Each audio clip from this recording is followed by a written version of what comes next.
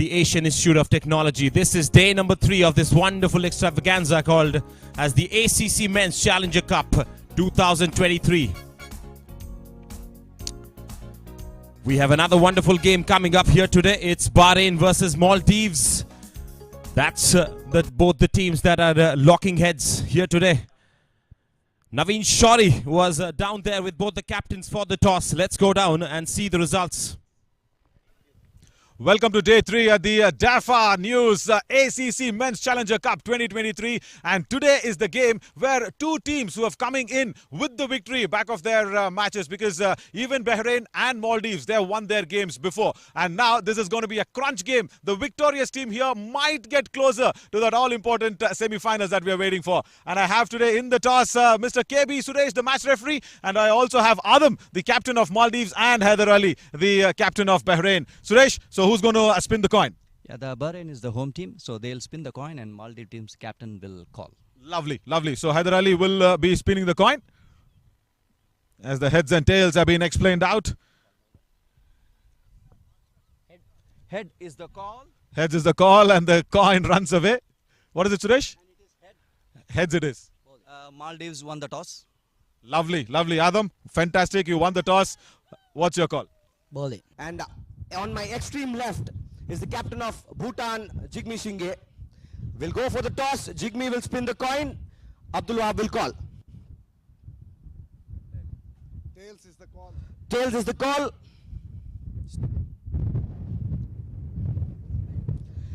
Tails it is. So, Abdul Wahab, आप toss जीते हैं, क्या करना चाहेंगे? Betting pass. So, Iran has won the toss and has decided to bat first. That's the news from the center.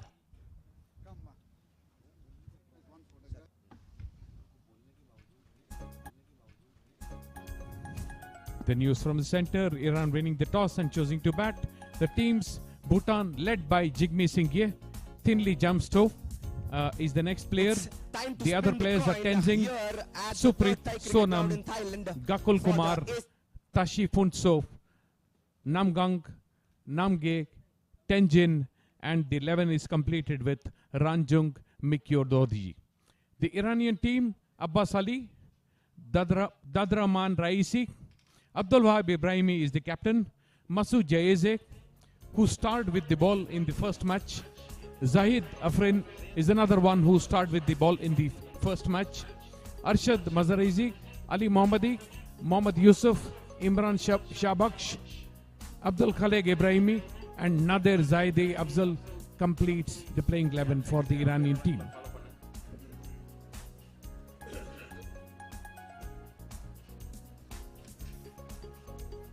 A wonderful pitch. The pitch curator Rajinder doing an outstanding job with preparing the pitch. Has not changed much this pitch through these 2 days, and we're in the 3rd day, and it's been kind to the bowlers, has been good to the batters, has been good to the spinners. The pacers, if they bend their backs, have got good returns from this surface, so it's been a very, very good surface. The Bhutan team's huddle, getting their strategies, getting their plans reaffirmed.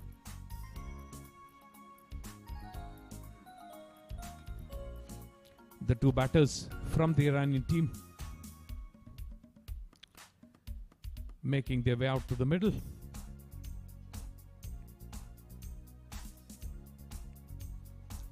Did a good job, Iran, in the first match, but lost a close match, and they'll be itching to get their own points on the table. They wouldn't like to fall behind at the business end of the tournament, and they need to bat well, because batting was their bigger problem when they played the first match. They have the batters, they have the skill. Do they have the application? We will find out during the course of this match. I'm not alone in the commentary box. With me is the diminutive Vineet. Welcome, Vineet. Thank you, Venu, and looking forward to calling this match with you. Iran batters have made their way to the crease. They are wanting a win, and so does Bhutan. After losing their first matches, both of these teams are looking for a fresh start in this tournament by winning this game. It's a very crucial match, and not to forget, this match is important for their pathway to the Asia Cup. Guess what?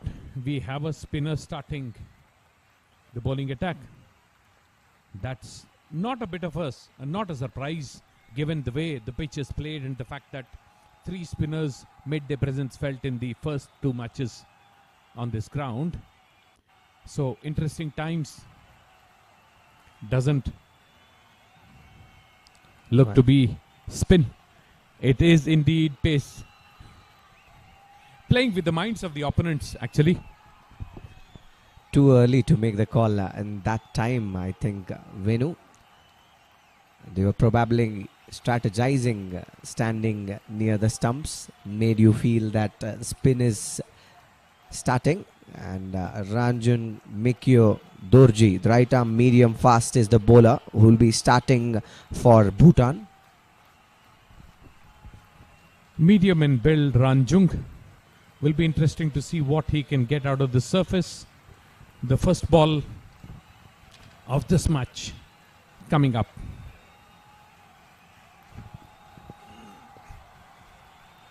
Here comes the first ball. On the stumps, moving slightly in, played defensively to the covers. No runs taken. Getting good bounce, Jigme. The first ball that he bowled.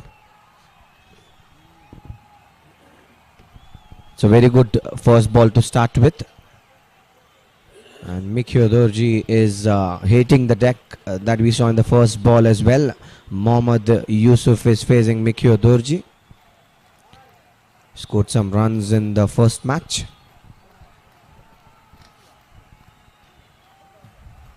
Again outside the off stump. This time keeps going. Goes straight. Left alone by the batter, Mohammad Yusuf. And Shabaksh is in partnership with Yusuf. Has a crouching kind of a stance, Yusuf, Vineet. Indeed, and talking of the pitch, it's a fresh pitch to start the proceedings today. Imran Shabaksh has joined Mohammad Yusuf. Ball on the middle and leg stump. Somehow manages to turn the ball towards short square leg, gets a single, and Yusuf gets off the mark. The first runs for the Iranian team.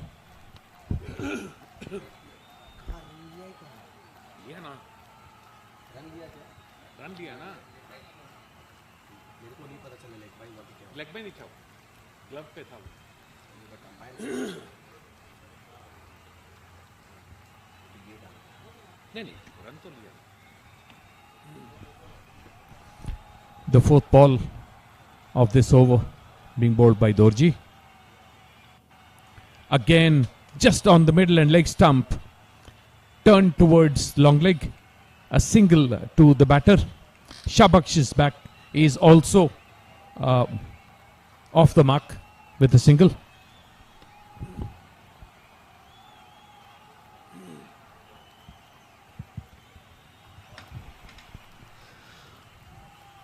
Cautious start that we have seen so far from the batters of Iran.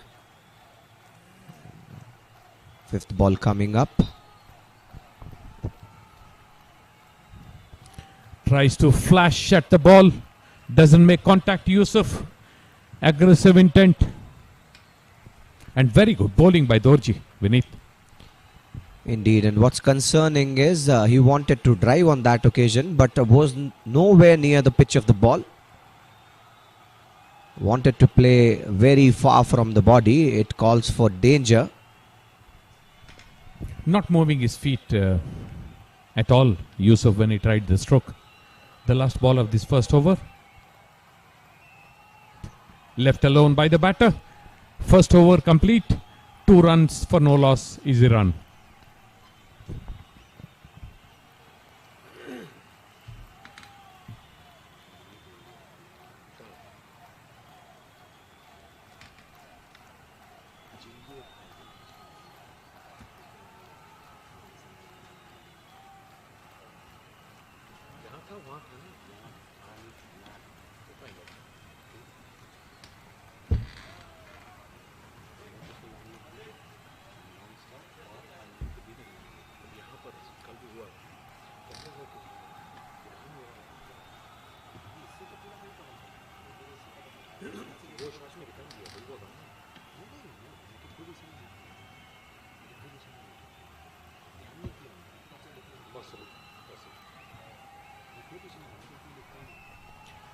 Tenzin Wangchuk, right arm medium.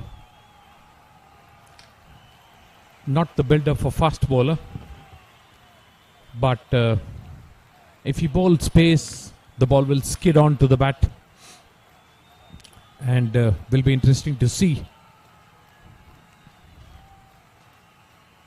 what happens in the second over.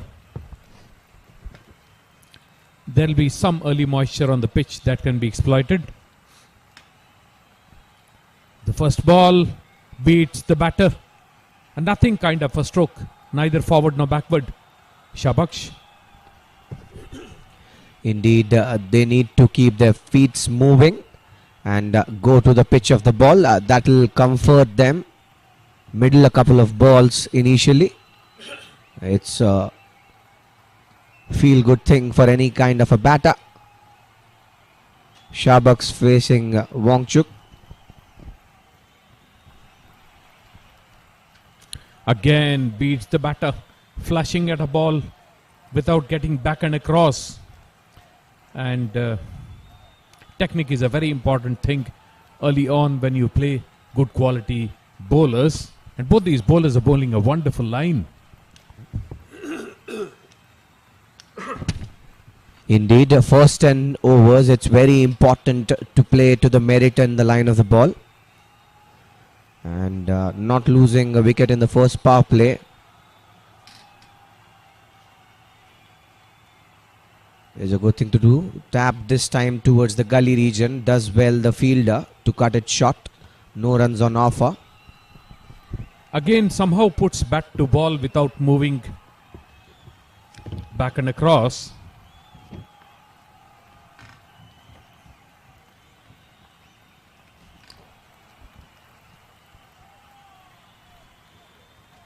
Has been very good bowling by both bowlers actually.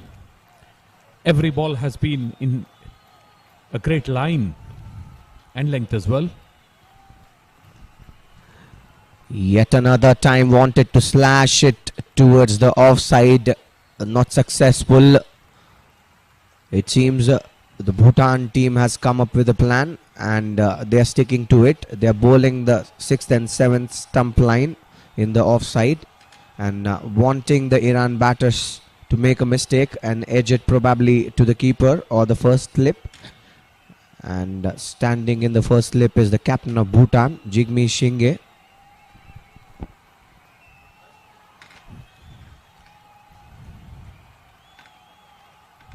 Another ball on the stumps.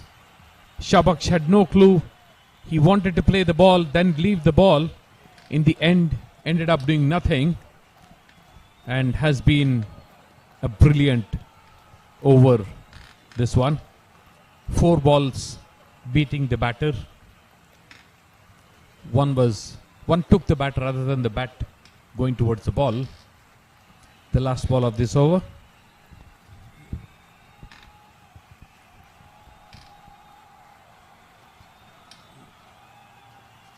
Yet another dot ball and finishes the over with a maiden. Wangchuk, pretty good first over to bowl.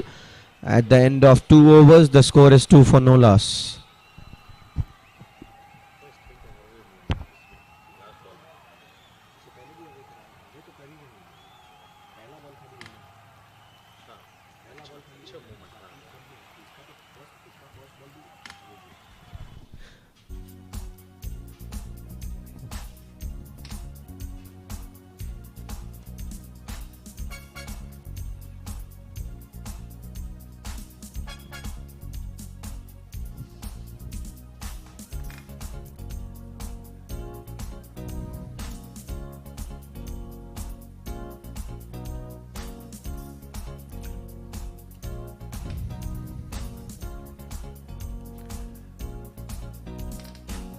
A quiet beginning to the Iranian innings.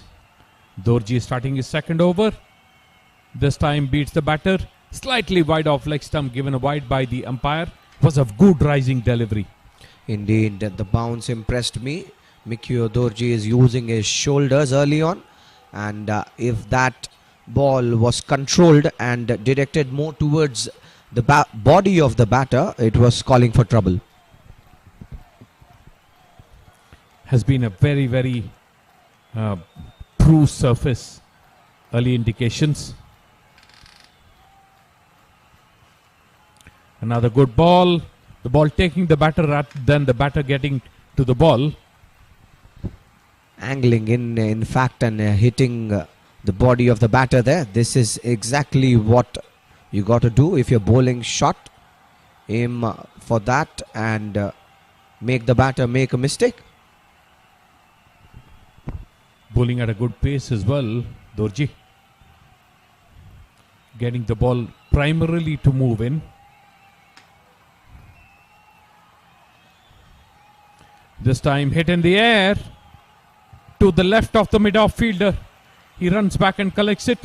Just the 2 runs. Not making very good connection. He did not time the ball as well as he wanted. The intention more was to clear the infield this time. He waited for the ball to come in and used the bat to give it the direction. Went aerial, cleared the 30-yard circle and got 2 runs. Bowling off an open-chested action, Dorji. This time ball on the stumps, played towards covers. They think of a single, but retreat to their crease. 5 runs yet in this innings, and 2.5 overs have been completed. Shows the amount of control that the bowlers from the Bhutan team have demonstrated. And in fact, I'm impressed with the way they have worked their batting strategy in this match, Team Iran. They seem to be more cautious.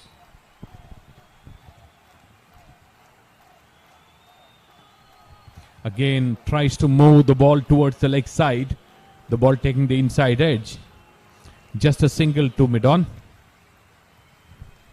And that single brings in Shah Baksh on strike. Dorji is bowling pretty tight line. He has given away 6 runs.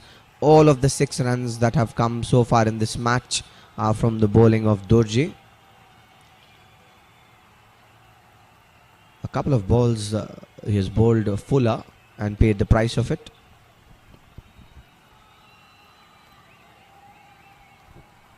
Tries to slash a short ball outside the off stump. Shah Baksh late in the stroke. The ball beating him for pace. Has not been a technically sound effort by Shah Baksh. Has generally played beside the line of the ball rather than behind the line of the ball.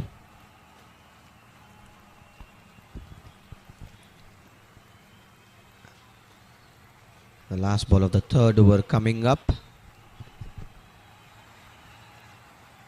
Fuller this time lets it alone. Shah Baksh will end the 3rd over with a dot. Iran are 6 for no loss.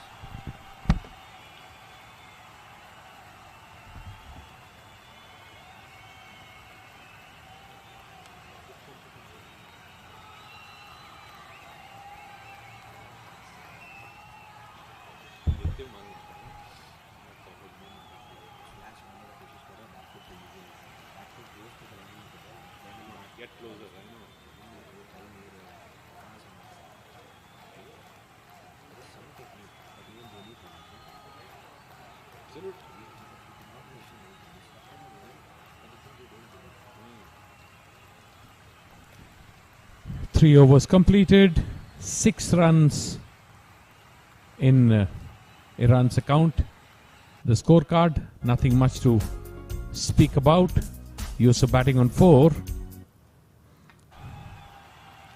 This time, the first wicket for the Bhutanese team. A rising ball, and this wicket was coming. We have been talking about it. They have come with that ploy. They were bowling the 6th and 7th stump line, and they were bowling it short, trying to hit the right length and trying to get the whisker of the bat of the batter there.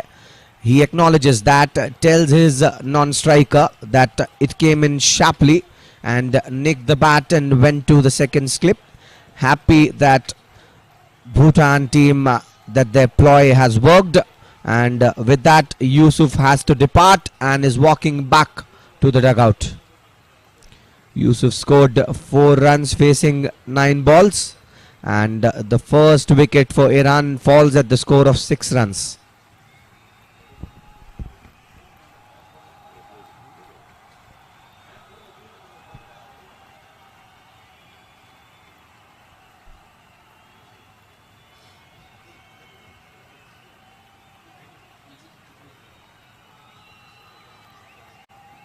So replay.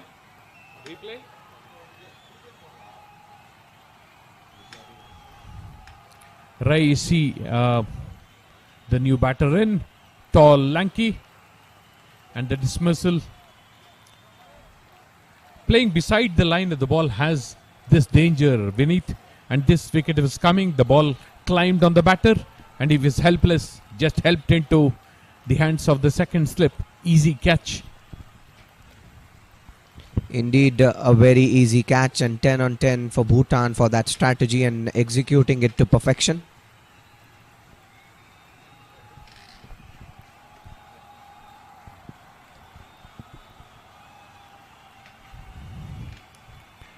Wangchuk in the middle of a very good spell. Again, the ball hurries the batter. They think of a quick single, but very good fielding stops the run being taken. Remains on 6 for the loss of 1 wicket, Iran. Abbas looked very interested to run that one, denied there by Shahbaksh, and rightly done so. You've already lost a wicket, would not want to lose another, and on your screen is Abbas Ali, who is a right-handed batter, was joined courtesy to the dismissal of Yusuf. Wide outside the off stump, the away movement creating the wide. The ball started from well outside the off stump, and the away movement ended wide of the stumps. And that's the first runs from the bowling of Wangchuk, courtesy to the wide. 7 for 1 at Team Iran. It's important in the long run of the game that the top order clicks, and Iran would be expecting now this partnership to be scoring some runs for them. Nice bowling action. And good bounce. The ball again played straight to the point fielder. No runs taken. Better in control this time, the batter Abbas, and just shows the face of the bat to the ball there and pushes it to the offside. Well cut by the fielder. The fact that Abbas is pretty tall will make it easier for him to play the kind of bowling that is happening right now. Slightly shorter in length with the ball bouncing a lot.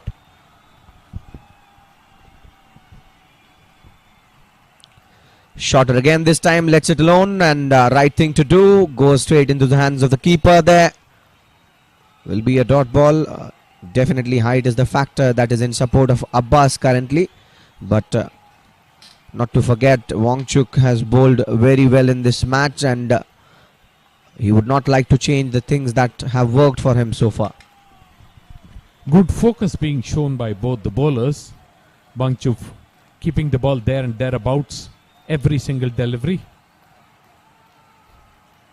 Ball on the stumps. Defended to the left of gully. A single taken.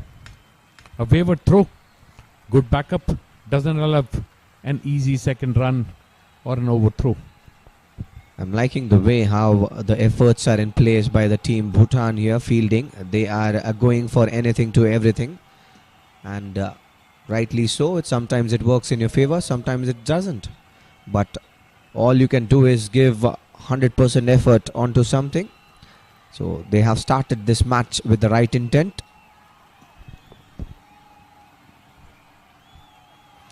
A wicket looks to be coming sometime very soon.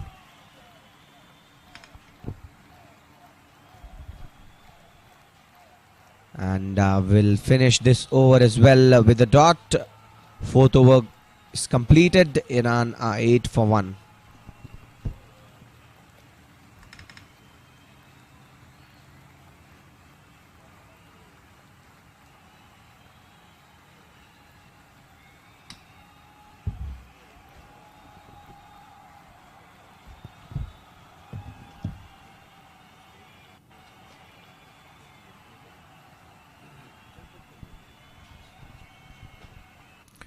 The scorecard, nothing much to show for their efforts. The Iranian team, a lot to talk about for the Bhutanese team. They've done a splendid job, kept the ball just outside the off stump. They've got bounce, they've got movement inward, the bend outwards as well. Has been a very good demonstration of bowling by the Bhutanese team. The fifth over, Dorji to continue.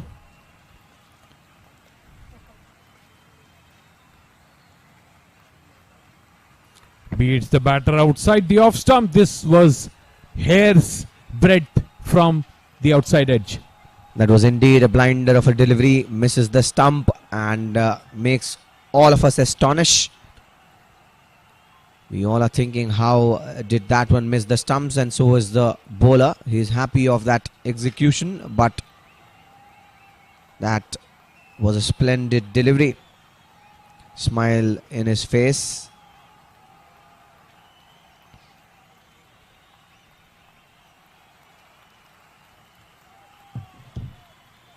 Fuller this time wanted to go aerial over the covers in offside.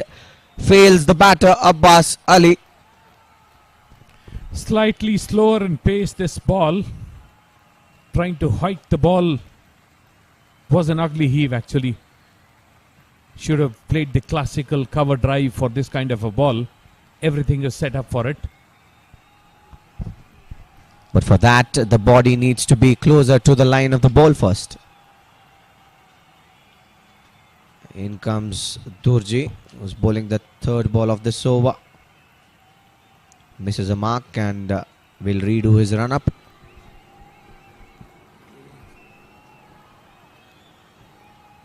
Outside the off stump, the ball holds its line. No movement either side. Left alone by Abbas. Has been a struggle for both batters. The good bowling continues. Not losing a wicket here should be the key for Team Iran. They can take some time early on, and that's right to do so even. Wear the new ball off and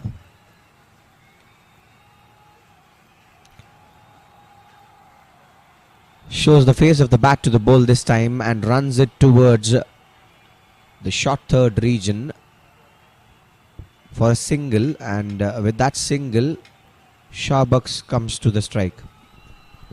Looked a very elegant stroke. Got into the line of the ball. Played it elegantly. Got a single. Abbas has the ability but is not doing the technical things correct all the time. Well, indeed, it's a good start for them. I know that success would come to them because Rome was not built in a day.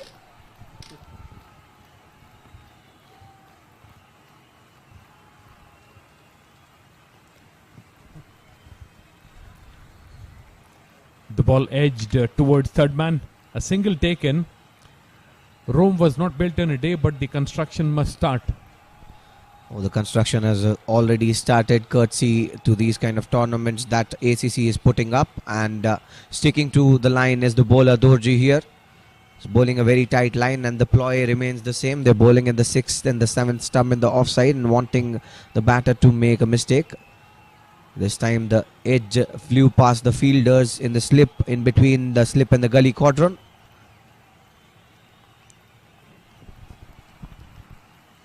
Dorji finishing off his third over. Another good ball. Trying to hike across the line. No runs taken. 5 overs complete. 10 for 1 is Iran.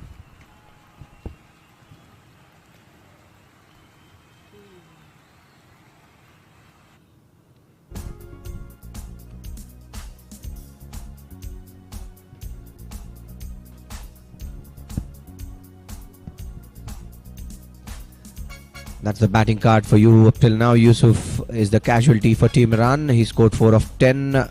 2 extras have been bowled so far by Team Bhutan. 5 overs completed already. The 6th one to come up.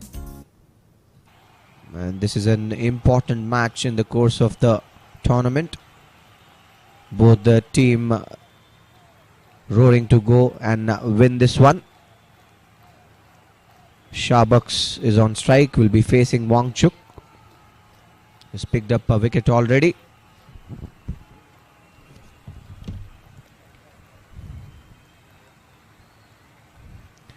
Tries to hit across the line late on the stroke. The ball takes the inner part of the bat. Gets a single for his efforts. Shahbaks. The ball was short, but hurried on to him.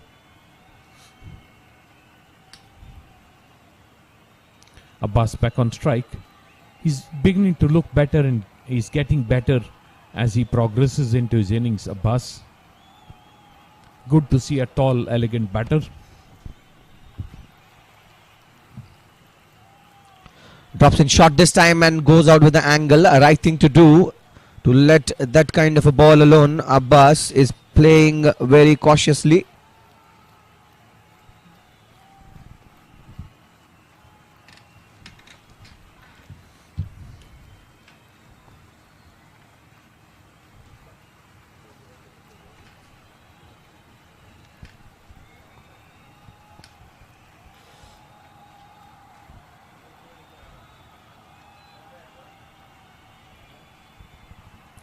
Another ball just outside the off stump. Both the bowlers have been brilliant.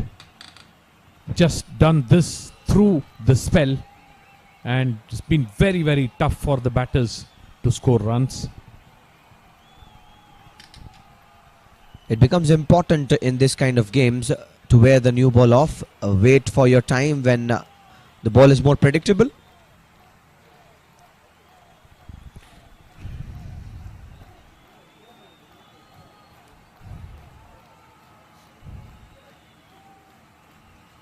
Ball on the stumps, played towards short mid wicket. Thinly fields.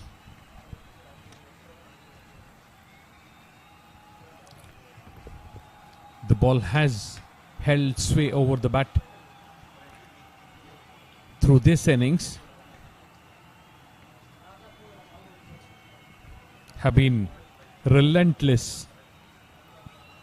Good quality bowling from the Bhutanese. Shorter one again. This time plays it with soft hands towards the offside. Goes straight into the hands of the fielder there. No runs on offer. Another good looking stroke from Abbas. Went up on his toes and played a rising ball towards the covers. He's beginning to look more and more elegant and more in control than when he started. Abbas. A couple of strokes will give him a lot of confidence. A boundary or two will give him immense confidence. Abbas. The ball on the stumps. Played back to the bowler. 6 overs completed at less than 2 runs and over. Iran 11 for 1.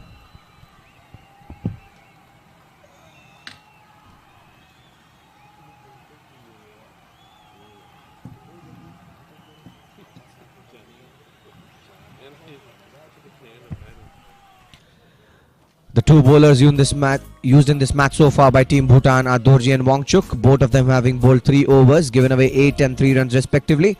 Wangchuk is the one who's successful in this match up till now, picked up a wicket, and the economy tells you that the line has been very disciplined. Wangchuk has bowled with an economy of 1 run and Dorji with an economy of 2.67. Though 2 extras have been bowled so far from the 6 overs that Bhutan has bowled.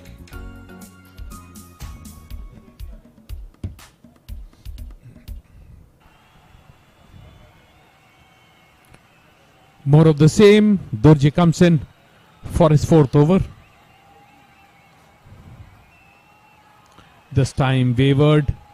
given wide by the umpire. Not very wide from the stumps, but still wavered. Now, Dorji has an inclination of bowling in swingers, and if he wants to bowl this one, the line has to be very strict. It should be closer to the 4th and 5th stump so that it angles in and comes to the middle stump.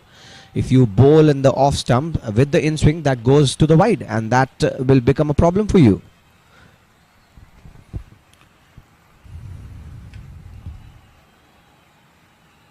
Another ball, this time just near the line, and the line belongs to the umpire, given wide. That has been the only problem that the Bhutanese bowlers have created for themselves. Slightly wavered, the 4 extras. Still early days for them. They've generally done a very, very good job.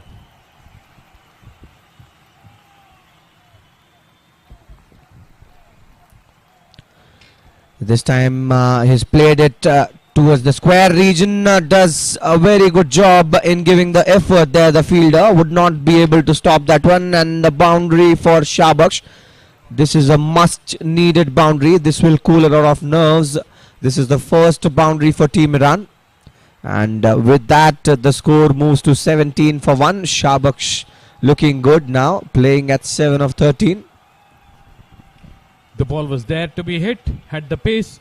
He just had to help the ball to the left of the gully fielder, and the ball races to the fence. The first boundary for the Iranian team. This will make Shabaksh feel better.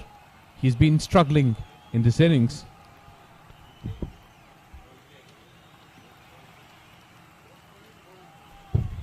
And that's the shot for you. Waited on that occasion and sliced it in the gully point region for a boundary.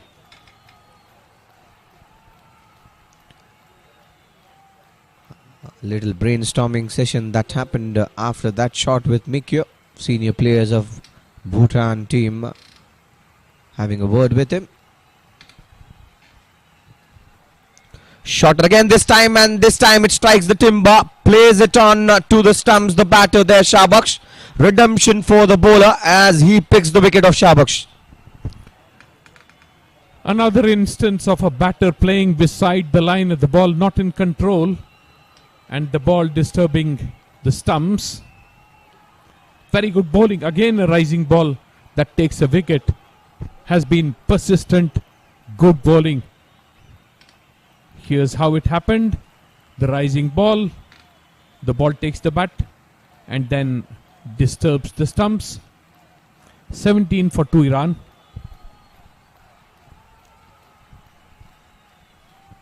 Getting out after scoring a boundary. Shabaksh gone for 7 of 14 deliveries. 2 wickets down already, Team Iran, and would have to give it to the bowlers of Bhutan. They have been pretty impressive. They have sticked to their line and bowled to the merit of the pitch as well. And the ploy is working of the shorter balls.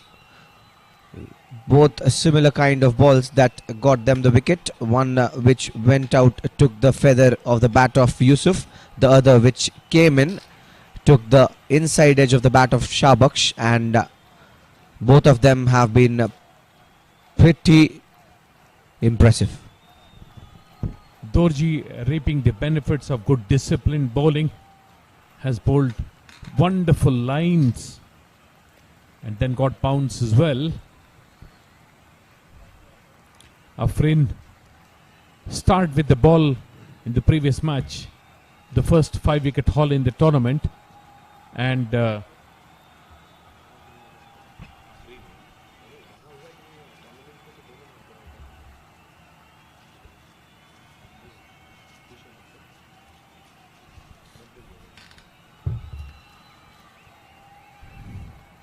also played a very good innings when he batted Afrin. Good package for his team, the Iranian team. Very good ball again there by the bowler Dorji. He is right on the money. He is bowling to his field, not allowing the batters to score runs. And Afreen, who scored 20 odd runs in the last match, has got the hang of this pitch, in fact the ground, and the expectations from his team on him would be the same, to play through and get them runs. Right now his team is in trouble. 17 for 2. Another ball on the stumps. Does what all others have done in his team. Played from the crease. No movement either back or forward. Something that they'll have to learn to do and improve. Looks a very good player, Afreen. Looks very elegant. Seems to have ability. Able to manage with his limitations. Indeed, footwork has been the area of concern for Team Iran.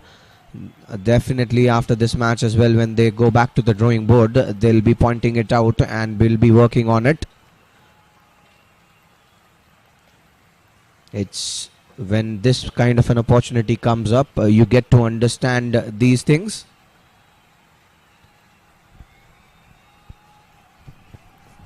They're playing on a very good pitch, so that's not a problem for them. Should learn to do the right things technically. Dorji, last ball, bounces taken near his shoulders by the keeper. The over end, 7 overs completed. 17 for 2 is a run.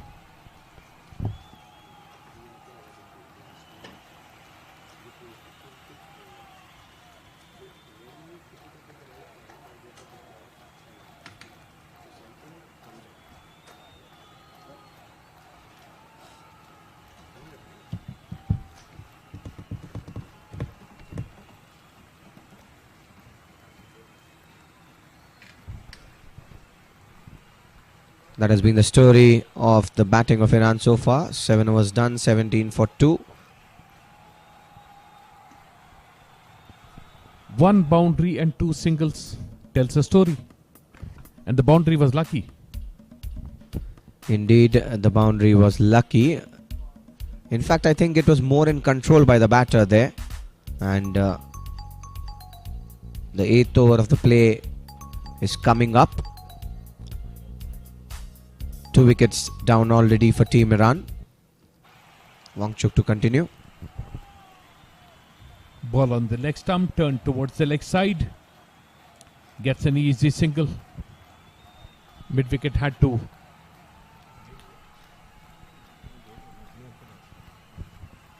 That's not the correct line to bowl with the kind of field setup that you have, which is offside heavy.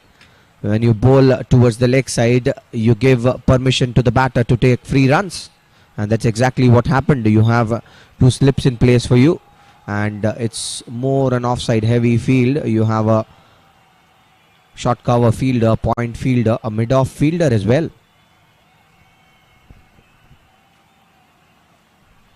Much fuller this time. Does well to find the bat in front of the ball there, the batter Afreen.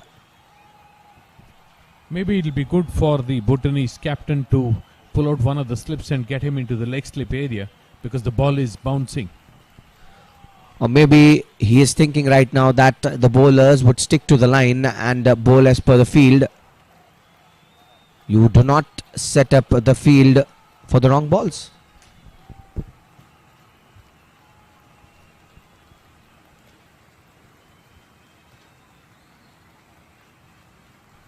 Another ball, another edge. The ball going through the fielder's hands. This was a sitter. As easy as you get in the slips. And the fielder at second slip spills this.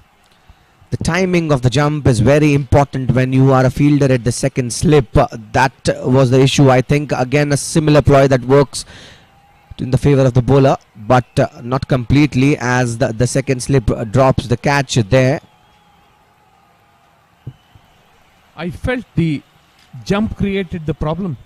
The ball was heading straight towards him, and I think he misaligned himself the moment he took the jump.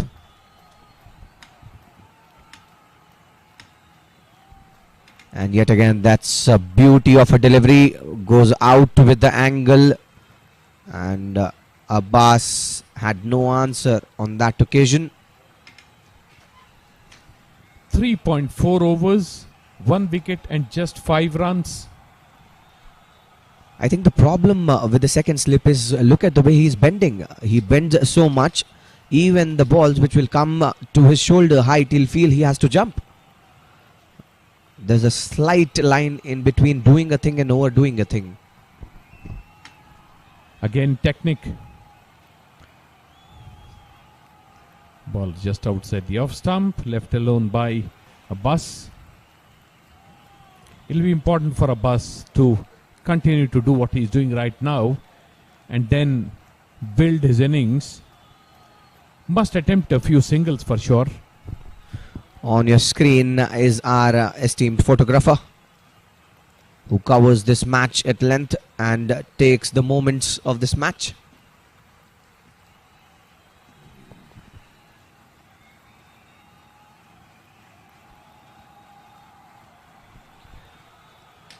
Again, a very good length ball. Taps it this time, the batter, Abbas. That settles the 8th over for Team Iran. And they are 19 for 2.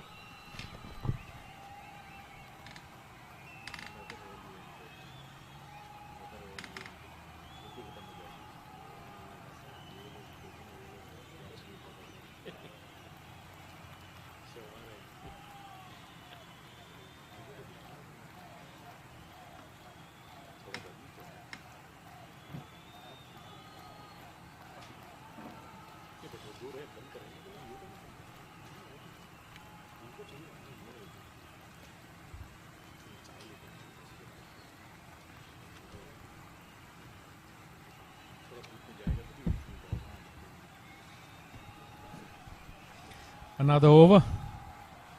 The 5th for Wanchuk. Ball on the leg stump. Turn towards the leg side, the square leg.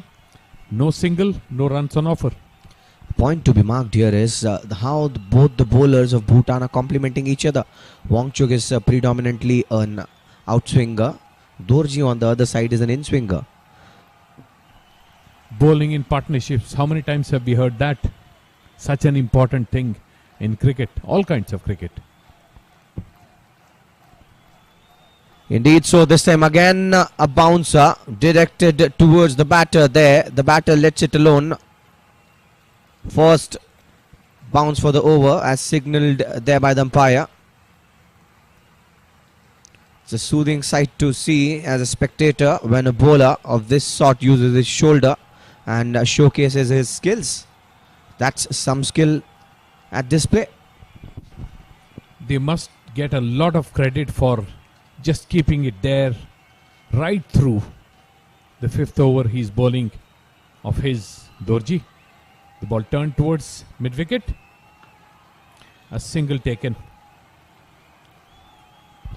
That was a much slower ball this time by the bowler Dorji, and much fuller as well. Had so much of time in the earth to play that one, the batter Afrin, and does well to take a single on that. Mid-wicket had to come in, and that took a lot of time. The pace of the ball was the reason the single was conceded.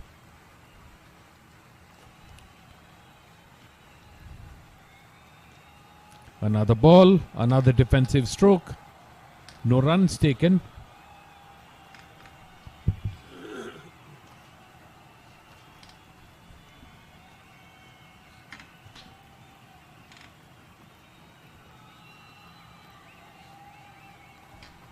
It'll be important for Dorji to close off this over without conceding any runs. He'll be happy to take a wicket, but has put in a lot of hard work. Dorji. This is what I was talking about, exploring too much. The ball turned towards mid-wicket, concedes a single. Should have just kept the ball on the off stump.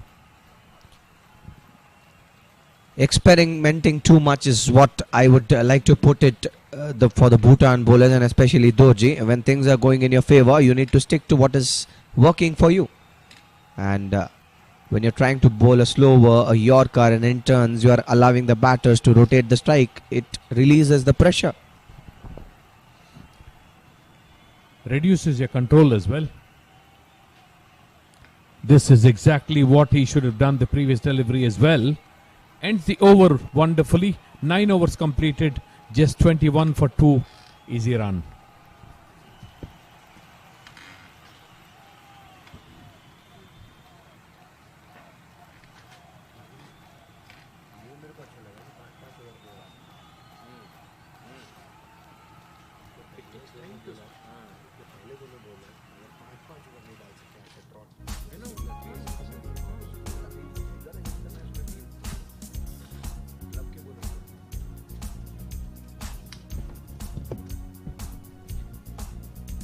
Exciting playing conditions here at the third Thai cricket ground, Bangkok, Thailand, as we bring you the match number 6 of the ACC Men's Challenger Cup, Thailand 2023. Iran batting first today after winning the toss, has scored 21, giving away 2 wickets already. And the 10th over and the final one of the first power play is going to be bowled by Wangchuk. Impressive that the captain Jigme has given 5 overs each to both of his opening bowlers. Interesting and sensible as well. It takes time for pace bowlers to get into a rhythm, whatever their skill or experience.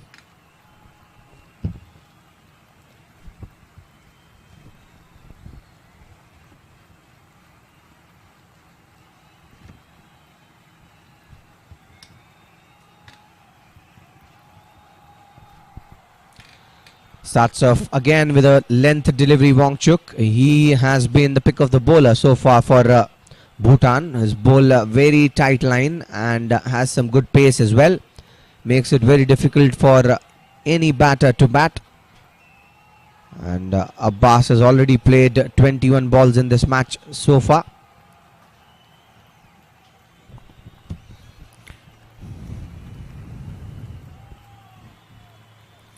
Both batters getting behind the line in the ball, giving respect to the bowlers. Not a bad thing to do. Ball on the stumps. Punch towards covers. No runs taken. 4.2 overs. 1 wicket and just 5 runs conceded. Has been outstanding work from Wangchuk. Partners in crime, the other bowler as well.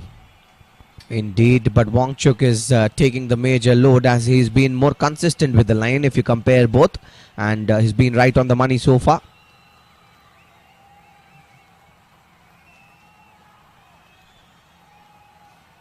Shorter one this time and slaps it towards the offside. That pierces the gap in between the cover and the mid-off fielder and runs to the boundary for a 4.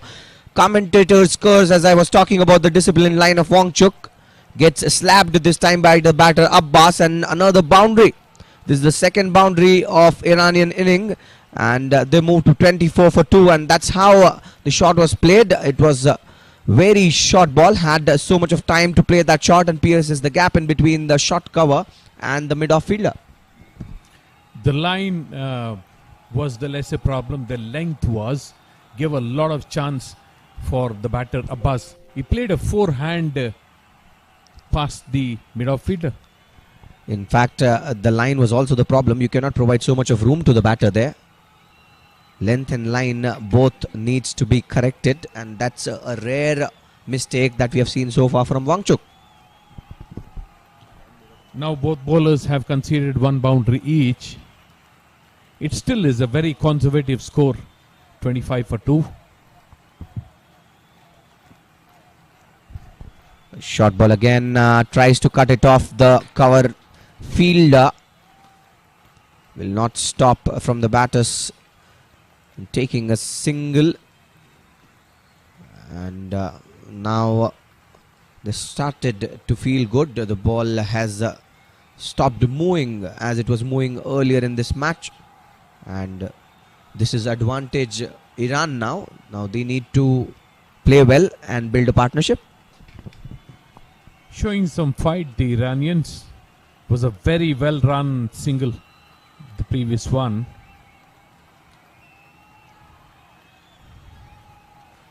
Another ball on the leg stump this time, played with soft hands.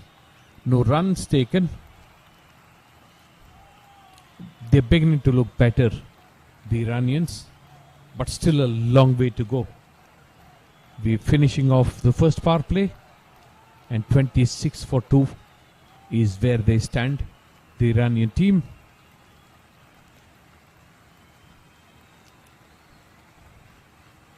Seems to be tiring a little bit, Wanchuk, conceding a boundary. The ball was not very, very quick. Beats the batter, ends the over, 10 overs completed, 26 for 2 is Iran.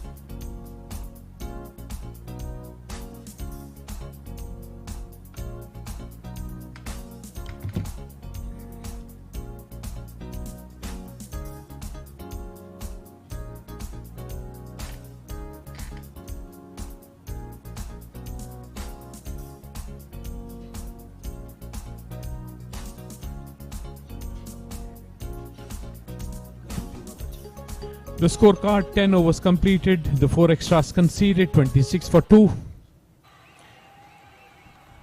None yet with a double-digit score of the 4 batters who were on view.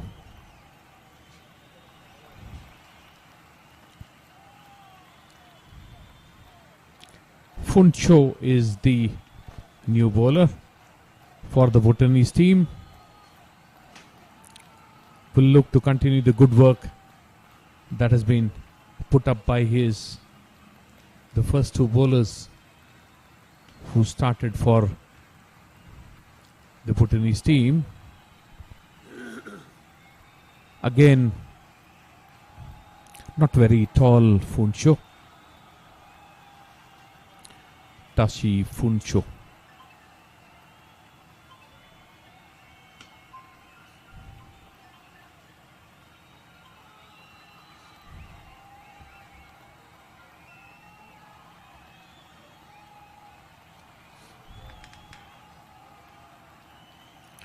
Ball moving in from outside the off stump. Tailing in actually. Good beginning for Funcho. Medium and thereabouts. But started bowling with a very good line. Another ball tailing in. The batters need to be very, very careful, because this kind of bowling, the ball can go through the gate. Abbas needs to be careful. Afrin needs to be more careful because he's playing from the crease, not reaching out to the ball. This is exactly what I was talking about. The ball taking the inside edge. Both tall players, Abbas and Afrin, for some strange reason, do not reach out. Neither do they go to the back foot.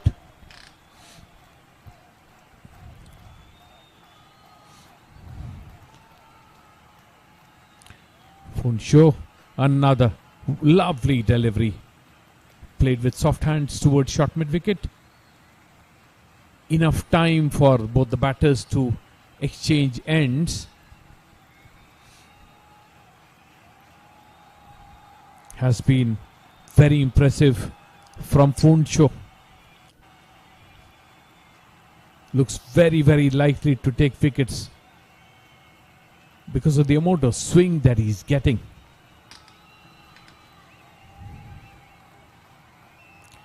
Another ball outside the off stump. Abbas didn't have much of a clue as to what to do with the ball. Somehow managed to play the ball. Looks like a wicket is round the corner.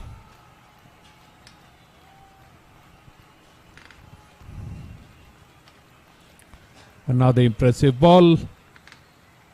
Turned towards short mid-wicket. The end of the over, 11 overs completed. Iran battling it out at 27 for 2.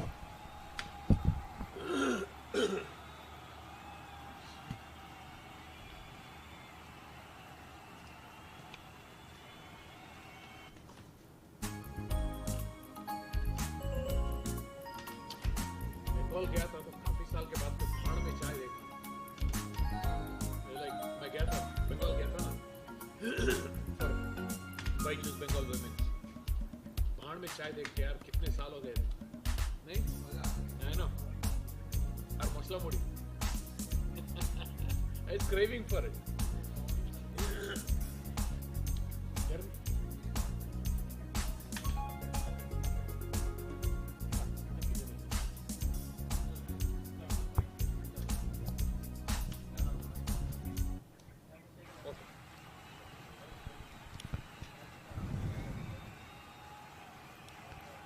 Another bowling change.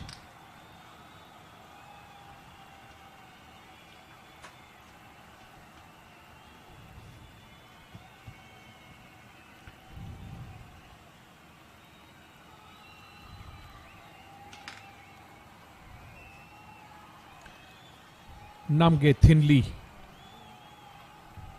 into the attack.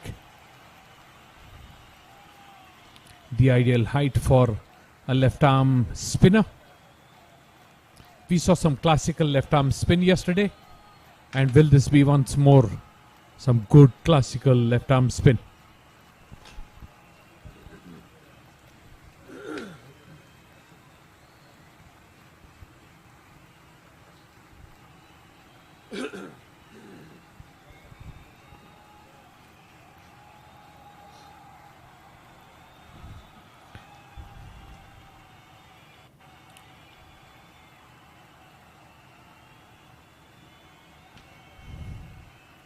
Long discussion between the two umpires, on-field umpires.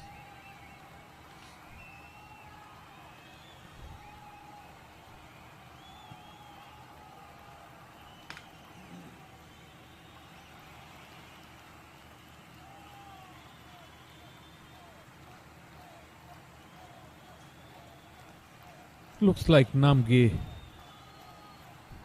can't bowl now.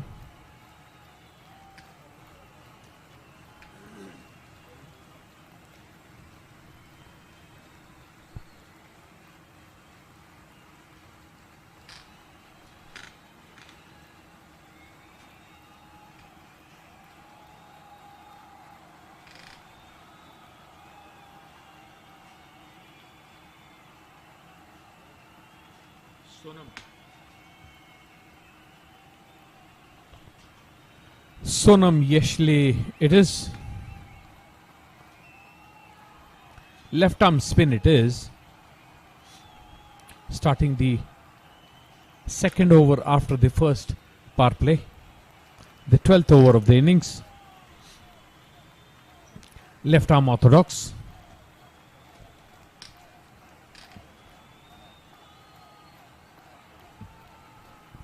The pitch has been conducive for good spin bowling.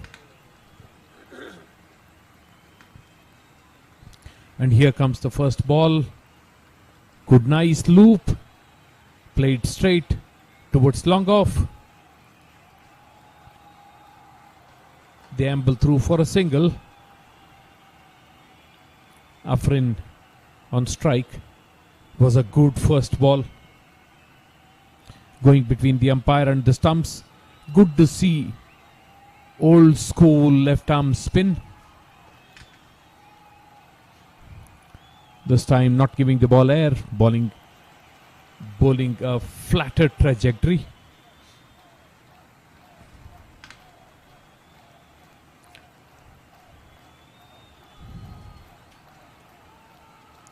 Again firing the ball in a little bit. Yeshi, Sonam Yeshi it is.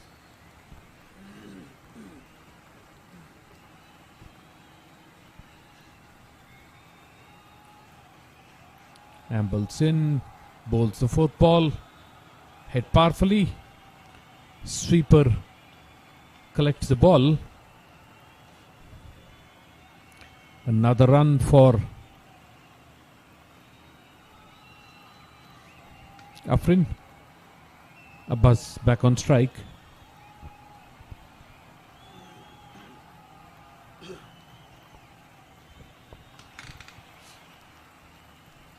Flighted ball.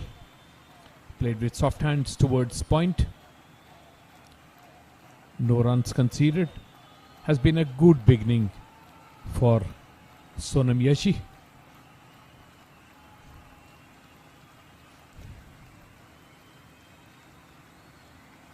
This time again, flatter trajectory. Played back to the bowler. 12 overs completed. 29 for 2 is the score of Iran.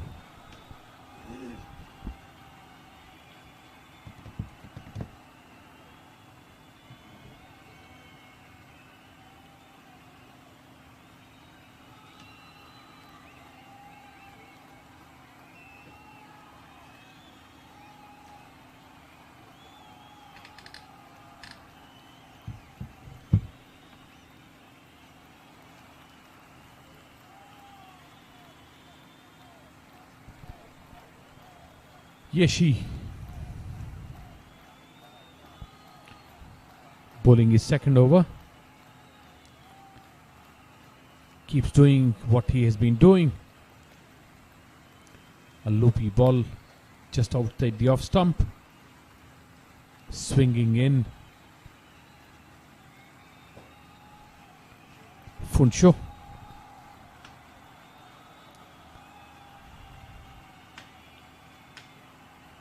Another good ball, sliced towards point by Afrin.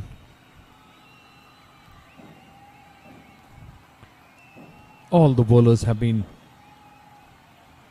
bowling in line, very good lengths, bowling to their field.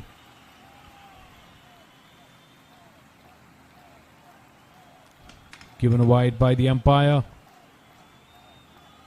The fact that he didn't get the swing this time, because he starts from a wide outside the off stump line, resulted in the wide. Funsho again the same. This is what he has done through from his first over. Has been very impressive. Funsho bowling wide off the stumps, getting a lot of swing in.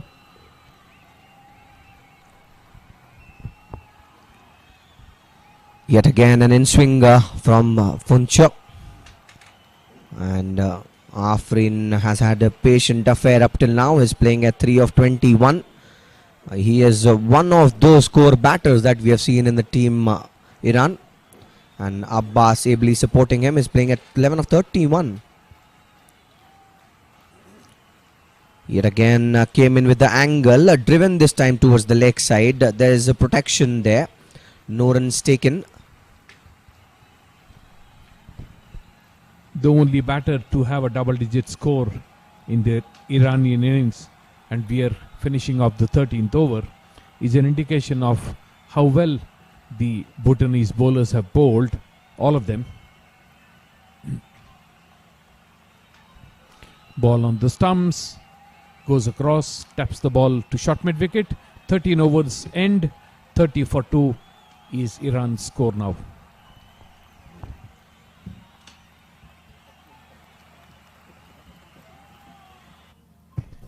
And that has been the story of the bowling for Bhutan team so far. Dorji bowled 5 overs, gave away 16, picked up a wicket. Wangchuk has been the pick of the bowler for them. 5 overs, 1 maiden, 10 runs and a wicket.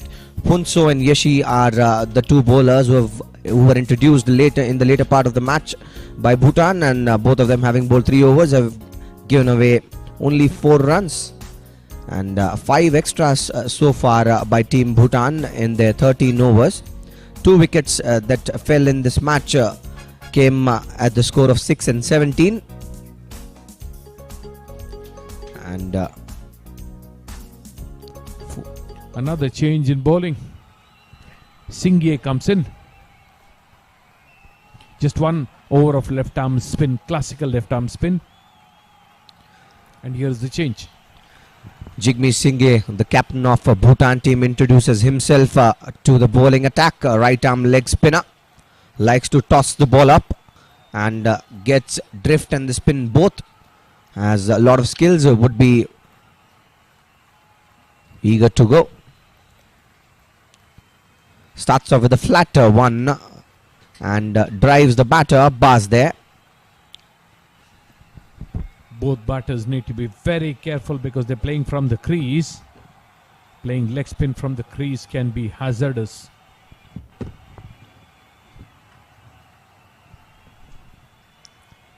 Yet again a similar delivery, a similar result.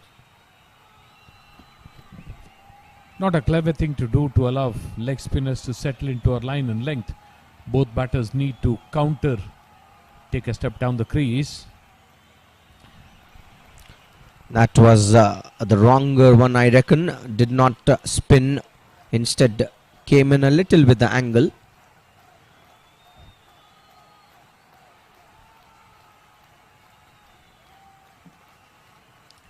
Shorter one this time, hits the back leg of the batter there and was definitely going down the leg side, and hence no questions. Trying to hit across the line, a bus doesn't connect at all. This time shot and swung towards mid wicket. Easy boundary for Abbas. He's not going to spare bowling like this. Oh, absolutely, and it's a criminal offence to bowl with this kind of pace, a short ball, allowing the time to the batter, and he had all the time in this earth to wait, swivel around and hit it to the area of his choice. Happens to leg spinners. He couldn't control the length of the ball. The ball got stuck in his hands. Singh, he'll be disappointed himself as well. And he should. I think now what I've not seen so far in this over from him is tossing the ball up. That's exactly what he should focus in doing. Create some more chances and let the batter take the chance and make a mistake.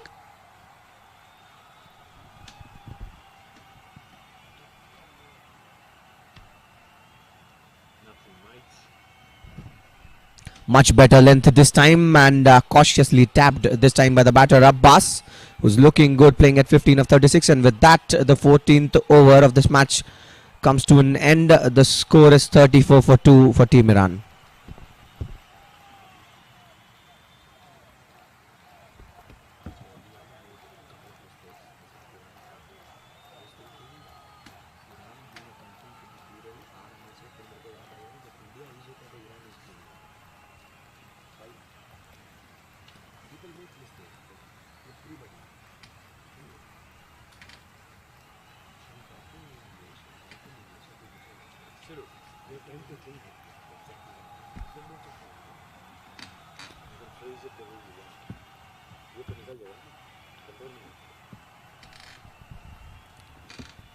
Funcho, 2 overs, 2 runs conceded. Has been good, honest bowling. Again, this time the ball takes the edge. Goes in the air, falls well short of the fielder. Clearly beaten by this swing that Funcho is able to get. Afreen it was. Very natural action that Funcho has, adds to the swing that he gets, natural in swinger, and yet again this time this was on the shorter side, taps it to the leg side and takes a single. Now this is good batting effort by the Team Iran. They have started to rotate in the strikes and they have started to make their feet move, and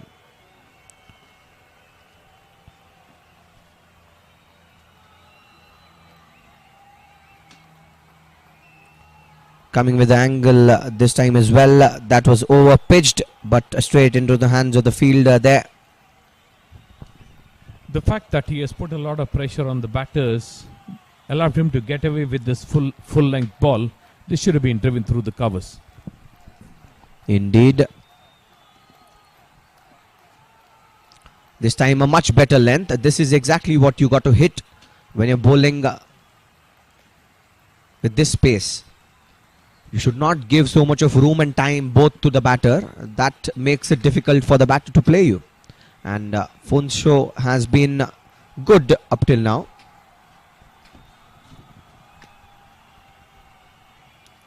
Ball driven straight to mid-off. Taken on the full this time. Trying to bowl a Yorker possibly. Funsho.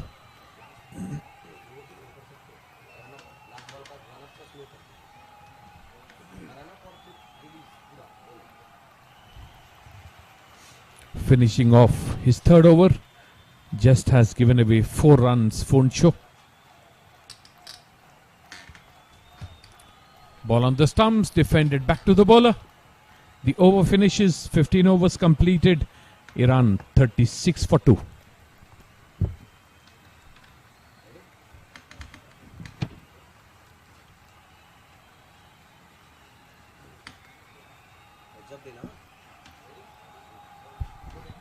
And let's dissect the bowling action of the bowler there. I would like to say with the angle the bowler that he gets, naturally he is an in-swinger.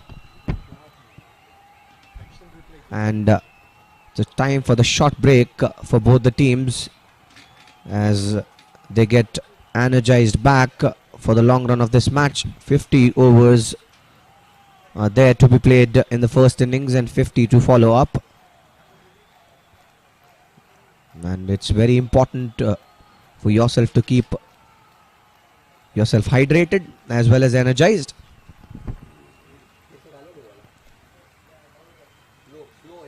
Like action replay.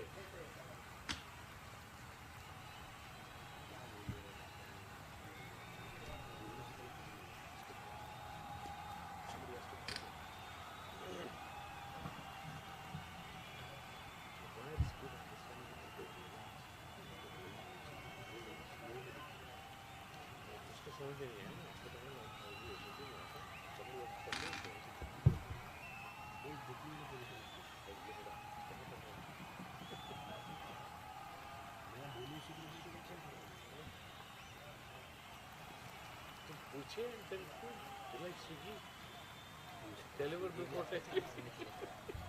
He deliver before time. You should appreciate, yeah.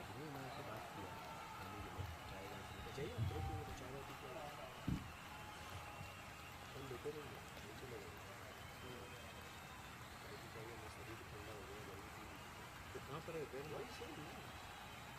Lunch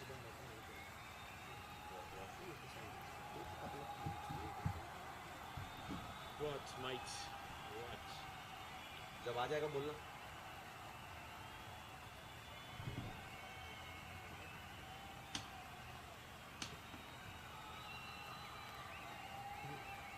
ये भी नहीं पहुंचा ना तो ये somebody is to convince me.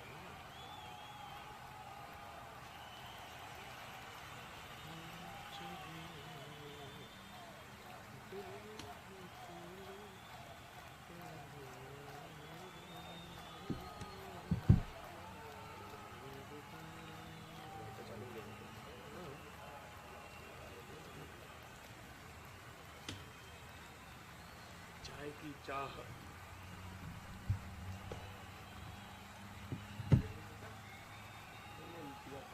ठंडा हो जा रहा है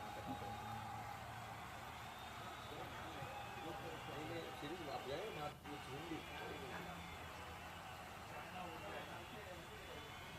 अरे बोलना मेरे को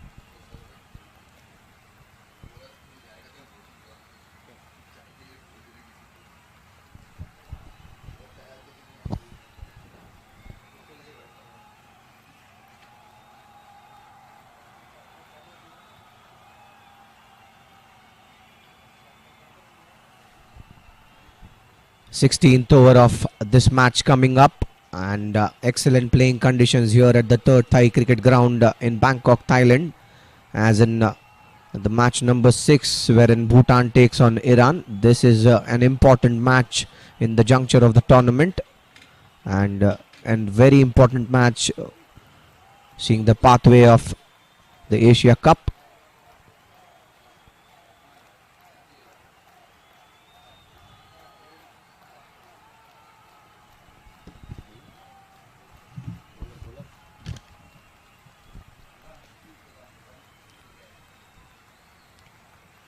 Supreet Pradhan has started the fresh attack for Bhutan. He starts off with a wronger one. Looks like an off spinner, but that went out. The first delivery, bowling to Abbas, who's playing at 16 of 38.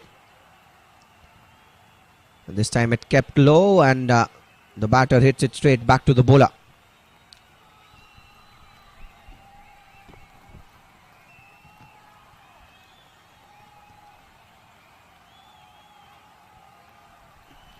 Again, he's a mystery spinner, I reckon, for Bhutan.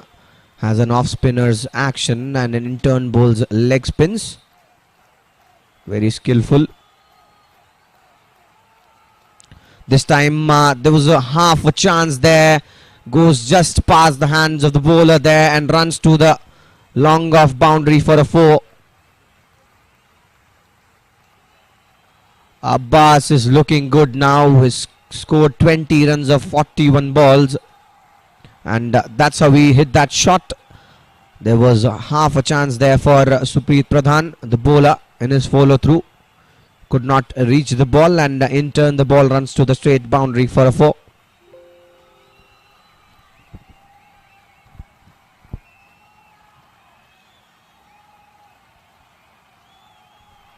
Taps it with soft hands this time, Abbas. Very cautious effort by him. He is scoring runs on the deliveries he's confident at.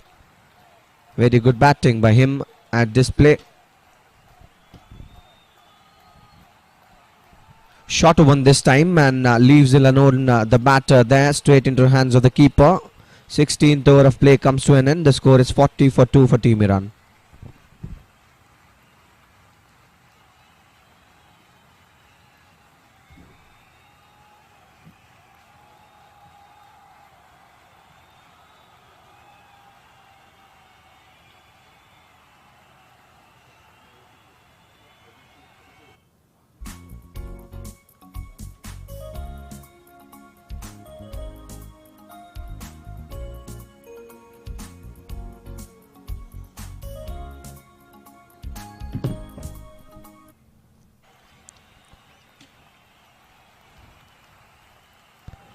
Comes in with an angle, this time the bowler was interested to take a single there. The batter Afrin, denied there by Abbas, and rightly done so. That was suicidal. That was hit with some power and goes straight into the hands of the fielder there, Gakul.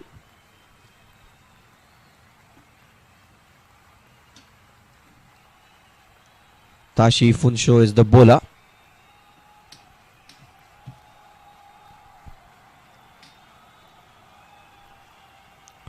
Shorter one this time. The keeper does well to cut it.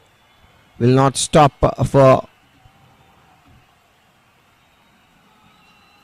1 run added courtesy to the wide in the last ball by Funcho. With that, the score moves to 41 for 2.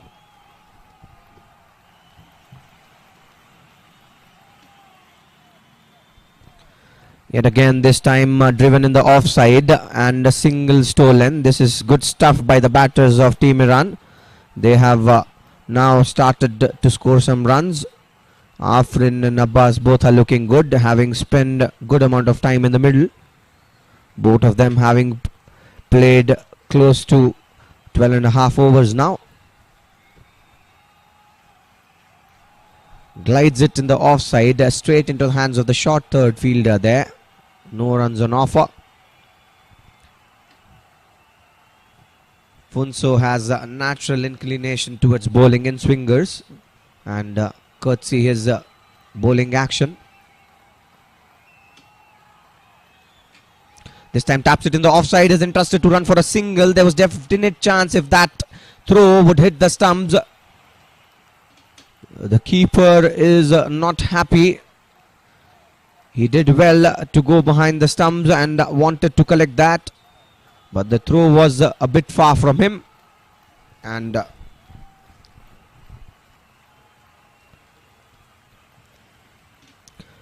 Fuller this time misses the keeper on that occasion. A chase for the long leg fielder, long stop fielder in fact, will not stop that ball from going to the boundary. 4 signalled by the umpires. It's 4 byes. And runs are coming for Team Iran. Not in the manner they would like them to come, but they would not mind them.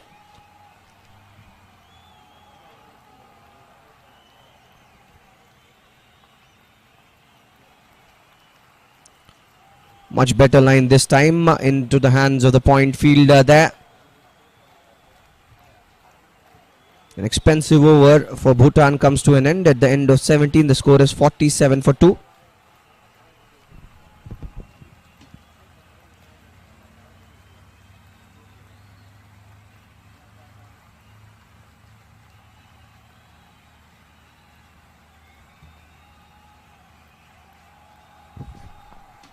And that has been the story of the batting of Iran so far. They've scored 47 for 2 in 17 overs. Played 77 dots, mind you.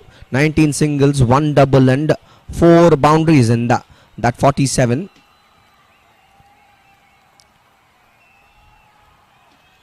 It has been good performance by both the teams so far. Bhutan picked up 2 wickets early on, but after that Iran are able to bring back their side. Namge Thinle is the new bowler.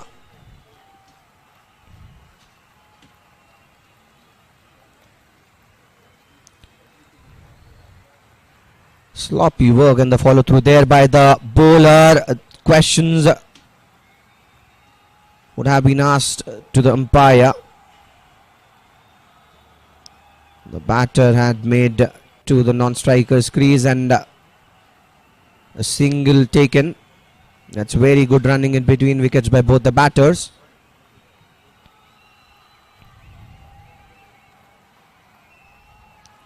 So very good ball coming diagonally to the batter. The bowler Namge Thinle has got a very clean action and bowls the right area.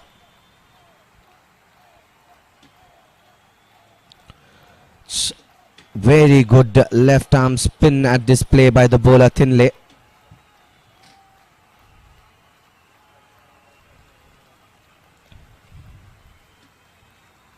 Trying to be cheeky, the batter there in turn taps it in the offside and runs quickly for the single. Does well, dives to get back to the crease. A wayward throw. The keeper looks agitated. That was a serious chance if the throw would have been better. And both the batters now talking to each other as they know they need to talk and make things better. They would not like to lose a wicket here. They're playing good cricket.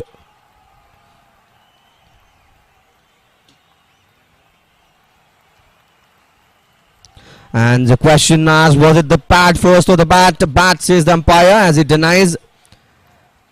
Namge was entrusted. He thought the pad came first, and that's a very tight line to bowl.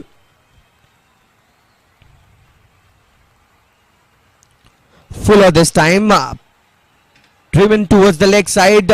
Chase there for the mid-on fielder. The ball wins the race and goes to the boundary. And with that boundary, 50 comes up for Team Iran. They are currently at 52 for 2. Afrin playing good as well. He scored 9 of 36. Both of these batters have now given a foundation to Iran's innings, and they need to take the total to a very good place from here on. And that's the shot. Take it on the full set, the bowler. Yes, says the batter, and puts it towards the long on region for a boundary.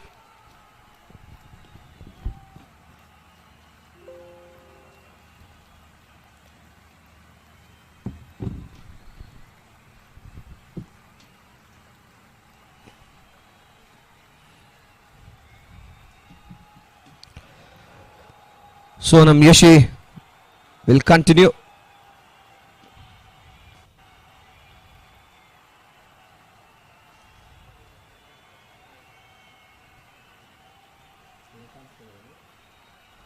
So left arm spin now from both the ends.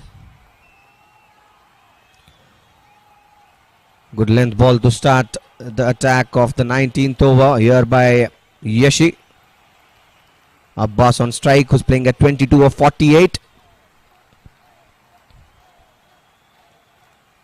Fuller this time cuts it, the batter goes into the hands of the gully fielder. There, chance there, asks the question and given, pays the prize. This time the batter, as they wanted to sneak in a single, does well the fielder there, and this time the throw is right on the money. The keeper collects it and dislodges the stump. Agitated is the batter Abbas as he walks back to the dugout, and so very good throw there by the gully fielder, and would have to give it to the umpire for this decision. It's not that easy without any support to make these kind of decisions, and that's fantastic umpiring skills at display. Abbas walks back scoring 22 of 48. He was looking good. And as we say, if you measure the methods of getting out in cricket by the sadness index, run out will stand the first. Third wicket for Team Iran falls at the score of 52, courtesy to the very good in-circle fielding by Bhutan.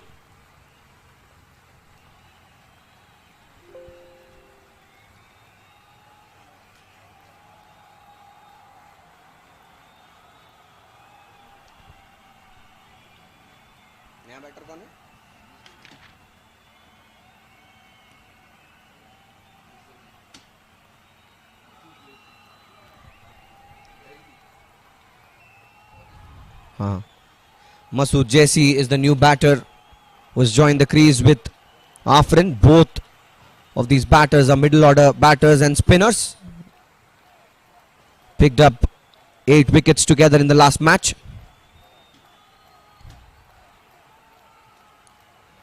Plays it with soft hands this time. The batter Jaisi wanted to take a single, denied there by the batter Afrin, and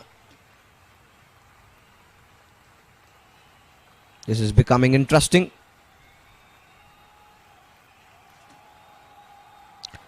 And this time it misses everything. The bat of the batter, the gloves of the keeper, and in middle the timber as well. That's some skills at display by the bowler Sonam Yashi. Very good bowling in this over so far.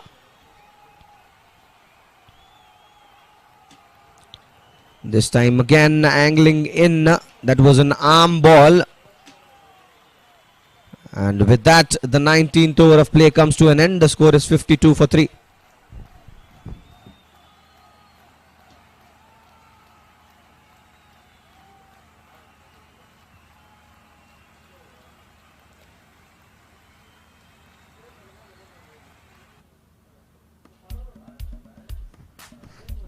And that's the batting card for you. So far we have seen 22 runs from Abbas, who ran himself out courtesy to the good throw by Manchuk. Afrin and Jaisi are both playing currently. 9 of 37, a patient affair so far for Afrin. And the 20th over of the play is coming in front of you, and bowling it is Nangme. Questions asked to the umpire. Denies the umpire there. This was very close. The spinners of Bhutan are giving a tough time to the batters of Iran currently.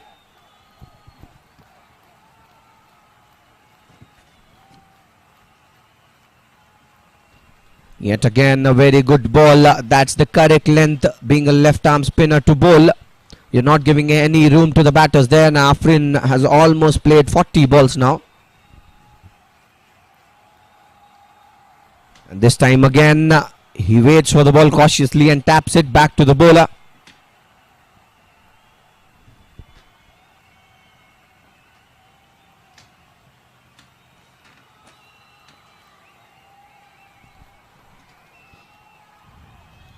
Yet again a dot ball. Dot balls continue to come as now Iran would take even more time.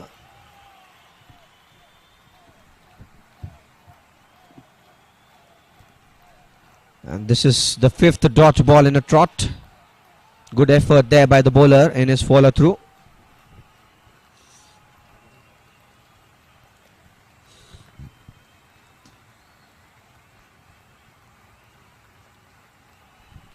This time defends it with soft hands, and a maiden over comes to an end by Namge. The 20th over gets completed with this. Team Iran is at 52 for 3.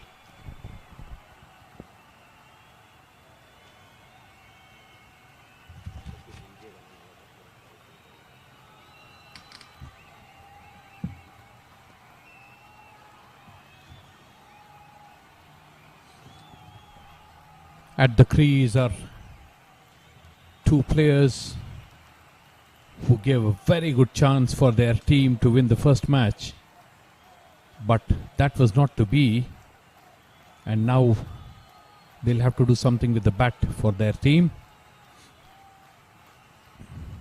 Ball on the stumps, played to short mid wicket, no runs taken. The 21st over in progress. Yeshe, good classical left arm spin. Giving the ball a loop, and the batter gives it a loop. The ball going to deep cover. Collected by the fielder there. 2 runs taken.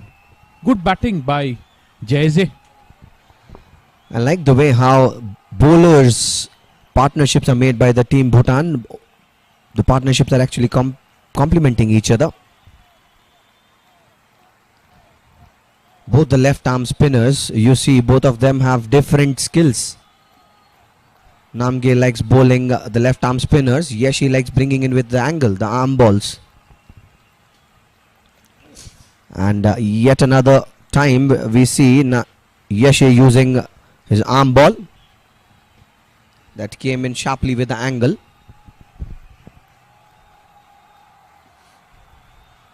Shilpa Yeshi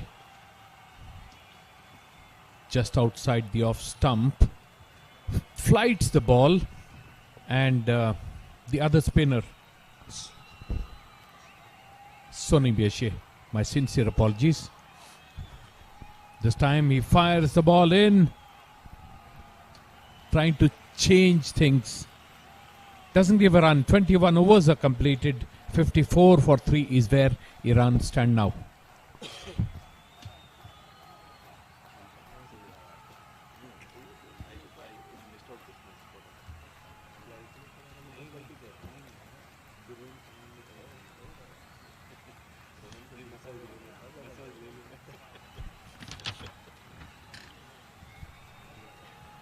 .98, about 100 dots. 20 singles, 2 twos, and 5 boundaries. So there are more boundaries than twos. Another fresh over Namge. Namge was stopped from bowling by both the umpires when he began for some reason, but is now hunting in pairs. Yet another dot ball, and this is the 100th dot ball. Now, simple mathematics, 21.2 overs tells you 128 balls have been bowled. Out of them, 100 have been dots. And this time he plays it towards the offside, and fielder there, no runs taken. Now, the 54 runs that have come are courtesy to the 28-29 balls that they have played. And the extras, not to forget. The bowlers of the Bhutan team deserve a lot of credit, but the blame also to be taken by the Iranian batters. They have not attacked the bowlers. This time playing the ball to the point fielder.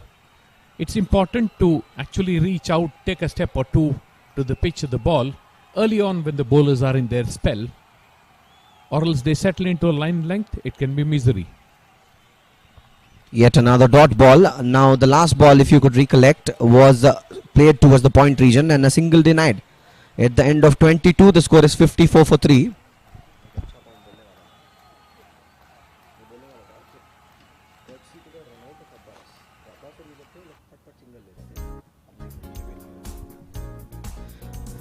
That's the batting card in front of you for Team Iran. Yusuf was the first casualty for Team Iran, scoring 4 of 10. Shabak scored 7 of 14.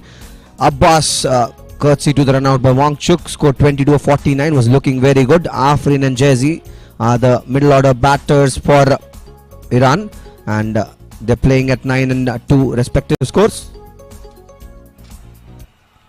Hoiks across the line, misses. This ball could have rattled timber. Dangerous stroke to play. Impatience at this play currently by the batter Jazzy. He's played only 11 balls. Nowhere near of the line of the ball. Much better. Comes to the line of the ball and taps it. Just one double-digit score and we are in the 23rd over. And this time it's aerial. Will it be a catch? No. Falls short of the fielder there. A couple of bounces into hands of the fielder. Only one run. Now this is risky. Got a lot of height but no power in it. Jayze. Just a single for such a powerful shot.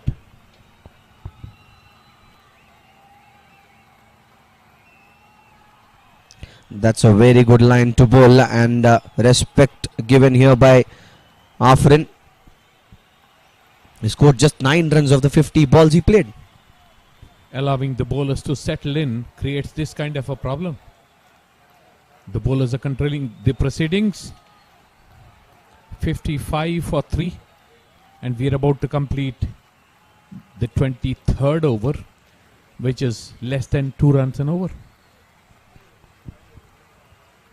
Slightly over 3 actually. 2. And this time again it was played towards the gully region. Does well the fielder to cut it short. No runs on offer.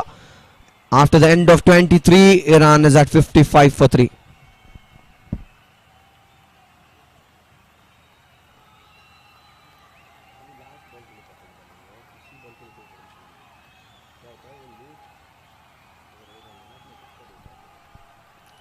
Apologies for the reference.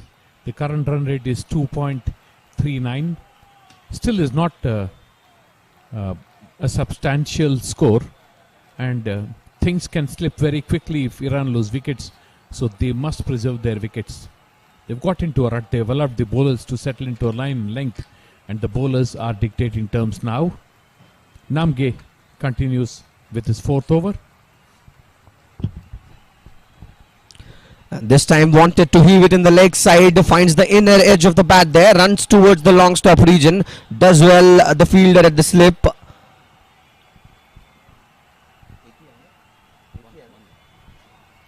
Only a single taken on that occasion.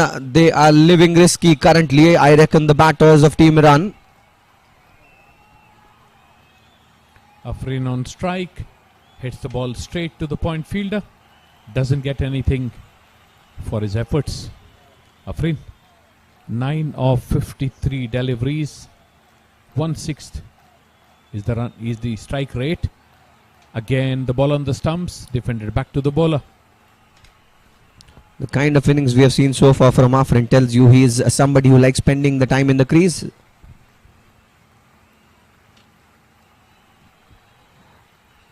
That was bowled with an angle towards the leg side, guides the batter there, Afrin, and sneaks a single. Jazzy is now back on strike.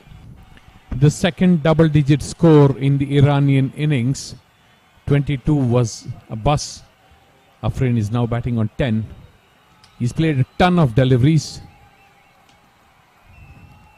Fighting hard, both batters. A flighted ball Slight turn, played from the off stump to short cover. No runs taken.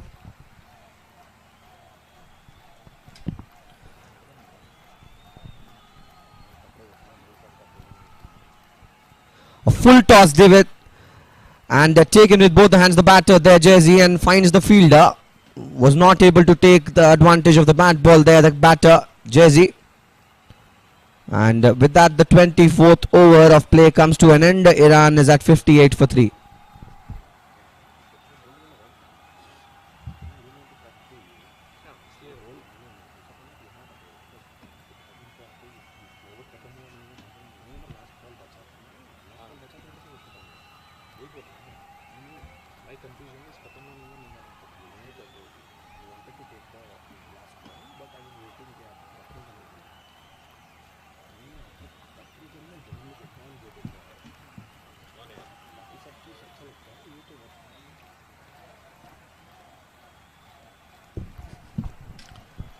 And this time he hoiks it in the leg side. It was a bad ball asking to be hit, and pulled it this time towards the long stop region for a boundary. There the batter Jay-Z finally gets some runs against his name.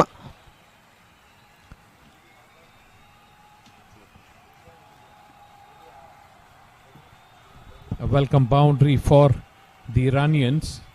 The ball on the leg stump, swung towards fine leg, gets a boundary.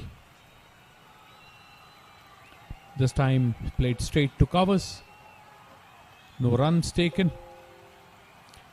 Even with the boundary, Yeshe has conceded 9 runs till now. Now Yeshi bowls in with the angle. He has the arm ball as an asset.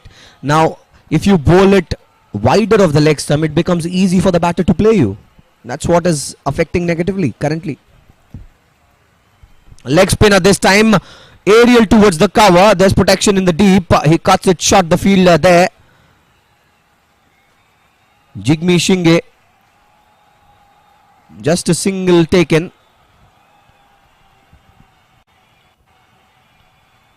Completing his 5th over, Yeshe. Slightly, not much flight, but bowled straight at the stumps. Hit towards point, no runs taken. And will be completing half the quota of overs with this ball. Just 10 runs off his 4.5 overs, Yeshe. Fires it in, defended to short cover, no runs taken. 25 overs complete. 63 for 3 is Iran's score.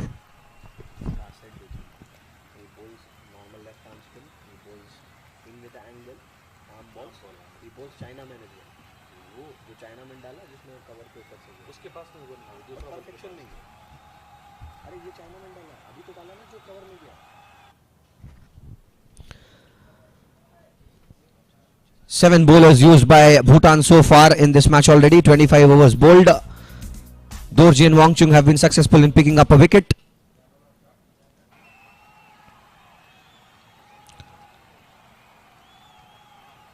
Namge to continue. Starts off with a dot ball. It's been all or nothing from the Iranian batters. Either they're going big or leaving the ball. This time hit in the air. There's no fielder there. The fielder from deep point comes in, collects the ball, just concedes 2 runs. Good work by the fielder as well. Another overthrow. Sloppy. Lackadaisical cricket. This could come back to haunt them, the Bhutanese team. And as they say it, sometimes say too early to call for us.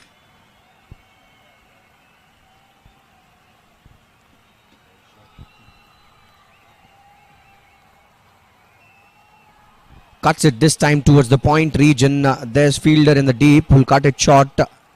A single take and have to give it on the effort by the point fielder there, wherein he saved a precious 2 runs for his teams. And Jay-Z is back on strike, facing Nemge. Very good ball. He's making the batter go squared on, and if you miss that one, you'll find yourself in front of the stump. That'll be interesting.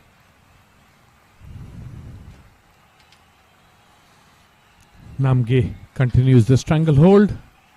Ball on the stump, swung across the line, goes past mid-wicket. This looks to be another boundary. Good fielding by the fielder in the deep. Collects the ball, throws it back.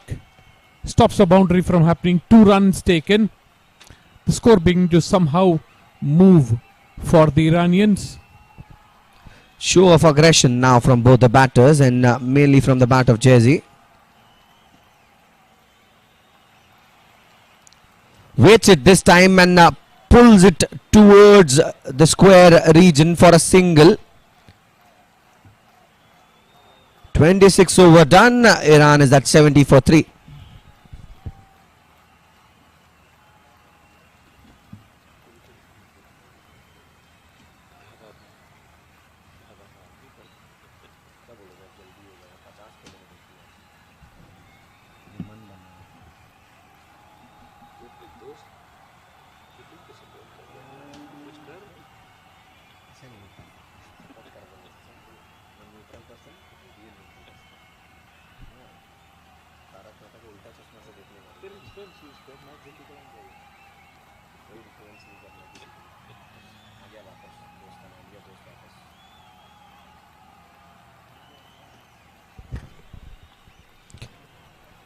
Jigme Shinge, the captain of Bhutan, is backed on the attack.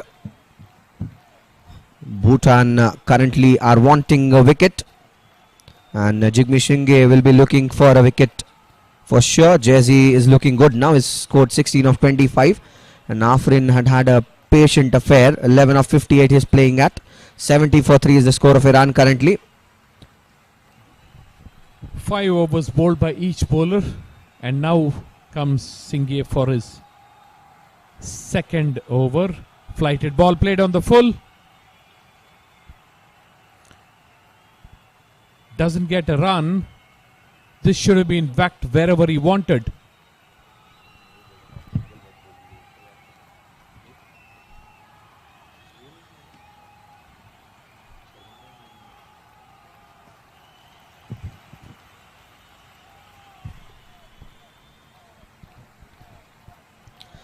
Flighted this time, and that's a very good ball to bowl.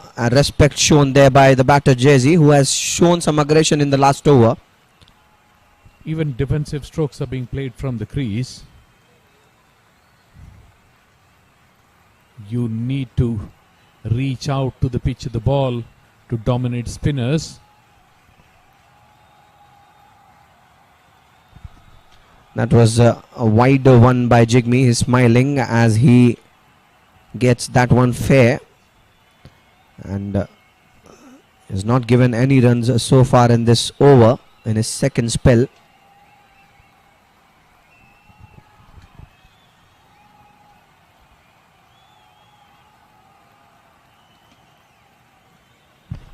Hit in the air. Into the crowd. Is this the first 6 of the match? Given a 6 by the umpire.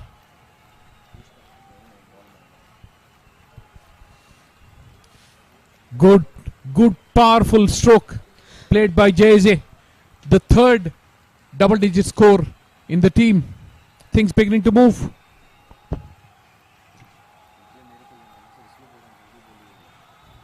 Taps it this time towards the short mid-wicket region. And that was some shot for the first 6 of the Iranian innings comes from the bat of Jersey.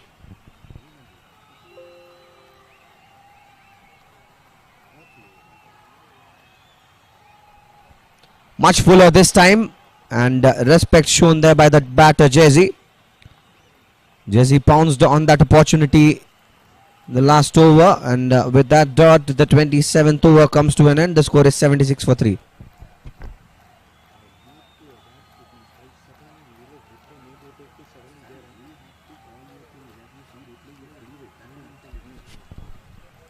7 bowlers have been used so far by Bhutan against Iran.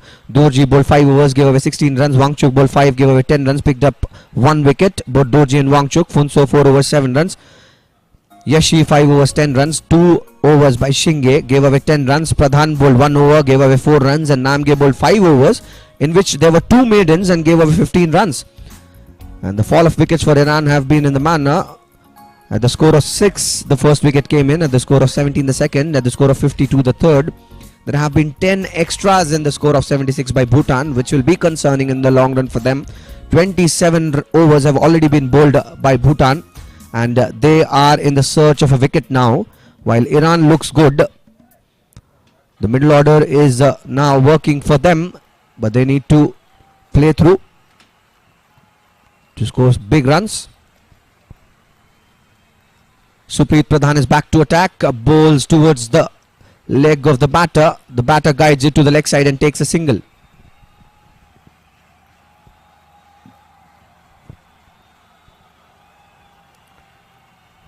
Expensive compared to the rest of the bowlers. Pradhan, still early days for him, bowling just his second over. Defended back to the bowler. Also, with both the batters in attacking mode, you will see more runs coming in now. The run rate has jumped from 2.39 to 2.82. Yet another ball where that was fuller and driven this time by the batter Jayasee towards the long off region, and a single taken. And indeed, last over was expensive. Courtesy to that, now the score comes to 78, and the current run rate is at 2.84. Much fuller this time, driven towards the cover region. There's nobody there. A boundary taken. Middle order of Iran is scoring some runs as Afrin moves to 16 and Iran at 82 for 3.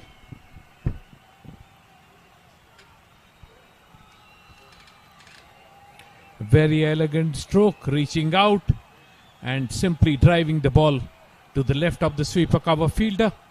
Another boundary. Things looking better now. A dot ball again. In fact, a single courtesy to the sloppy work there by the short cover fielder. The Bhutan fielders need to be better. And Supreet is bowling fullers, and now the middle order, having spent this much of time in the crease, is getting the runs easily.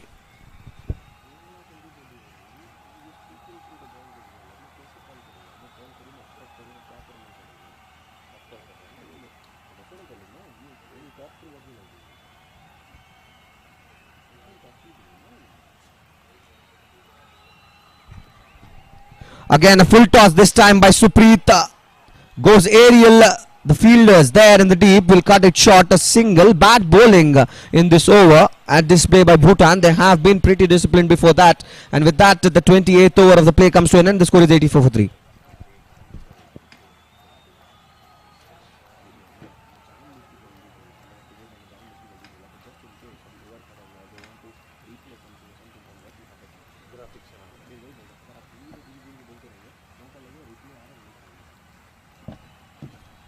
The scorecard looking much better now. Abbas gone for 22. He was run out. Afrin and Jayasee doing a good job. Afrin batting on 17 of 61 deliveries, and Jayasee looking better and better. 24 of 34 deliveries. The 10 extras conceded by Bhutan were the only blip in their bowling effort at the beginning of the innings. 84 for 3 it is now. 28 overs complete, exactly 3 and over. The last few overs has seen a quantum jump in the run rate of the Iran team. Now it looks more like an even contest. A quantum jump is an impressive thing to say. And Jayasee is playing extremely well. He's batting at 24 of 34. And Dorji is back to attack. Now they are coming back to the strategy of pace. when the spin isn't working for them. The third wicket came out courtesy of a very good run out. So if you see, after the early wickets, the bowler haven't been successful, and the first 2 wickets that have come in the range of first to fifth over. So it has been a very long drought for the bowlers of Bhutan to pick a wicket, and in the search of that wicket now comes the pace bowler. Afrin doing a very good job holding fort. His hard work is beginning to pay now. It's actually helping Jayeze, the innings of Afrin. Batting partnerships.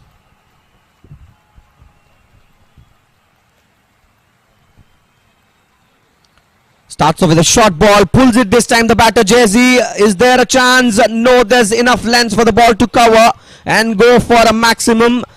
Jayeze is on a roll. This is the second 6 of this inning, as well as it has come from the bat of Jayeze. He is now looking dangerous, scoring 30 of 35. Hanging back in the crease, slamming the ball over mid-wicket. Because he was stuck, he was back in the crease. He could swing the ball, a short ball. The ball wasn't too short. Excellent stroke from Jayeze. Good work. Much fuller this time, and goes past the leg side for a wide. Now this is some pressure that the Bhutan bowlers are facing, courtesy to the hitting that Jayeze is doing. That kind of batting can create this kind of pressure. And for the first time, Dorji is seeing an attacking batter who wants to dominate.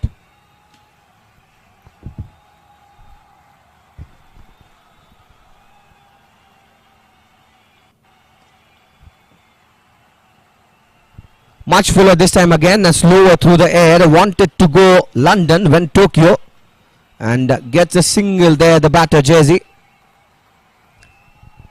Dragging the ball from outside the off stump towards the leg side. The ball was slower, so he ended up hitting the ball in a totally different direction. Jayeze has moved on to 31 of 36 deliveries.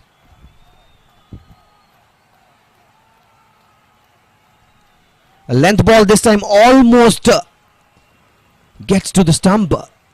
The nick there. Very lucky the batter Afrin that did not ricochet to the stumps. And both the batters are talking. Here's what happened. Nothing much to worry about, just that he was stuck in the crease. The ball could have gone onto the stumps. Determined batting by Afrin.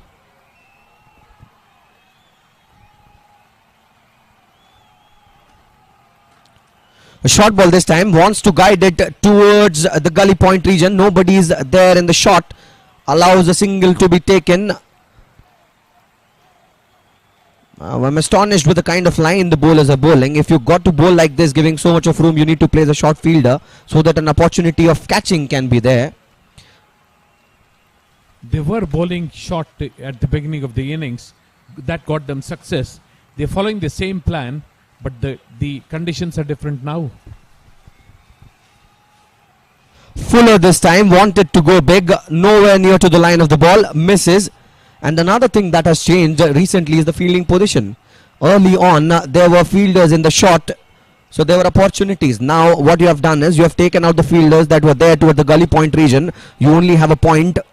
In fact, 2 fielders who are more straighter towards the point region. There's nowhere in the short gully, right? And when you bowl with so much of room and a shorter one, the batter just needs to show his bat and place it. Easy runs. Need to adapt the Bhutanese bowlers. Afrin doing a good job. Jayeze is on strike. Goes outside the off stump. Caught and bowled. The slow delivery doing the trick. What an important wicket and what an important moment. Redemption for Jayeze. In fact, redemption for Dorji as he gets the wicket of Jayeze after getting hit for a 6 at the first ball. He comes back very stronger with the last ball of the 29th over and gets the wicket of Jayeze, who was looking very dangerous. It was a slower ball through air. nowhere near to the line of the ball, wanted to hit it in the offside aerial, instead finds the top of the bat and an easy catch for the bowler there. And look at the celebration, tells you what that wicket means for him and the team. Jay-Z, after scoring 31 runs of 38 ball, departs and gets back to the dugout, caught in ball by Dorji, and hits 2 sixes in that inning. One stroke too many, leading to Jay's downfall. Was not the kind of stroke he should have played. He had already hit a 6. Should have possibly tapped the ball and tried to get a single or 2. And this is going to hurt the Iranian team because Jay was on a roll. Now it is the turn of Afrin to be the senior partner, be the aggressor. Well, he has anchored this inning all throughout. The middle order batters have played along with him. He was there side by side doing his job. 21 more overs are to be bowled in this inning. He has to play through, and yes, I'd agree, he had to score some runs as well. Abdul Wahab, the captain,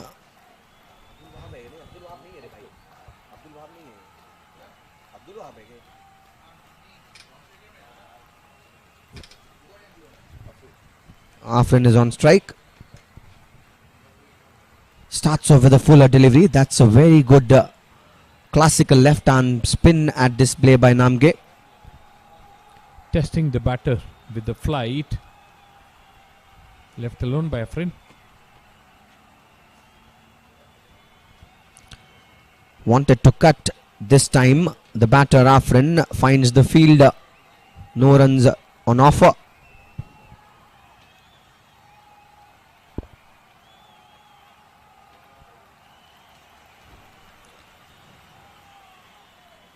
That's a single sneaked in by both the batters in the middle. Abdul Wahab, who's fresh at the crease, runs fast and makes his ground as a single gets added to the tally of Iran. Quick single. Good batting. That's the way to go for the Iranians. It's a very good line to bowl. It's very good skills at display here by the bowler Namge. We saw in the previous match as well. Much fuller this time. Comes to the line of the ball there, Abdul Wahab, the captain of Team Iran, and defends it. Plays from the crease, Abdul Wahab can be dangerous against such left arm spin. The ball beating him outside the off stump.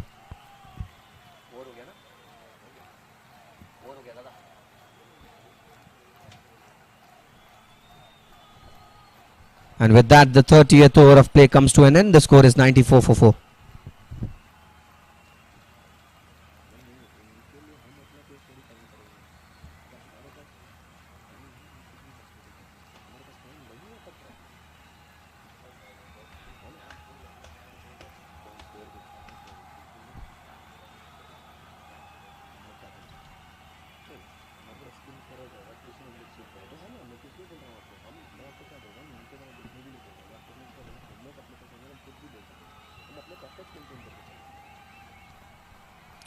A far cry from the 2.39 runs and over they were about 10 overs ago. They need to preserve their wickets. The Iranians. Dorji comes back, defended back to the bowler by Afrin. Afrin will need to begin to attack a little bit, not hit the ball in the air, but try to gain an upper hand over the bowlers, or at least equal terms. The bowlers have been generally dominant, except for the last 10 overs. Again defended, played straight to point. No runs taken.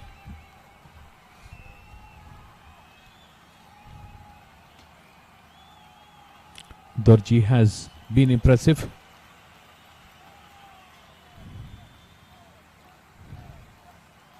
has taken important wickets at important junctures in the match.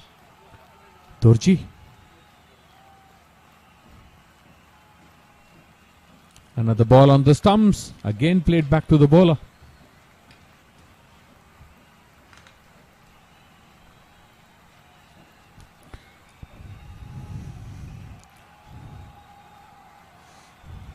Afrin needs to find ways to score, given that he is the senior partner and Abdul Wahab, the captain of the team, has just joined him at the crease.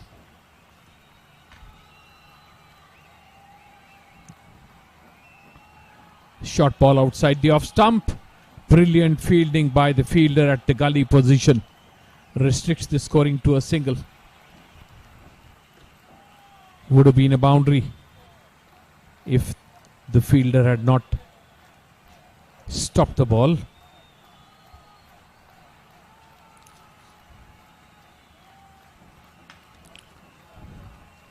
Good even battle.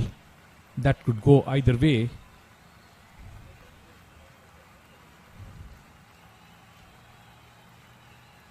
Another short ball given wide by the umpire. Going over the batter's head. And one for the over as well. Dorji. The idea was right, but the execution went wrong by Dorji. Bouncing at the batter to see what he does. Taking him by surprise is a good idea.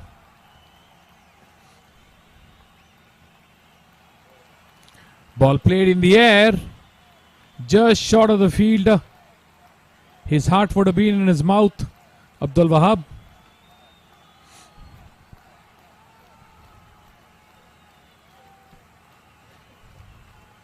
Iran cannot afford to lose wickets.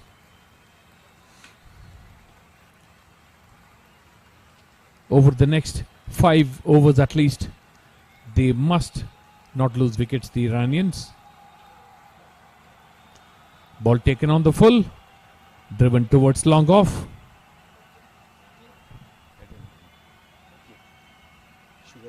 Yes.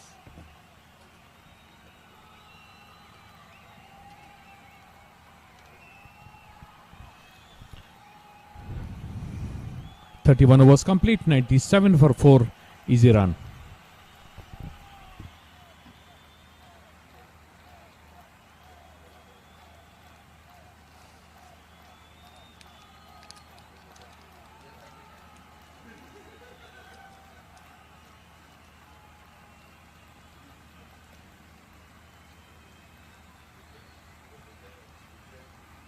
Just imagine showing a replay like this. Showing a replay like this.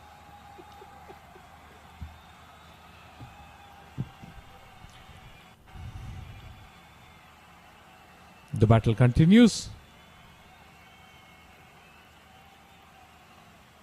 Left arm orthodox. The ball bouncing a bit unkindly for the fielder in the deep. No damage done. Afrin gets one more. Abdul Wahab gets one more. Afrin back on strike. Namge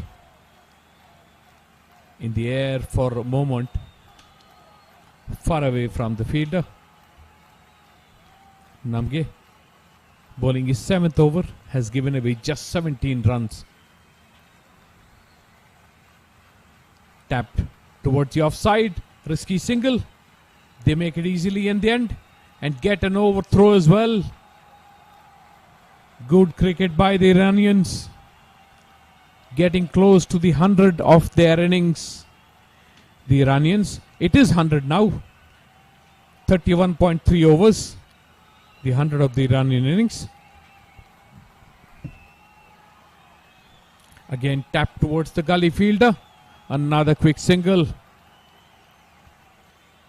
Not able to collect the ball. The gully fielder. Clever cricket by both these batters. Experienced players. Keeping the pressure on with the singles.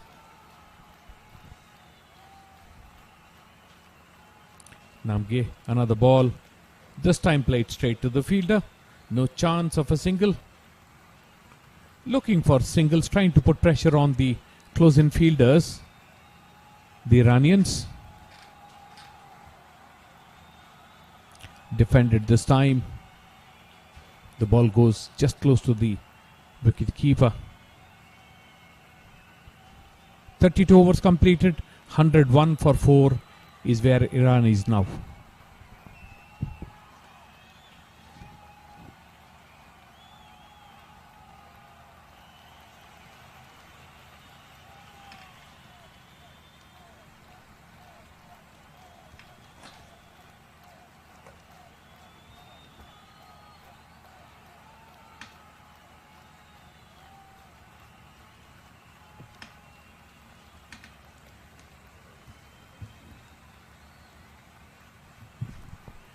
Here's what the bowlers did. Dorji took 2, Wanchuk took 1.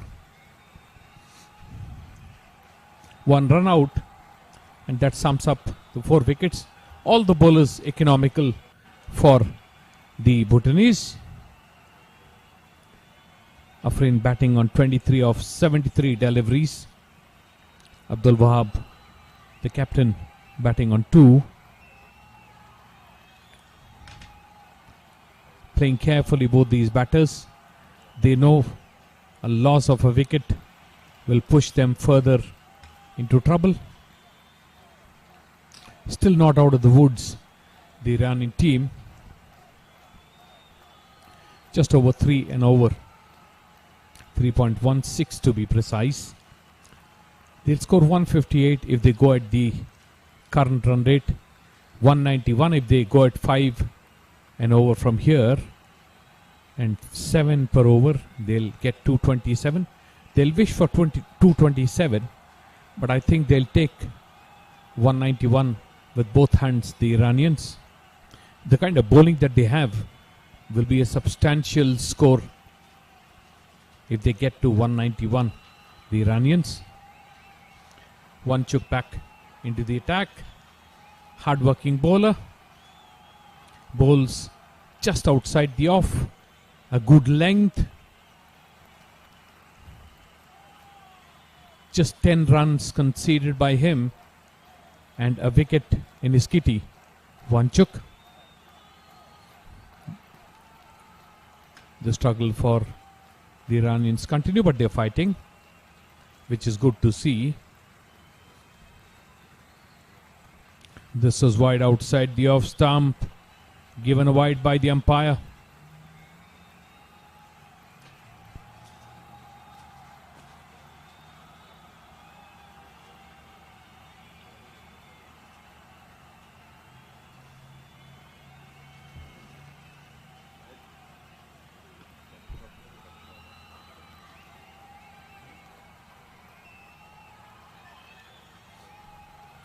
Beats the batter. Good ball just outside the off stump. Bounce for Wanchuk. That's been the feature of his bowling right through. Good, honest, focused bowling has kept things very difficult for the batters. Wanchuk.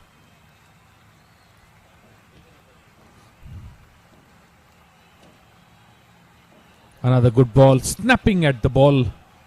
Afrin not getting his back foot across close to the line of the ball so that he can cut. He's a tall player. Both the batters are tall, and a bit of footwork will be very, very productive for them.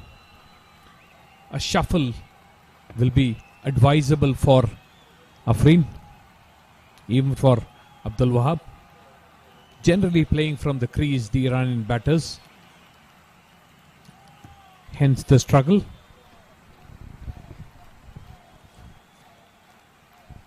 Much fuller this time. Drives it straight to the bowler. Fumbles the bowler there in the follow through and allows a single. Afrin goes off strike courtesy to that single. Abdul Wahab is the one who will be facing Wanchuk. Wanchuk has been the pick of the bowlers for Bhutan currently in this match, and look at the current run rate, what initially was looking around 2.3, has now reached to 3.15. They have done fairly well to reach to the stage where they are currently.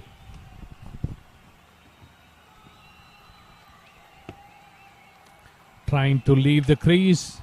Good thinking. Didn't put any pressure on Wanchuk, who bowled a slow ball and beat the batter. Good cricket all round. They need to do something, but not take much risk. That will be the way to go for the Iranians. The last ball of the 33rd over. Wanchuk finishing his 6th. Ball outside the off stump. Somehow played towards short third. No runs taken. 33 overs completed. 103 for 4 is where Iran stands now.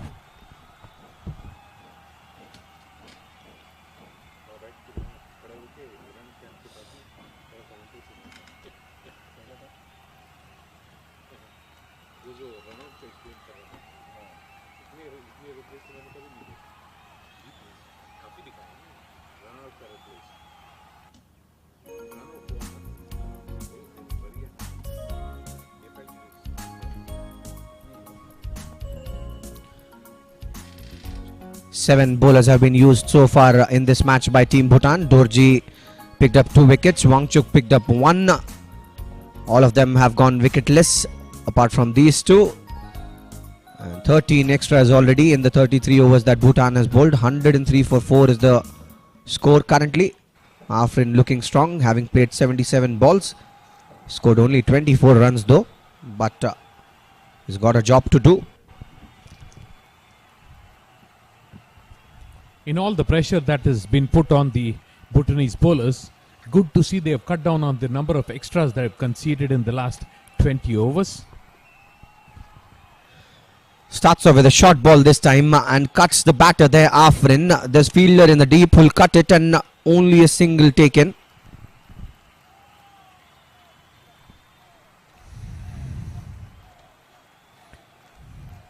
Abdul Wahab on strike.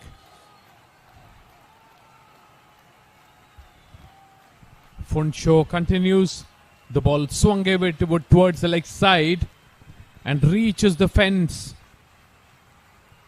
Easy picking for the captain Abdul Wahab here. That ball was asking to be hit shorter and going towards the leg side. All he had to do is guide to the vacant area that's there near the square and the long stop region for a boundary. The first bad ball from Funsho. This was short, gave the batter a chance because Funsho does not have pace. The first boundary conceded by Funsho. Again, this time blasted. The long off fielder struggles. 4 runs.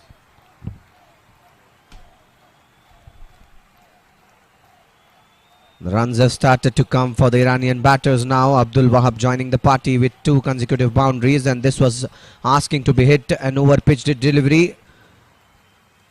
Slogs it towards the long off region for a boundary this time, Abdul Wahab. 112 is the score of Iran. This is not good bowling currently by Bhutan. The lack of pace of Funsho hurting him now.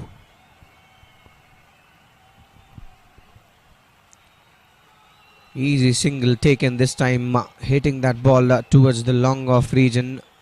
9 runs already from this over. 2 more balls to go. This has been an expensive over so far. It's actually helping the Iranians because they're playing from the crease. The lack of pace and the short ball, they can attack such bowling. Yet again, this time a fuller ball drives it towards the cover point region. Does well the point fielder there. Dives with full length. Only a single taken. Things looking better for the Iranians. The last ball of Funsho's over. Very, very lucky that he got back to ball. He was a sitting duck for an LBW. 34 overs completed. Iran are on 114 for 4.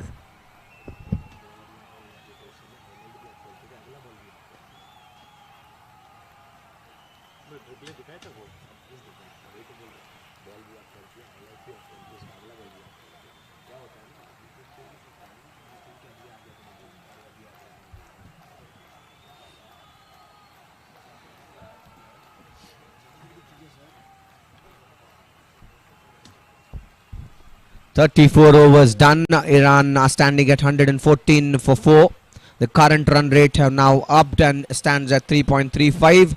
Afrin is playing at 26 of 79. Abdul Wahab 11 of 14. Small break at place currently. It's important for the players to be hydrated. It's a 50 over game, mind you, and they need the hydration as well as the energy. Excellent playing conditions so far, and that's the fall of wickets for you. The first one came in, a very good catch by Supreet, and very good bowling. They kept bowling hard in the line that they had planned. This one was the run out, and exceptional run out there.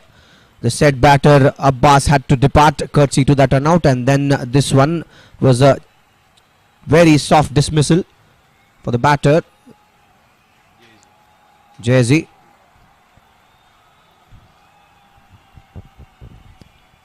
As things stand, both teams have an equal chance. This match could go either way. Has been threatened to go either way. I believe Bhutan would not be happy after the 2 early wickets that they gotten. They had the chance to make inroads in regular intervals. They were not able to pounce on that opportunity. It's an important game for both of these teams, having lost first match, right? And top 2 teams of each group qualify for the semi-finals. And it's important early on to start winning the games and execute your plans. That's more needed in a tournament. So Bhutan must be agitated seeing that aspect of the game. The team that loses this match will slip further behind, and they'll not be in contention for a place in the last 4. Important match for both teams. Well, they might not be in contention, I'll agree with you on that, but just in case, since it's a 4 team in a pool, just in case if 3 teams ends up just winning 1 match, then the run rates comes into the picture. So every team would want to avoid that, and the players have started to take the field again after a short break. Very good point, Vineet. Also that both these teams will actually look forward to at least one of the top teams slipping up and then giving them a window and opening into the semi-finals. But they must do enough to earn that opportunity. Indeed, and that is the reason I'm telling Bhutan would not be happy of their effort today. They bowled well but didn't pick wickets at important moments after the initial wickets. We saw a catch being dropped by Supreet Pradhan there as well. That did hurt them. No.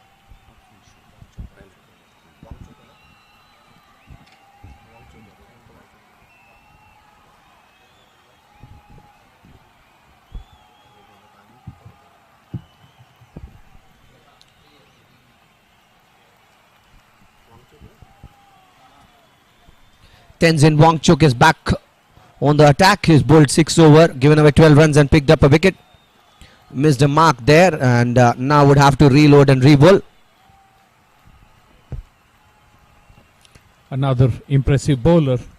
6 overs, 12 runs and 1 wicket. But he's come in when both batters are on attack.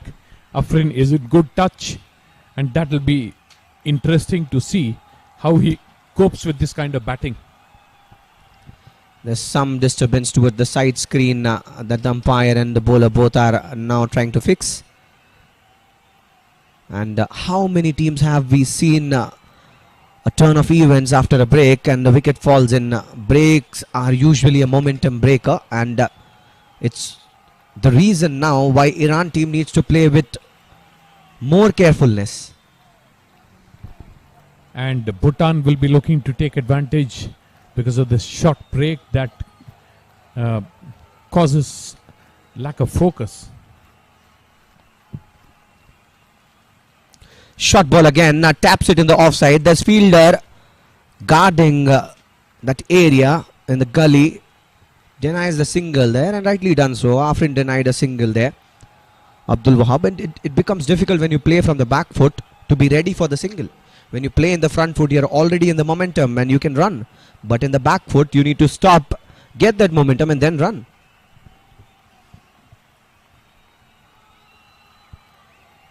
Has begun well. Very, very good beginning to this spell. Both the first two balls just outside the off stump, not giving any room. Beats the batter twice.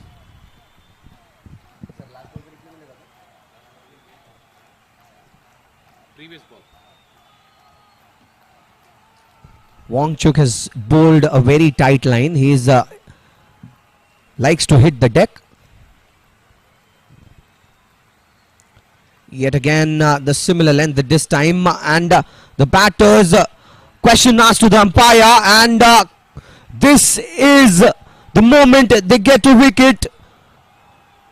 Impatience shown there by both the batters. There was nowhere a single. Tried to steal a run there and pays a very heavy price, the team Iran, as the set batter Afrin departs.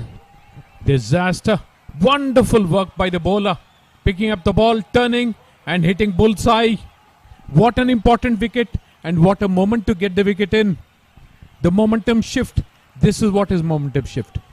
We were talking about it early on. We have seen it so many times in the game that the break comes up with a wicket, and Zahid Afrin, who played a very patient knock, departs scoring 26 of 82. What this wicket will do is hurt Iran more, because the senior partner, somebody who had settled in, has given his wicket away. Abdul Wahab still at the crease. He had a hand in this run out, and he'll have to do a lot to recover. Absolutely, he's the captain of the team, and he knew how important Afrin's wicket was there at that juncture. He was playing for so long and eyeing the ball well. Now, why don't you deny that kind of a run? Sir, non-striker's reaction to the run out. The other batsman. A fuller ball this time. Mazarzai is the new batter. Taps it and finds the fielder. No runs on offer. He looked gutted, Abdul Wahab. The captain knew how important that wicket was. The second run out in the innings, and run outs are not good news for any team, particularly in the position that the Iranian team finds itself in right now. The current run rate continues to be good, but the fall of wickets, the strike rate, doesn't look good at all. Well, that was a very important wicket, I reckon, in the progress of the match, and Iran are gutted with it, definitely. Arshad Mazarzai is the new batter in the crease. Abdul Wahab facing. That's a fuller ball towards the leg side, guided there by the batter, and a single taken again. A risky single, skating on thin ice, the Iranians. Too much of risk for too less return. A run out has not taught them a lesson. Oh, absolutely, they need to rethink about their running strategy. Sir, the captain's response is like, oh no, that's not enough. The other batter was not enough. A short ball this time. Question asked to the umpire. Finds the leg in front of the stump there, and Wangchuk strikes as the sixth wicket for Iran falls. Mazarzai departs for a duck, a golden duck, in fact, the first ball duck, and that's exactly what you got to do with a new batter at crease. And buy one, get one free. One wicket leads to another. This was plumb in front, sitting duck. What wonderful bowling by Wangchuk. He caused a run out early in his over, and he earns this wicket. The new batter. The sixth wicket gone for the Iranian. 35 overs completed. 115 for 6 is Iran. Sir, that run out is important now because that caused this wicket. If you still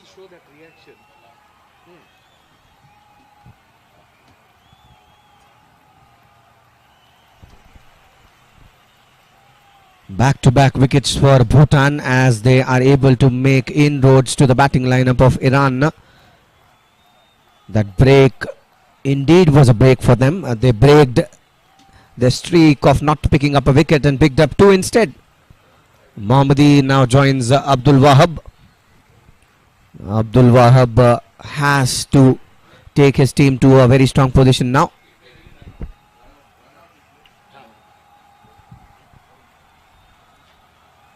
Here's that run out that caused the bigger problem. Wonderful pick up and throw.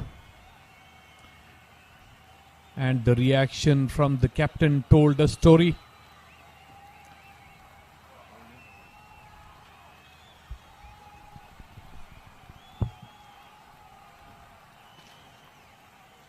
So very good bowling. Namge has been a classic left-arm spinner in this match all throughout. He has bowled a very tight line. And facing him is Abdul Wahab, the captain of Team Iran.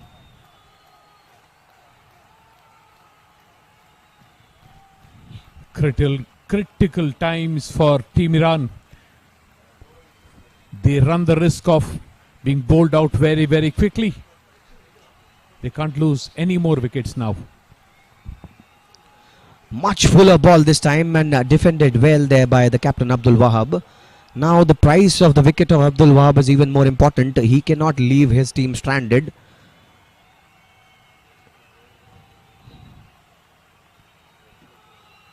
Yet again a similar ball and a similar stroke by the batter. And not to forget, now he has an unfinished business. He needs to take his team to a respectable total first.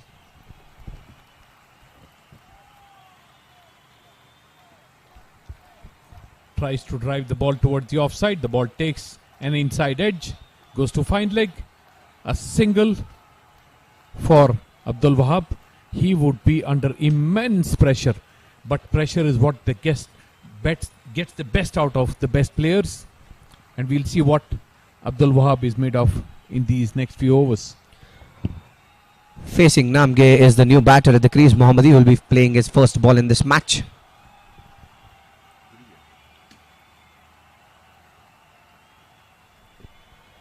That's a fantastic ball. They are bowling the stump line altogether. And with that dot ball, the 36th over of the play comes to an end. The score is 116 for 6.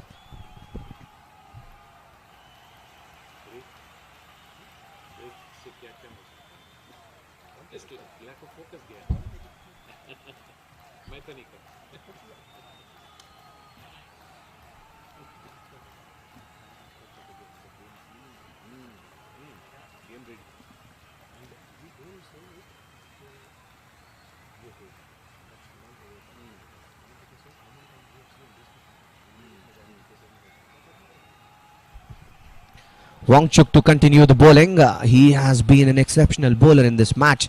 Picked up 2 wickets already. Starts off with a fuller ball this time. Unlike how he likes bowling, he is usually a deck hitter. Likes to use his shoulder and generate some pace and bounce both. But this time it was quite fuller. Tells you that now they are wanting to finish the Iranian innings as soon as possible. What is remarkable is Wangchuk has come back and bowled again in the same areas. That is very, very good work. A shorter ball this time. Wanted to come down the track and glide it in the offside. No connection whatsoever. And would have to give it to the precision of Wangchuk. He is one of those bowlers in this match so far who has shown good amount of accuracy, and accuracy comes from practice. Brilliant work by Wangchuk. Another ball on the stumps, played straight to the gully fielder, thinking of a single. Another run out was on the horizon. Well, absolutely, Team Iran is not learning of his mistake. They are trying to sneak in a single, a very risky single. At this point of time, the last thing that they can think of is a run out. And Abdul Wahab, being the captain, should take major responsibility there.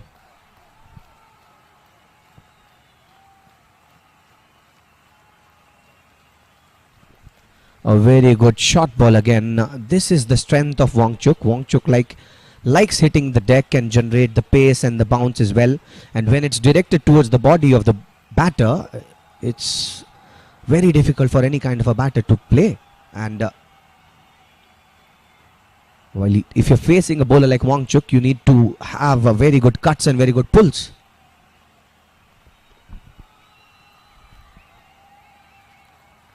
Wonderful, wonderful bowling. The ball taking a thick outside edge, reaching third man.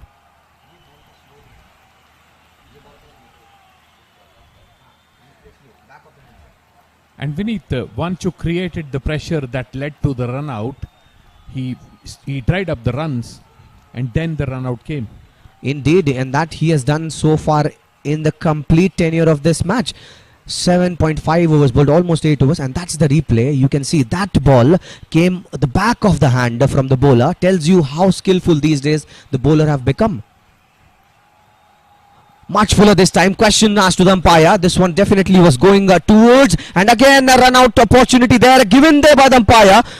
Misery struck the Iranian dugout as they lose the 7th wicket. This is exactly what we are talking about. Run out is the last thing that they should think of. They are living in the edge of a hill and falling down. Another run out. And not the right time. Not at all the time for Iran to be losing wickets. Indecisive running. Wonderful fielding. Hitting bullseye once again. Wangchuk creates the pressure. The fielder takes advantage. This is how teams play. This is teamwork. 37 overs done. 117 for 7 are his team Iran. Ali Mohammadi departs scoring 0 of 2 runs run out by Dorji. And Bhutan is on fire currently. They are so happy with the way the turn of events have happened after that break. 3 wickets have come in very quick succession, and courtesy to brilliant bowling by Wangchuk, and he is hitting the deck precisely where it needs to be hit in this pitch, and he has read the pitch very well is what I can say. He's read the pitch well, and the fielders responding. Outstanding work as a team. Wangchuk creating the pressure, the fielders taking advantage. Also to blame, the captain of the Iranian team is running indecisively. That's a problem. We saw this in the previous match as well. Indeed, he needs to take some ownership now and decide. And this time it's again striking Timber. The left arm spinner now comes and joins the party as he strikes the timber. The ball is missed by the batter and hits the top of the middle stump. 8th wicket for Team Iran falls at the score of 117. Abdul Khalik departs for a golden duck, and Namge is happy. Deserves this wicket. Brilliant bowling through the gate. First ball dismissal, Abdul Khalik. An ugly hike across the line. Wasn't the kind of stroke that you'd play to a classical leg spinner. And the 8th wicket gone. Gone for 1. Gone for nil of the first ball that he faced. Abdul Khalik. That tells you it was a golden duck. And Namge is very happy. He has bowled a very consistent line. And off late he was getting that wicket. I was getting that feeling that he's bowling in the right areas and not getting the wicket. Sometimes cricket becomes a very unfair game, but off late it doesn't matter even if it comes late. The breaking the back of the Iranian team. 4 wickets lost after the break.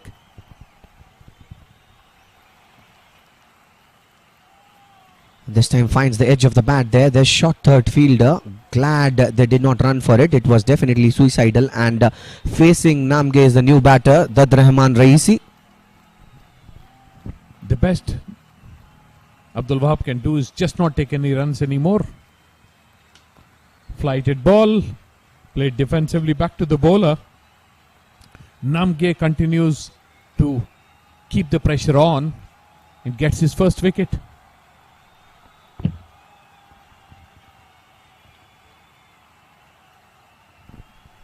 It's a fair delivery as signaled by the umpire. That is a very tight and impressive line by Namge. Downhill for the Iranian team. The ball hit back to the bowler, and for sliding down, the Iranian team needs to take the blame on itself. Poor running, very poor running it was. Absolutely. Now 2 more balls to go in this over. Dad Rahman facing Namge. Yet again a fuller ball. Since the tail-enders are now at the crease, it will be interesting to see who bowls the next over. If the next over is bowled by the bowler who likes bowling the arm balls, it will be difficult for the tail-enders to play. At the end of 38, the score is 117 for 8 for Team Iran.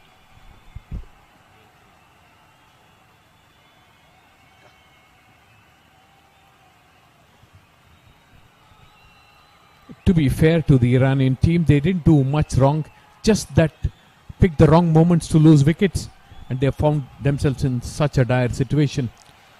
I think it's the indecisiveness that needs to be blamed here.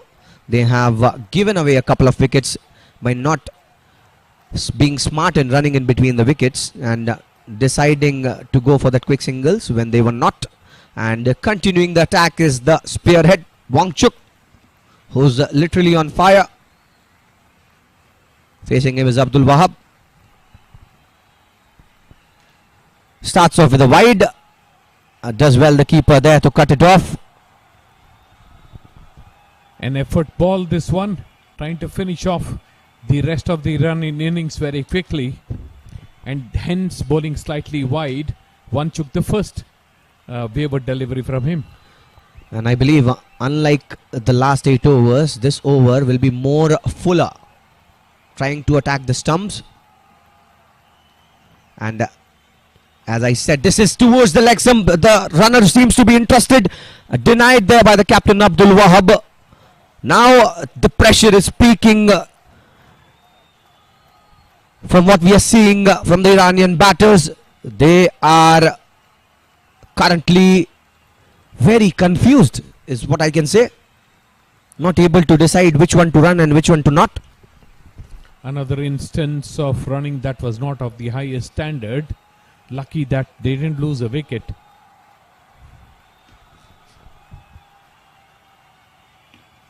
A short ball again this time, glides it in the offside, does well the fielder in the gully region to cut it short. Very good effort there, and this is exactly what you need. Now if you give away that single, you are releasing the pressure. 3-4 balls that has been bowled in a very tight line, not allowing any runs by Wangchuk, would not pay the result if you allow that single. So the work of a fielder is even more important than a bowler. Keeping out the pressure, Wangchuk. Outside the off stump, slap towards third man. Just a single taken. Doing the good thing because he will take the strike for the next over. Just 1 ball to survive for the other batter. Indeed, I think that would have been the intention. And even then, this brings the tail ender back on strike, Dad Rahman, who will be facing Wangchuk now. There's in fact 3 more balls to go.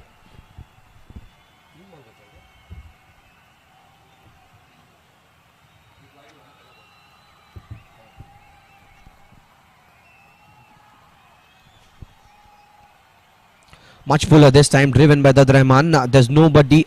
In fact, the point fielder wanted to cut it, gets a piece of the hand there, and done well there by the fielder at the sweeper cover. Dad Rahman off strike. 120 for 8 is Iran. The 39th over being completed. The last 2 balls being bowled.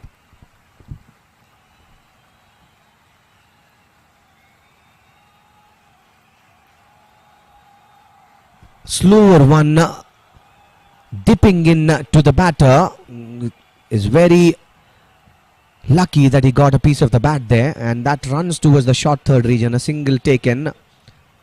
Last ball of the 39th over coming up, and facing it would be Dad Rahman. This will be an interesting ball, I reckon. He'll go for the stumps, and Dad Rahman has to do something to avoid that wicket in this ball. Clever change of pace from Wanchuk. He knew the batter was expecting a pacey ball. Almost got the wicket with his cleverness. Much fuller and faster this time. In the offside, fifth stump line will finish off this over with a dot ball. The score is 121 for 8 for Iran. –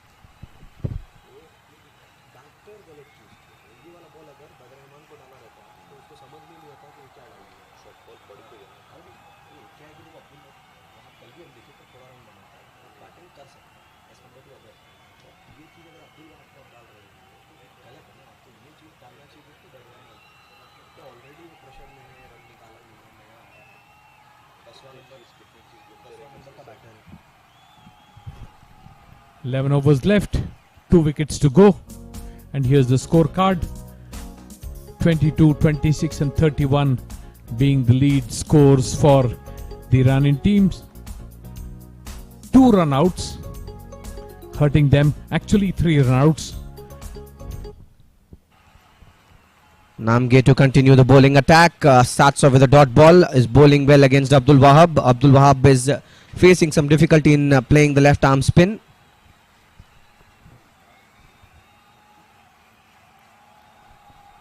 A classic left arm spinner here again by Namge. Is coming diagonally. Resembles Mohammad. This time again taps it towards the Kali point region. Will take a single. There's protection in the deep there. It's much straight sweeper cover towards the point. A pointish sweeper cover in fact, who cuts it off, and that's a good placement there because of the angle that Namge gets.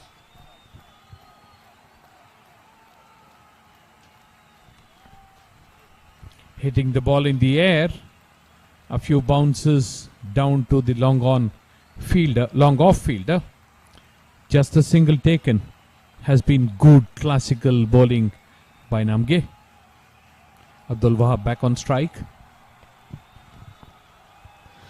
That's again an amazing line to bowl. Chance again of the run out. The questions would definitely be asked to the umpire if that would have been a directed throw. Not to be. Single taken. And Dad Rahman comes in strike now, facing Namge for the last ball of the 40th over.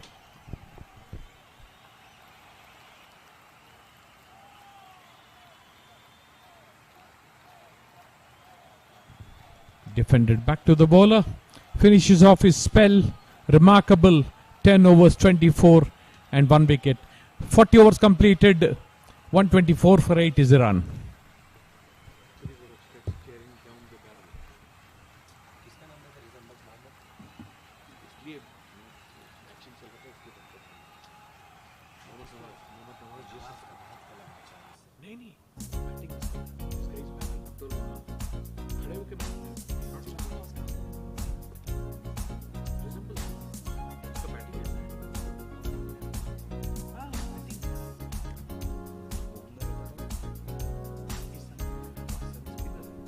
And that has been the story of bowling so far for Bhutan. Dorji picked up a couple of wickets. Wangchuk up a couple of wickets as well. Namge picked up 1 and finished his quota of bowling. Bowled 3 maidens in that, and the economy was top notch, 2.4 only. The rest of the bowlers are yet to pick up any wicket, and Wangchuk to continue. It's his 10th over. Abdul Wahab facing him. Starts off with a peach of a delivery. That's a perfect line to bowl.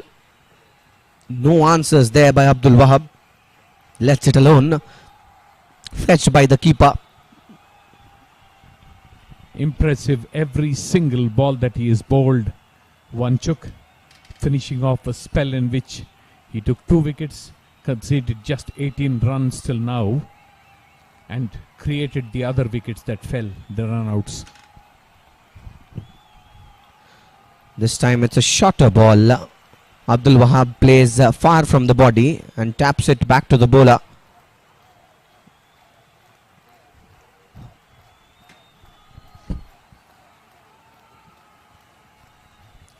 Very, very impressive. Wanchuk has not been the only impressive bowler of the lineup. They bowled well as a team, fielded outstandingly well. They got the chance, they hit the stumps to create the run out of 3 ones. Lot to speak about. Wider of the crease this time, the bowler. Fair, says the umpire. And Abdul Wahab wanted to hit that one, but was so far from the pitch of the ball. If that would have touched the bat, it was definitely an opportunity, I reckon. Not a good strategy to play this far.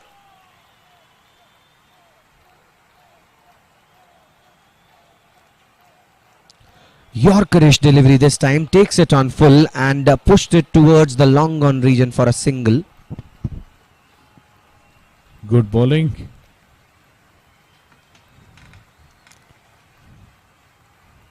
Remarkable how he continued to focus. Didn't do anything fancy, didn't try to experiment too much. But for a couple of slower deliveries, he even got them right. Wanchuk. Yes, his execution has been top notch, must say.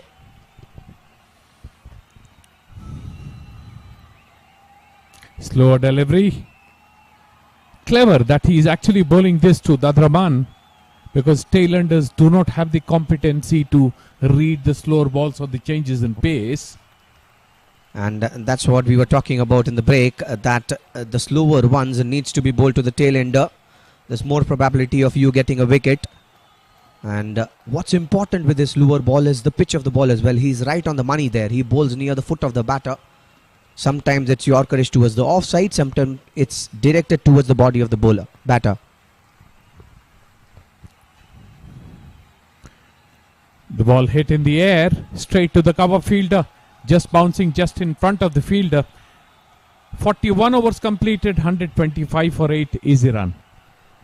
An amazing spell of bowling comes to an end for Wanchuk. He has just given 19 runs and picked up 2 crucial wickets and caused a run out as well. The captain of Team Bhutan will be very happy with the performance of Wanchuk here.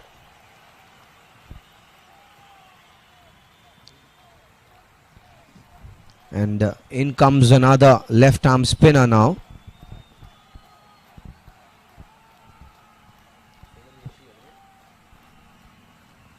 Sonam Yashi, the bowler at attack now, bowling the 42nd over of the play. He has bowled 5 overs, given away only 10 runs. Now his skill is to bring in the ball with the angle. He likes bowling the arm ball, at least a couple of them in an over. It will be interesting to see how the tailenders play against Yashi. And currently at crease is Abdul Wahab.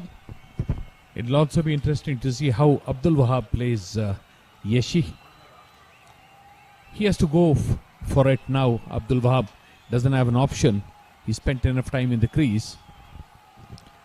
I think the Bhutan team right now will be considering taking the tail out and letting aside Abdul Wahab for the moment. That would be a smart strategy. Maybe giving away an easy single, like you say, is a good idea. Slash towards the offside.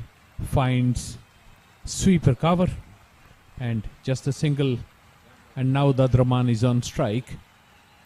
This will be interesting. This is a very important ball, I reckon. If it's a loosener, it releases the pressure of Dadraman. Decides not to bowl on that occasion. Probably would have missed a mark and hence needs to reload and re-bowl. Now why this ball is important is because if he bowls the right line, he'll add to the pressure that Dadraman is currently feeling. Much fuller this time, and with the angle, this is what he's come to bowl for. Has not bowled a single loosener Yashi as yet in this innings. Brilliant, good left arm spin. Almost beat the batter again. Oh, I'll remind you, he bowled one that was angling towards the leg side and was put towards the long stop region for a boundary early in this inning.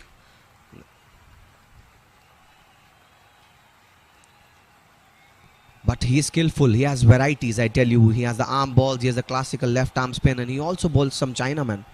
And the discipline as well. Very, very good spell. Faster this time, edges it. There's fielder. That ball falls short of the point fielder there. Just one run have come so far from this over. And a ball to go.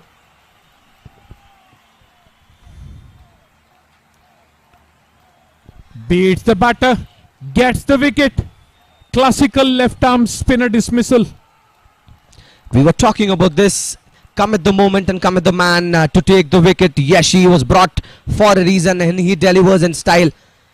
Dad Rahman, who was facing the difficulty, now is walking back, scoring 2 runs in 16 balls, bowled by Yashi. That's what arm ball does to you. You be prepared for the arm ball. The classic spinner takes you. Also notice how Vineet he changed the line a little bit.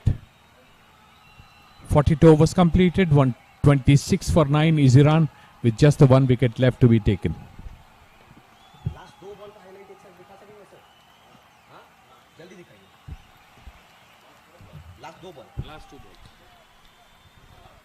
And that's the wicket of Dad Rahman. He wanted to play to the line of the ball thinking this will come in, but instead went out, was left clueless there.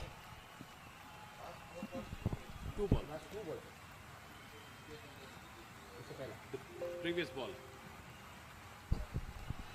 The last batter of the Iranian team is coming to bat now, Zahidi Afzal, and will be facing the pace bowler Dorji now.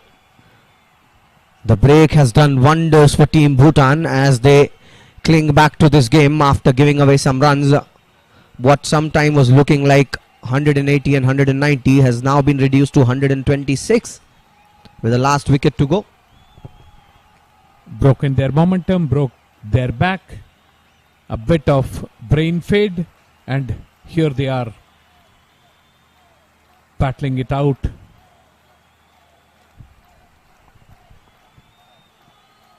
Fuller this time and taken it on the full this time. The batter Abdul Wahab there. There's nobody in the mid wicket and adds 4 runs to his tally. This is a poor performance by Dorji after putting so much of pressure. Abdul Wahab naturally will go for the hills as and when he is given a ball to, and does well to get runs this time. Slower delivery. For whatever reason that he bowled it, just hit towards mid wicket. Easy boundary, there's no fielder there, and this is what you would expect Abdul Rahman to do. He doesn't have any more batters left. Abdul Wahab, sorry. A slower one this time, a full toss. It's put towards the long on region and a single taken.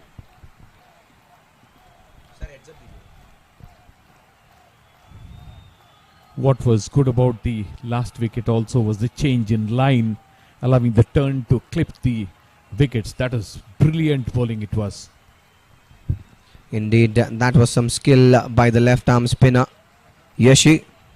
And now facing the first ball of this match for himself is Zahidi Afzal, who's the number 11 for Team Iran.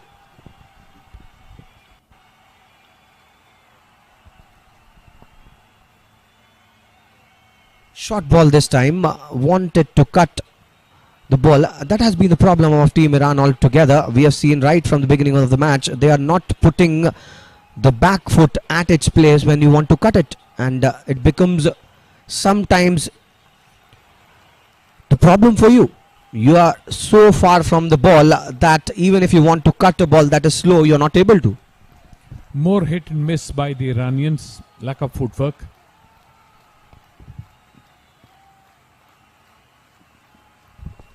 And that was a short ball directed towards the leg side. The batter had just to place the ball towards the leg side and does that, takes a single, brings back Abdul Wahab on strike, who's looking good. He scored 25 runs now of 41 balls that he has faced. Important for Dorji not to explore too much. Just keep doing what he did well from the beginning of the innings, keep the ball just outside the off stump and keep it slightly short. Fuller this time does well, Abdul Wahab, to bring the bat to the line of the ball. And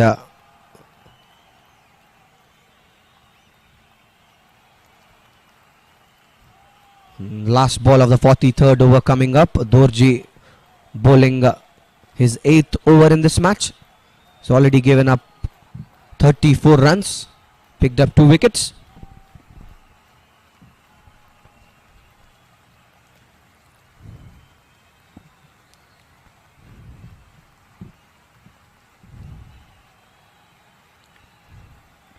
Tries to swing the ball, hit straight to mid-off, gets no runs.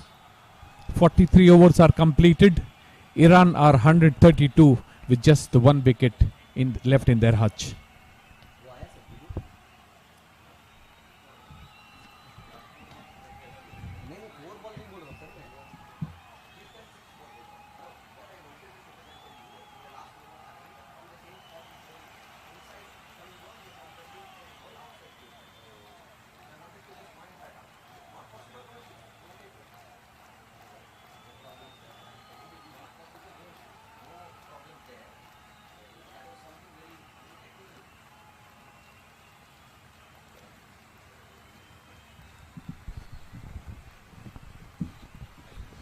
Sonam Yashi is bringing the 44th over of this inning. He has bowled 6 overs in this game so far. Picked up a wicket, giving away 11 runs, and facing him is Zahidi Afzal, number 11 for Team Iran. This is an interesting matchup.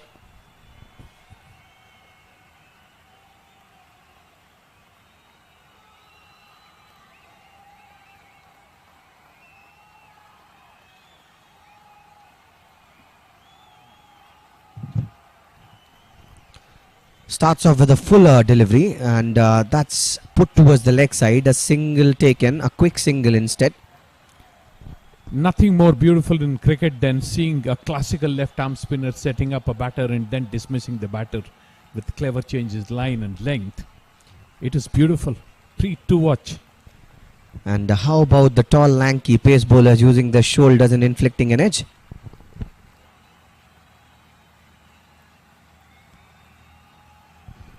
That's again a very interesting ball. This is what the pressure of variety does to you. Now the Iranian batters know that he is bowling one that comes in as well. They're stranded in the crease. They don't want to take chances. This came in sharply with the angle. Plays it towards the leg side this time. This long chase for the fielder at square leg there. Does well. 2 runs will be added to the tally of Iran. All of these runs are precious runs, I'll tell you. Abdul Wahab is now batting at 27 of 45. The ball was shorter, fired in. This ball on the stumps, flighted. He could not do anything but defend the ball back to the bowler. Abdul Wahab has been a very, very good innings by him. 27 of 46 deliveries.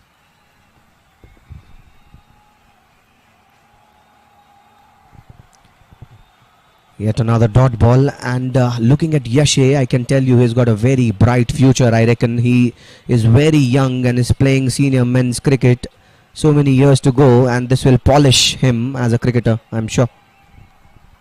Has a calm head on his shoulders as well, and that's a very important trait for a left-arm spinner. The last ball tries to hit the ball out of the stadium, gets the ball straight to the cover fielder. No runs taken. 135 for 9 after 44.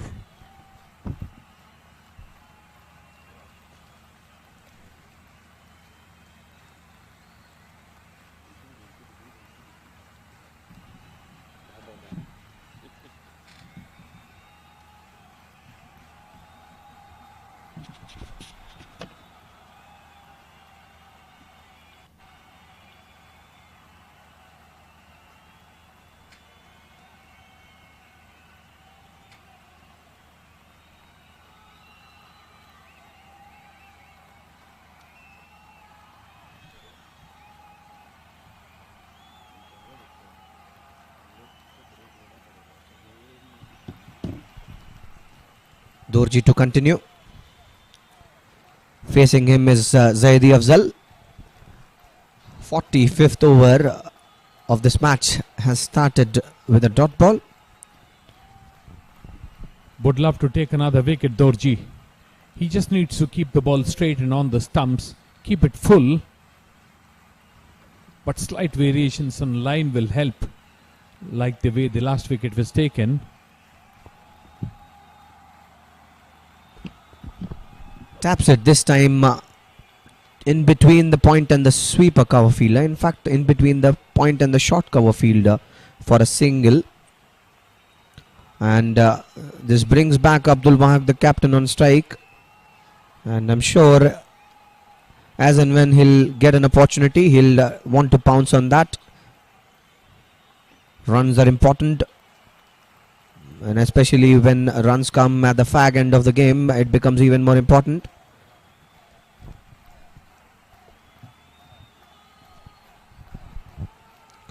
Slower this time, wanted to go for the hills, as I said, but nowhere near to the line of the ball.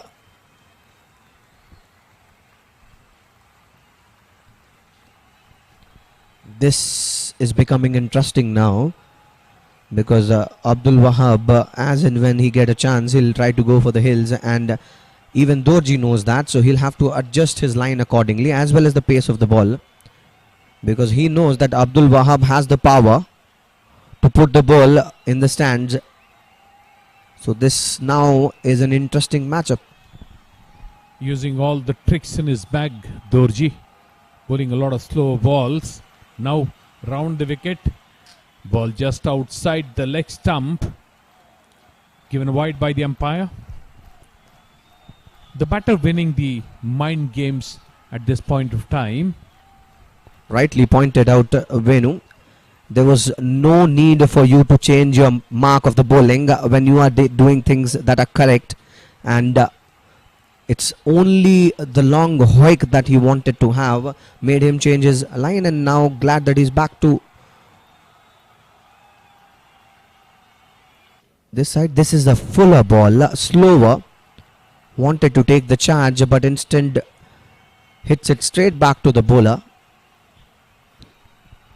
Doesn't happen very often that a slower ball is timed well, and hence that becomes a big weapon for fast bowlers, particularly in times like this when batsmen are looking to go big. Good bowling by Dorji. Shorter one this time. Yet again he wanted to go big, but he is nowhere near to the line of the ball. He needs to understand, if you want to hit, you need to be closer to the ball. Your body needs to be aligned with the ball in order to hit. Just standing at the crease, it becomes very difficult. What also he needs to understand is that you can't hit every ball out of Thailand. Last ball coming up. It's Abdul Wahab facing Dorji. Comes down the track. That was an over-pitched delivery. Does well to drive it to the longer fielder and pick a single. He'll retain the strike as the 45th over of the play comes to an end. The score is 138 for 9.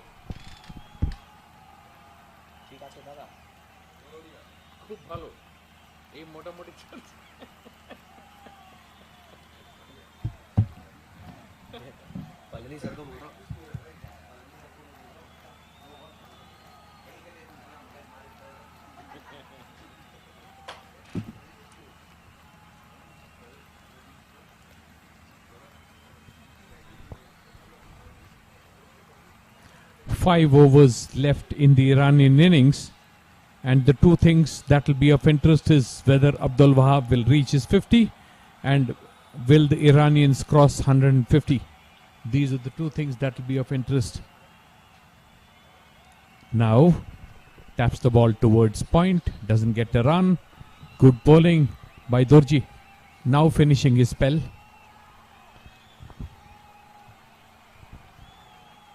And he's taken the mark of the leg stump, the batter there, Abdul Wahab. Cuts it this time and wanted to sneak a single, denied there by the non-striker Zaidi Afzal. The inner circle fielding of Bhutan has been up to the mark after that break. Bowling his third ball. On the stumps. Abdul Wahab struggling. Even though he wants to hit the ball, not getting a chance. Great to see young left arm spinners bowling with such confidence and poise. Defends it this time, and if you now see the mark that he's taking a left stump mark, right? We know that Yashi likes bowling in with the angle, so what this will do to him is it will take him off the LBW calls that comes in with the angle.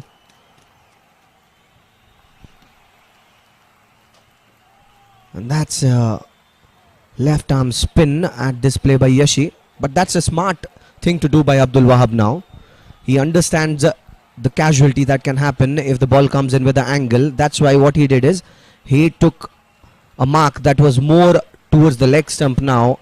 Both of his legs are now out of the danger area, and even if the ball comes in with the angle now, he'll not be given LBW. And very good bowling clever bowling by Yashi, because he's keeping the ball outside the stumps and Abdul Wahab is struggling. Wonderful bowling. Concedes a single this time. 46 overs completed with 4 overs to go. Iran are on 139 for 9.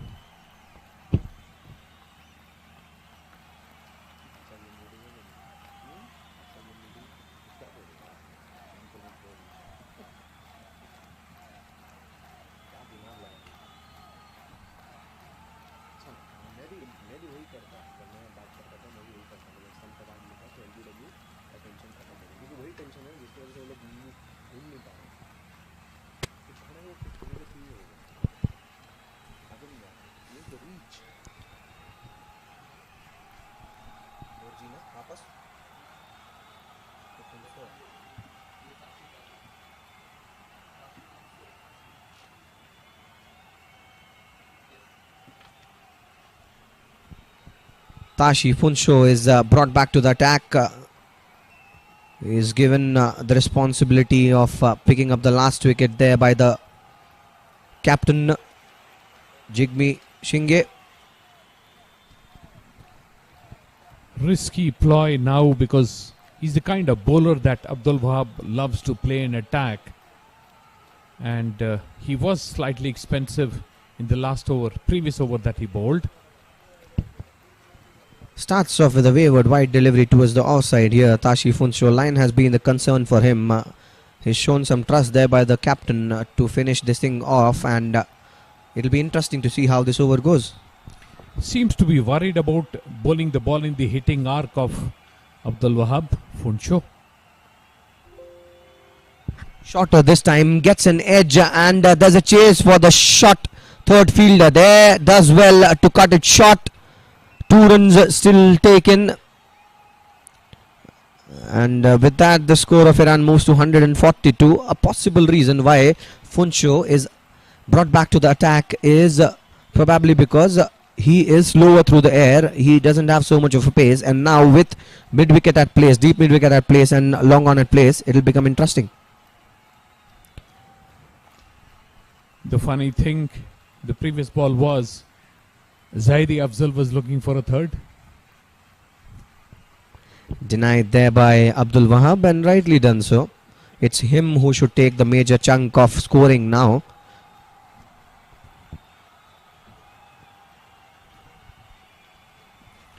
Ball swung from the stumps straight to deep mid wicket. Just the 1 run. Off strike as well. Very good bowling. Exactly, and this is what is Funsho bought for. He'll not give any pace to the batter. All the batter needs to do is bring his own pace as well to the ball. Taps it this time, the batter Zaidi Afzal. You need to connect properly and have the power that is needed in order to hit Funsho, and I reckon that might be the reason why Funsho is brought to the attack. Zaidi Afzal wanted a single. This time he was right. Beaten outside the off stump. Chance there, does well to cover the bowler.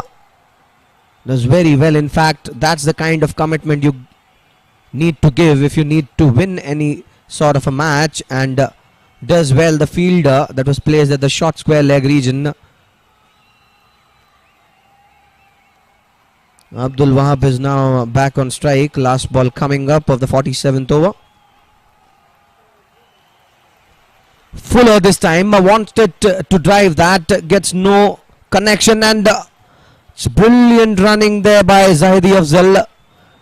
Was almost stranded, dives to get in the crease and takes a single. At the end of 47, the score is 145 for 9.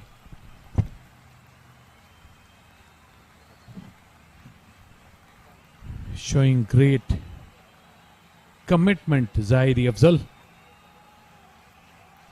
Doing the best that he can do.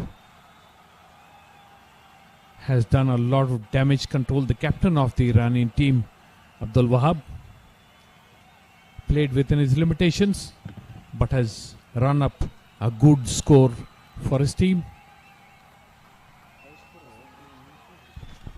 And that has been the story of the batting of Team Iran so far. Abdul Wahab has scored the max runs, scoring 33 of 62, and he's still going strong.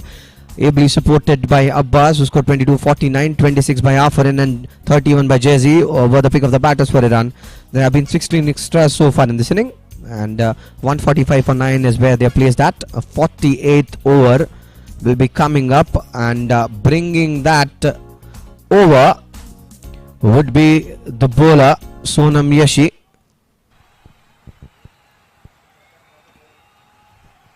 Bowling is 9th, Sonam Yashi has brought a lot of pleasure to the game. Bowls on the stump, patted back to the bowler. Has been brilliant. Just the 15 runs and a wicket in his bag. Bowling is 9th over. Fuller this time wanted to take charge, did not get the meat of the bat there, and finds the fielder instead. On the other side, Yashi is a very active cricketer. You see, always wanting to be in the game. Bowls it, and this time it was to be caught and misses the ball there. Wants to take a double. There's a chance. Look where the bowler is standing to get that one. He needs to be closer to the stumps in order to fetch that. Was a fumble by the fielder at long off. Conceded the second run. And there are two opportunities that they missed in that time. That was a catch that needed to be taken by the bowler. And this is a very good ball again.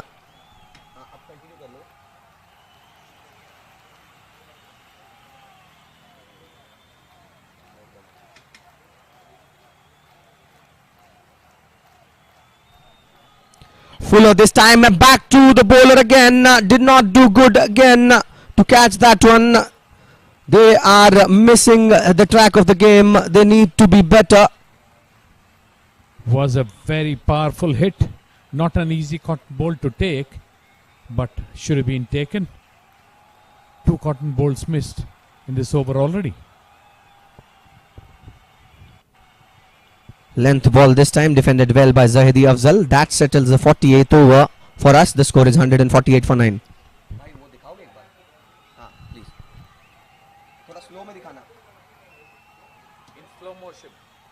And that was the replay of the catch that he missed early on. That was hit straight to the bowler there, and then it went to the long off fielder. Does well to cut it short and throws it right back to the bowler, and look where the bowler is standing. He's standing so far that even if he catches that, it takes so much of time for that to be hit. So they lost 2 opportunities in that ball, and subsequently another catch. So 3 opportunities went down in the last over. Actually, the fumble created the 4th. The fumble gave the batter the chance to actually, at the long off fence, that gave a bit more of time for the batter to get into ground. This time he hits it towards the mid-wicket. The fielder definitely will be interested. That falls short of the fielder there. A single taken. Funso start off with a single.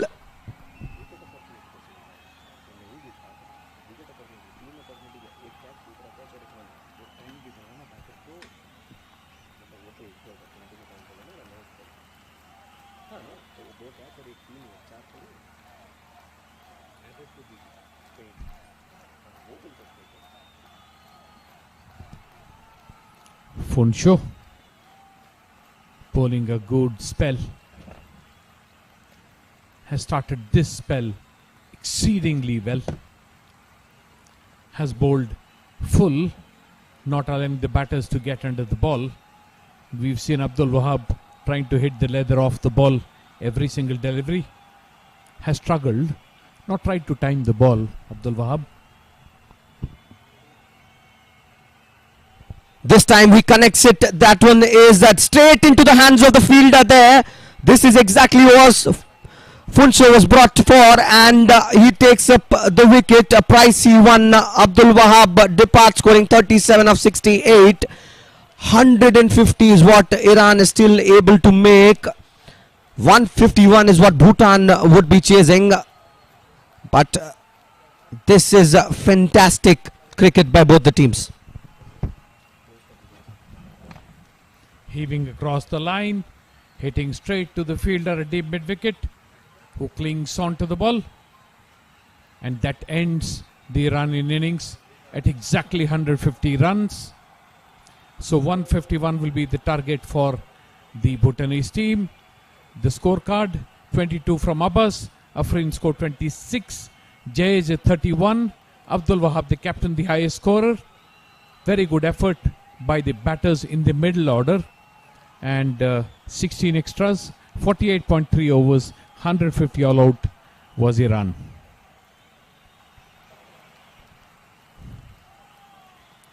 The bowling card, Dorji took 2 for 37 from 9, Wanchuk, the star performer, 2 for 19 from 10, Funsho bowled well as well, 1 for 26 off 6.3, Yeshe took 1 wicket of 18, Singye took no wickets, gave away 10 runs of his 2 overs.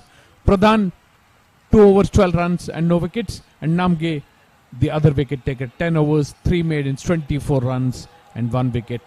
Very, very good effort by the Bhutanese team.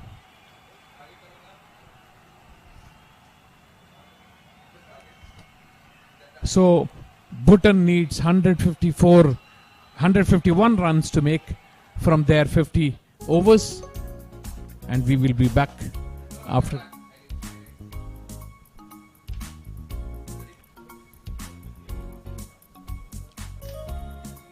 Here come the highlights.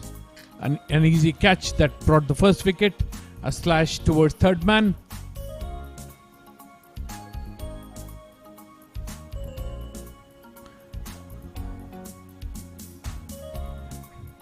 Hitting across the line.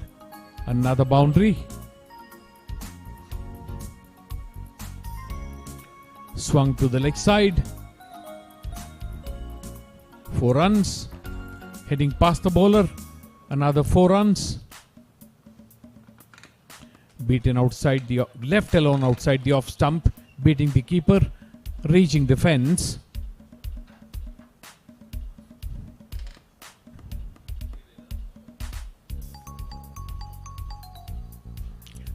Played towards the onside.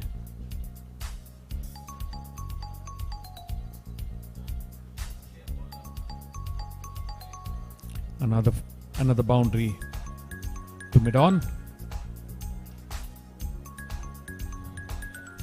All in all, a good effort from both teams. Fought really hard.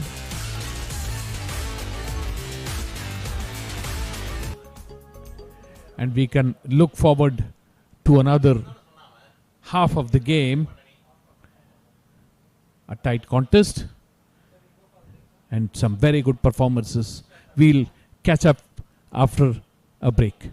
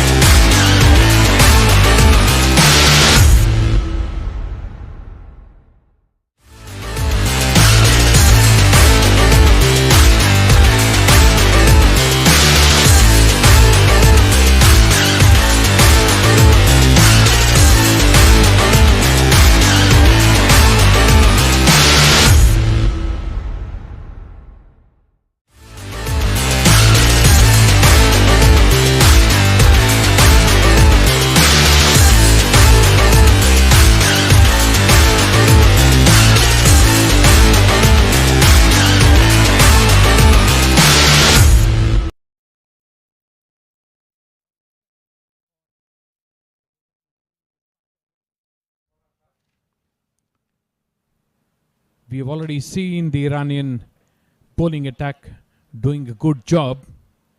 They have a left arm medium pacer. They have got variety in their bowling. They have a leg spinner. They have an off spinner. The fielding is good, and it will not be easy for the Bhutanese team to run up the 151 runs that are required for them to get over the line and win.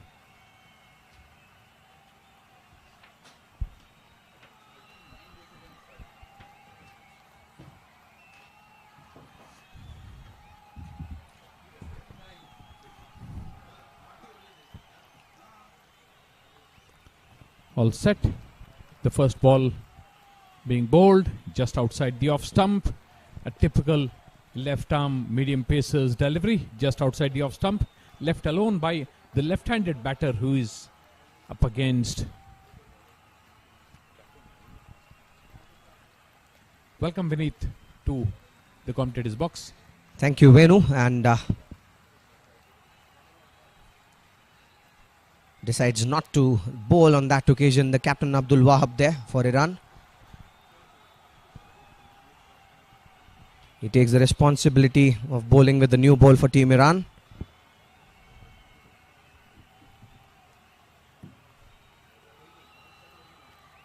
It was a lowy,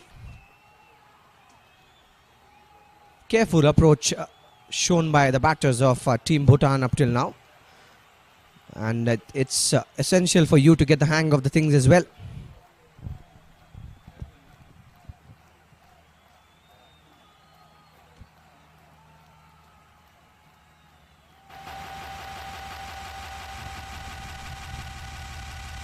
A shorter one this time takes an edge, and that's the first wicket for you.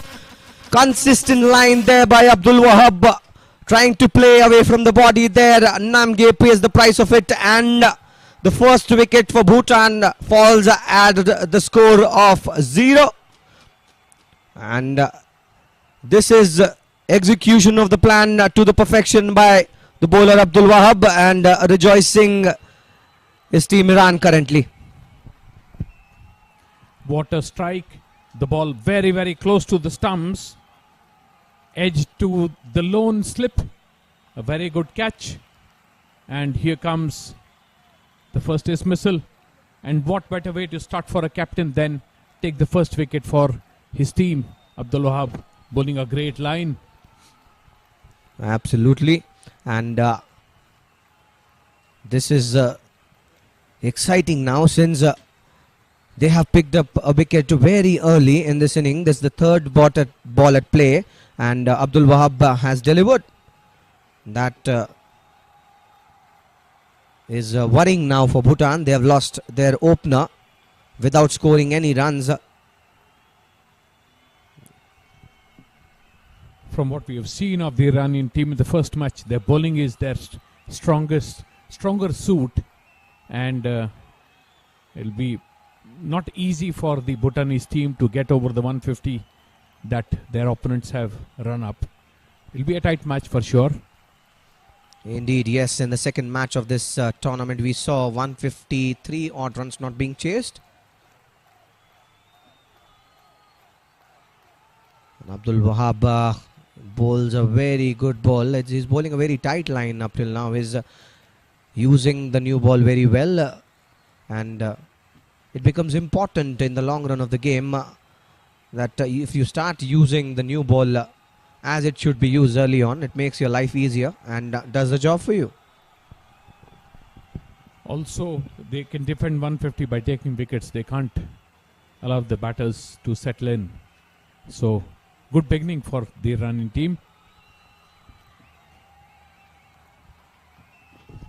Driven this time towards the mid-on region, a single taken, and with that single, the scoreboard moves for Bhutan finally, and with that single, now Rabge is back on strike.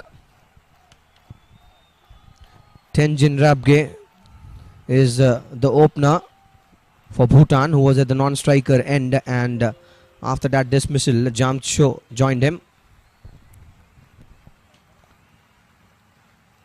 Bowling the last ball of the first over and his first, the captain of the Iranian team.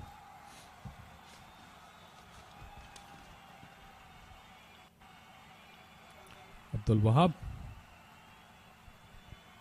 Rabki on strike. Ball on the stumps, turned towards short mid wicket. No runs taken. The first over finishes with Iran, with the Bhutanese team on 1 for the loss of 1 wicket.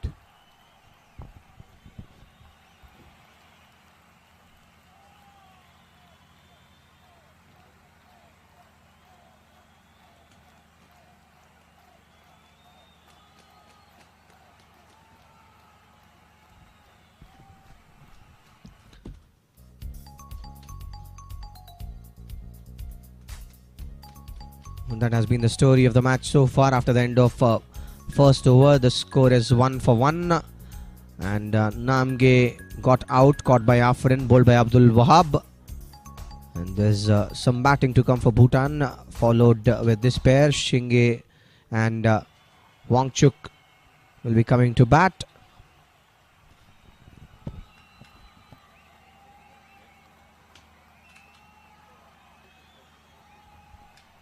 Dadraman, who batted with the captain at the end of his team innings, is now starting the innings from the other end for his team. Did bowl a good spell in the first match, Dadraman. Here he comes. Starts off with a loosner. Was difficult for the keeper to keep that one as well, and that one is running to the boundary. 4 wides this time, in fact 5 wides this time, but Rahman Raisi, and wavered, extremely wavered, and because the keeper was so close by, he could not have stopped the ball. No reason for the keeper to be standing that close at this juncture. Indeed, but it's essential for you to bowl the correct line as well. That was too far from the keeper. If he stands close or wide, becomes difficult to keep sometimes. Comes to the line of the ball this time and drives it to the mid-on and takes a single. These kind of singles are important. They are making their feet move early on, which is a great sign for a batter. And in comes to strike the batter.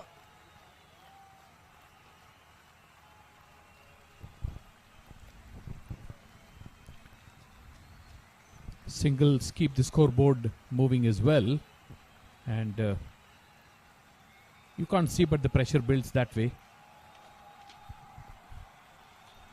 Fuller this time wanted to drive, gets the low end of the part of the bat and falls just short of the short cover fielder there. Recovering well after bowling that wayward delivery. Dadraman. Ball on the stumps, cleans up, bowled off his pads. Rabge gone for nothing. Another wicket for the Bhutanese team. For the Iran team, I'm sorry, Bhutan losing their second wicket. This is indeed a difficult thing now for Bhutan. They lost another wicket, and look at how that was a ball that came in sharply with the angle. The batter was nowhere near to the line of the ball, did not have quick hands to cover the line of the ball as well, and paid the price of it. And with that, Rabge has to depart, scoring 0 runs in 3 balls, bowled by Dad Rahman. Playing all over the ball was Rabge. A full delivery, took the pads and then hit the wickets. 2 wickets gone for the Bhutanese team. Very, very good bowling by the Iranians, rocking the Bhutanese boat this early. Here's that wicket. Nowhere near to the line of the ball, and that ball passes in between the gap of the bat and the pad and hits the timber. 2 runs already. 2 wickets already, in fact. 144 runs now needed in 48.3 balls, and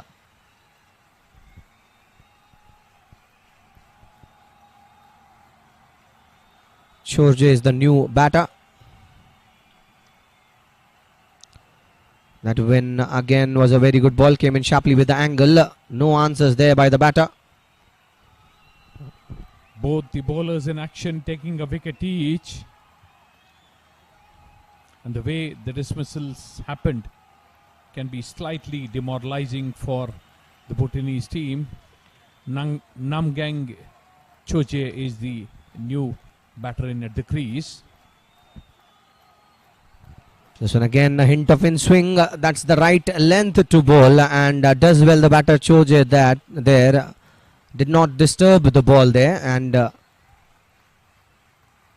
the right thing to do as well.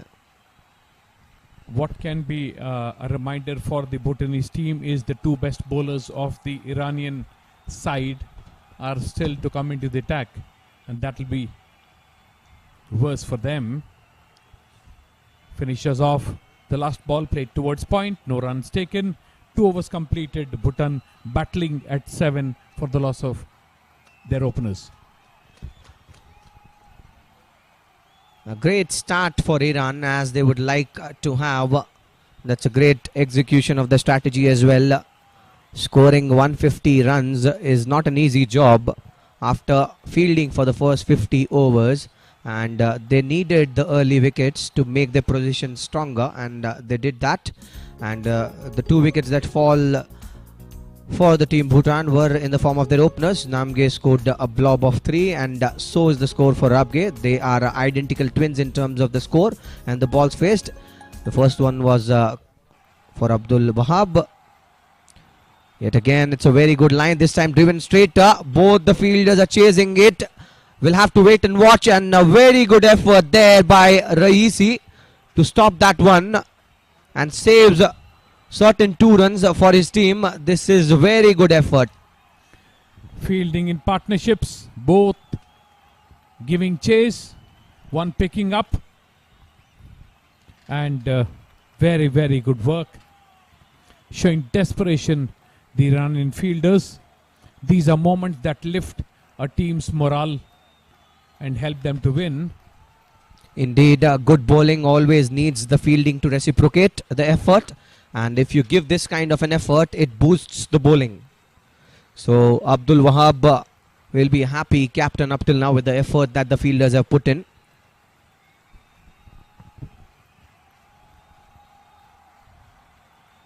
Ball on the stumps, played towards mid-off. No runs taken. The bowlers and the bowling has clearly had the upper hand in the innings till now. And that was the case when the Iranians batted as well. 2 early wickets, and they recovered. This a splendid ball, almost yorked the batter himself, and lucky that the bat came in right when it was needed in front of the ball there. Very good bowling up till now by the captain Abdul Wahab. He is looking for more wickets here, which is an interesting strategy. The way he's bowling, he is not leaving the line of the stumps.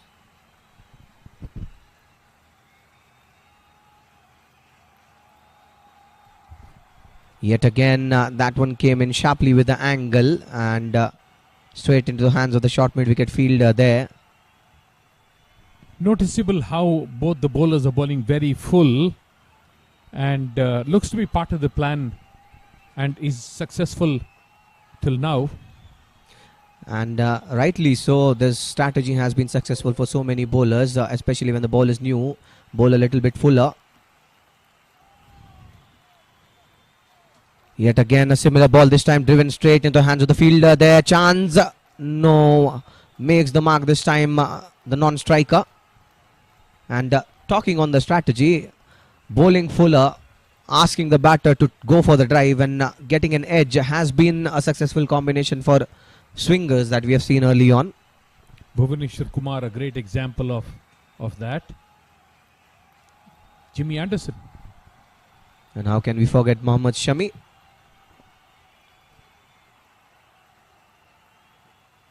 This time again driven towards the mid-off region. That was risky. If that would have been a throw to the stumps, it was trouble calling for Bhutan. Risky singles being taken by Bhutan currently as the third over gets completed. The score of Bhutan is 11 for 2.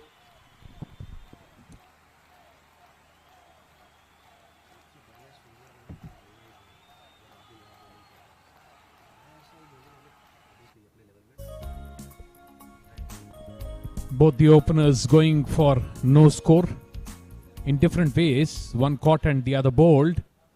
And both the other batters battling. But the bowling has had the upper hand, clear upper hand, as was the case when Iran batted. Ball on the leg stump. This time again, Dad Rahman Raisi wanting to go for the stumps, misses a mark and bowls towards the leg side. The ball taking the pads of the batter. Good line. Struggling to get back to bowl the batters.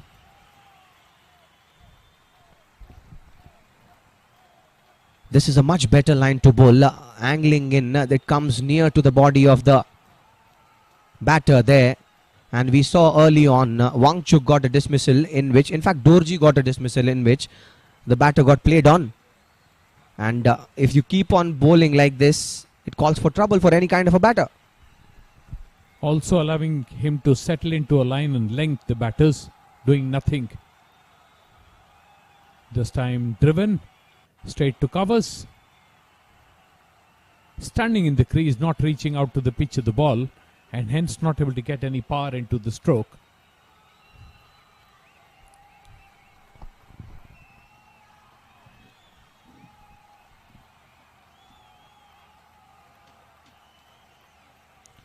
Fuller again this time picked very early and gets a single to his name, the batter Choje. And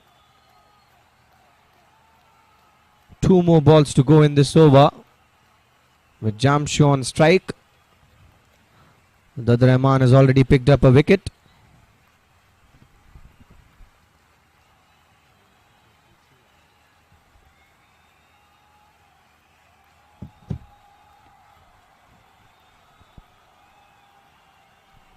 Yet another time it's driven, takes the edge of the bat there and goes towards the third region for a single.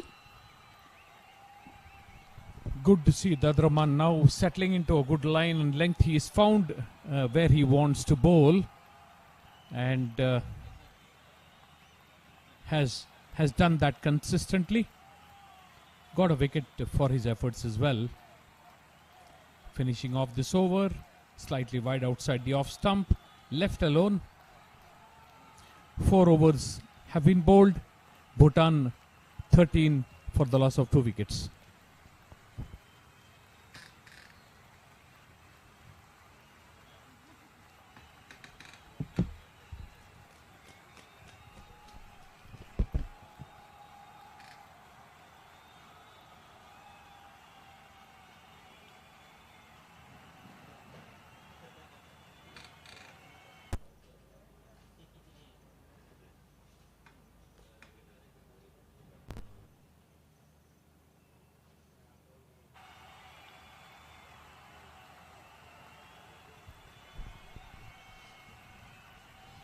Abdul Wahab to continue and will be bowling the 5th over of the second innings of this match. Jamsho will be facing Abdul Wahab, and Bhutan, who seems to be struggling currently, need a partnership desperately. This time round the wicket. The batter trying to swing it to the leg side, misses it completely. There's slightly less bounce this time, which beat the batter's attempted pull towards the leg side. Jamit Shah.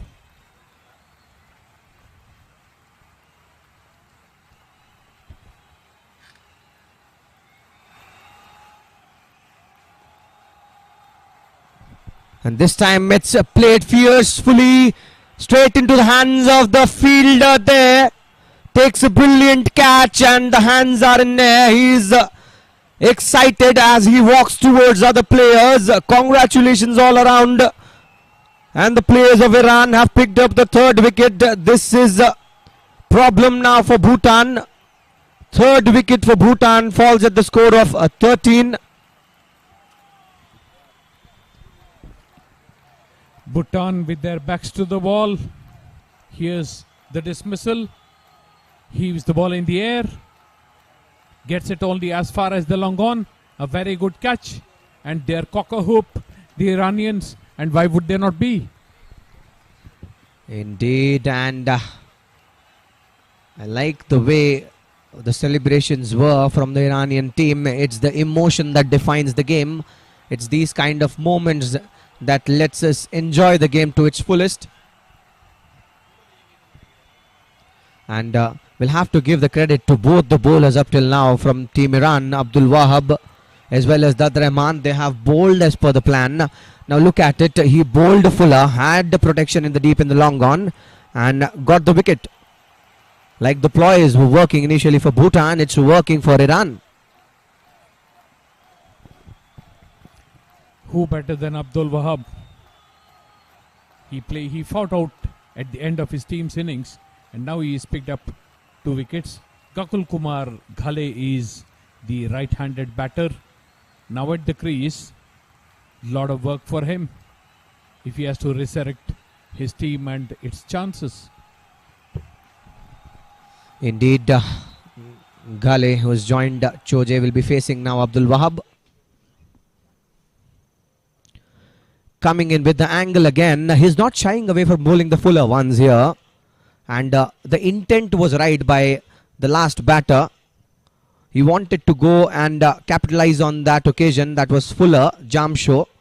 But the area that he picked was problematic and hence paid the price for it. Also, the ball was a bit too full for that kind of a stroke. He couldn't get under the ball and hence got caught at long on. Also, perhaps a bit of lack of pace in the pitch that hurt his chances. Well, I think if he would have taken any other spot in the ground, he would have gotten a 4. And this time he angles it out. It shows you that he can swing both ways, the bowler Abdul Wahab. The experience of Abdul Wahab on full display. He knew the Bhutanese batters are under pressure. He hung up a ball in the air and got another wicket. Battle for the Bhutanese now. Much fuller again this time. Taps it straight into the hands of the short cover fielder there. No runs on offer.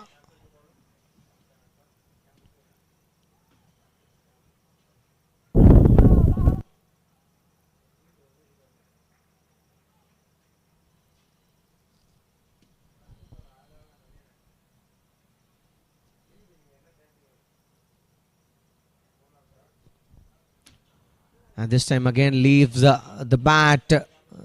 Good thing by Ghale that he did not touch it. And a beautiful over from Abdul Wahab comes to an end as after the end of 5, Bhutan are at 13 for 3.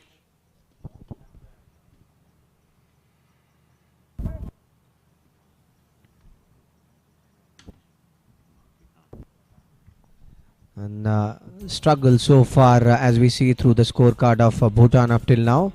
The first 3 batters, the top 3 batters in fact, are back to the dugout. And the only contributor in the top 3 was Jamsho. Currently Choje and Ghale are fighting it out. It needs a good partnership now. Dad Rahman Raisi to continue.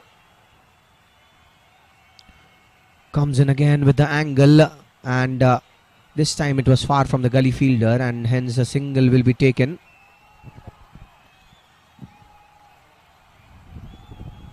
Bowls off a high arm action, gets a bit more bounce than the others, Dad Rahman. Just that he doesn't put the full effort in the ball and hence doesn't get a bit more bounce that can make him very dangerous. Still bowling a very effective line and length and has made it very difficult for the batters. Dad Rahman, just 8 runs. He's bowling in his 3rd over and has already picked up a wicket. Yet another fuller delivery. He is eyeing for the stumps and This is exciting stuff as they are very brave in their approach. They don't want to leave any part of the game and are always wanting to go for the stumps. You miss, I hit, and the Bhutanese batters are making it easier for the bowlers because they're standing in the crease. The ball misses, they'll be sitting ducks. And this time it's a very sharp bounce. That was a spitting cobra ball.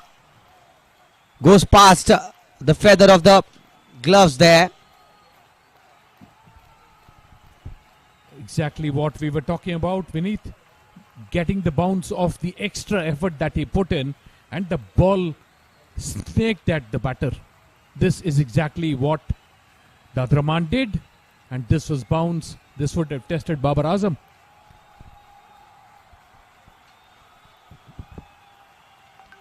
And this time again it comes sharply with the angle. Trouble at the non-striker, and if that was a direct hit, things would have been different, I reckon. And we'll have to give it to the Iranian bowling attack because they have been able to put so much pressure into the minds of the Bhutanese batsmen. We can see an area of silence in the Bhutan camp currently. They need the batters to play well.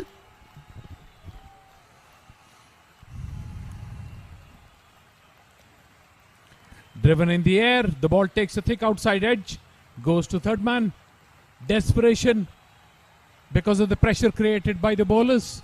Indeed, spot on. That's off the desperation. They have been struggling since the last few balls, and it's testing time for them.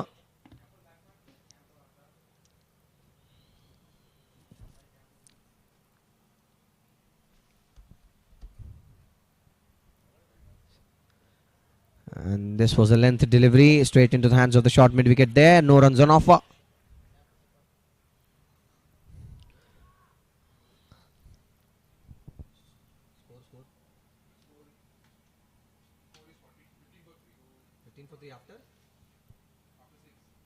At the end of 6 overs, the score is 15 for 3.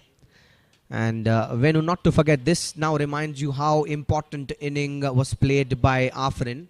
He played 80 odd balls, around 90 odd balls, scored 25 around runs, 25-26 runs, but tells you how important that inning was. Yeah, he scored 26 runs of 82 balls. He was the glue around which the Iranian team batting revolved. He was a very important factor in the team reaching this total they did. Iran was struggling.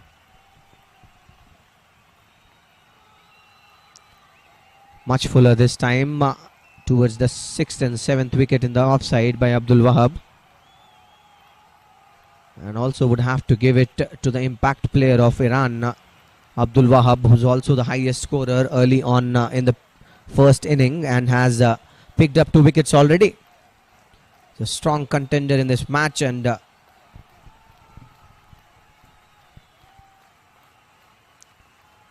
this time again a hint of outswing. And what's exciting about Abdul Wahab as a character is like he's so exciting. He'll always try to be on the game and try to do one or the other thing. Has had the greatest impact on this game, Abdul Wahab. First with the bat and then now with the ball, and he's not yet finished. He's got 6 more overs including this one to go, and that can not be good news for the Bhutanese batters. Indeed, but Bhutan need a partnership. If not,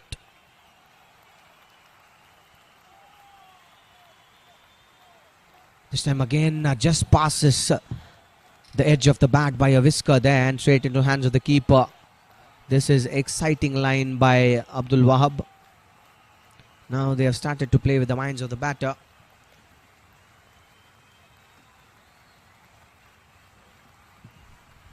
Has bowled well within himself. 3.3 overs, 2 wickets, and just the 5 runs given away. He's top class stuff. in the context of this match, his batting looks so important, his contribution.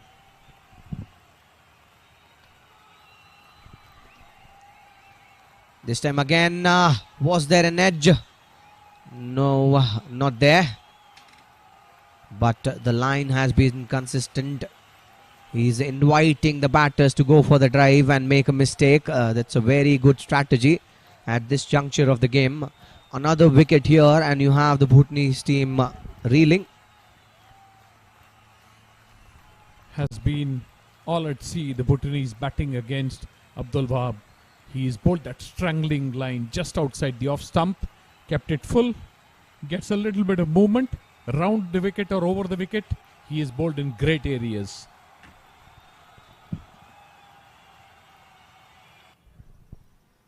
This time again Fuller driven by the batter, Ghale there, and this time it pierces the gap in between the cover and the sweeper region for a boundary. Much needed boundary for the team Bhutan. First show of aggression by the batter Ghale as he moves to his individual score of 5 now with this boundary. Still a long way to go, in fact a very long way to go for Bhutan. 132 are needed, and that's how the drive was there at plays in the vacant area of covers along the carpet. Just turned towards short mid wicket. Good running, doing the sensible thing. The Bhutanese batters, they're getting nothing from the bowlers, so they're taking their quick singles. 7 overs completed, just 20, and having lost 3 wickets, the Bhutanese team.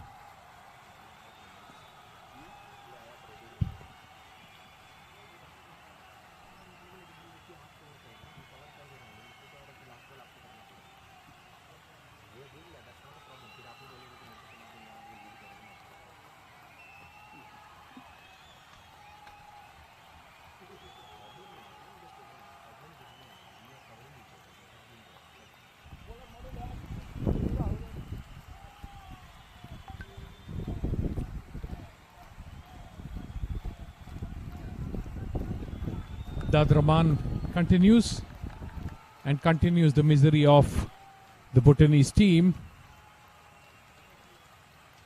Top quality bowling, top quality fielding. Very, very difficult to bat now. A short ball again, this time this is testing the core skills of the batter of Bhutan currently by Iran. Iran bowlers are not giving any room. Both of these bowlers are again complementing to each other. Abdul Wahab likes bowling full and induce some edges, while Dad Rahman likes to put it short and gets the bounce.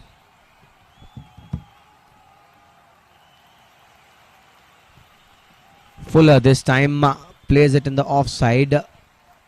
No runs on offer.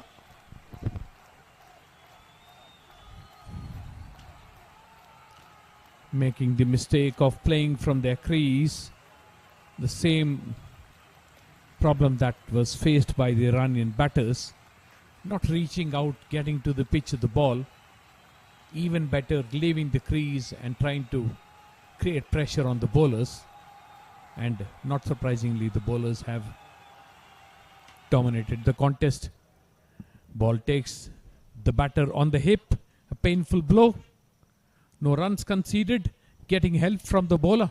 Wonderful to watch. Indeed, it's a very beautiful sight to watch, and that's what cricket does to you. It brings in people together. It defies all boundaries and brings in happiness all around. Is there a better game than this? There are so many beautiful sights that you can see. There are no enemies. You are just counterparts in a cricket game. Indeed, one of the most pleasant games and competitive games that you see in modern days. Much Fuller this time and does well, the keeper. A diving effort to save it. White signal by the umpire. And that's what a positive momentum does to you. The keeper is also reciprocating the effort there. This was a full length drive.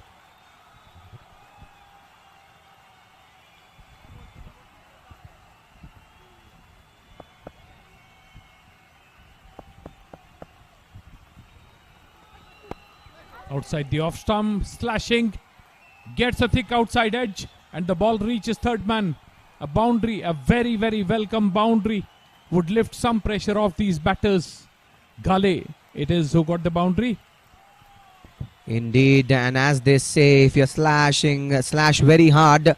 Done so by Ghali this time.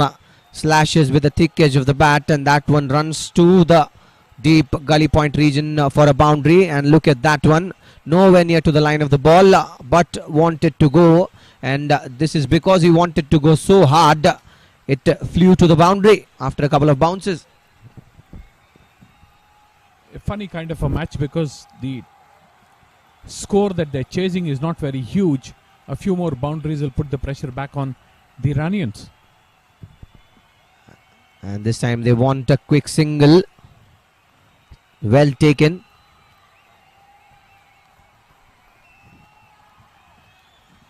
Taking some risky singles is the Bhutanese team because they're getting nothing from the bowlers. Perhaps worth the risk.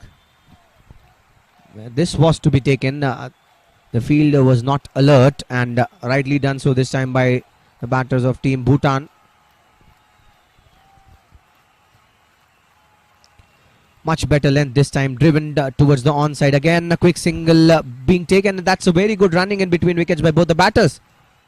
And that settles the 8th over of the second innings of this match. Bhutan is at 27 for 3.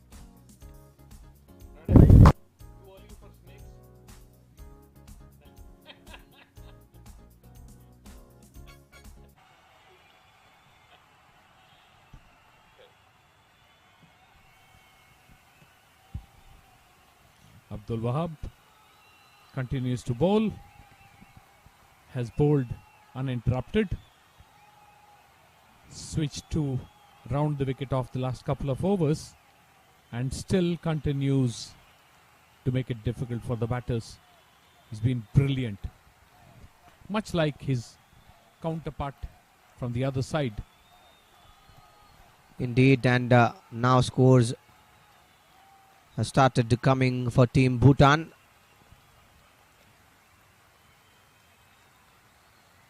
Fuller this time, driven. That's in the vacant area. Chased there by the fielder. The ball wins it. And that's a boundary. This is the third boundary from the bat of Ghali. He's playing with a positive intent. 32 for 3 is the score of Bhutan.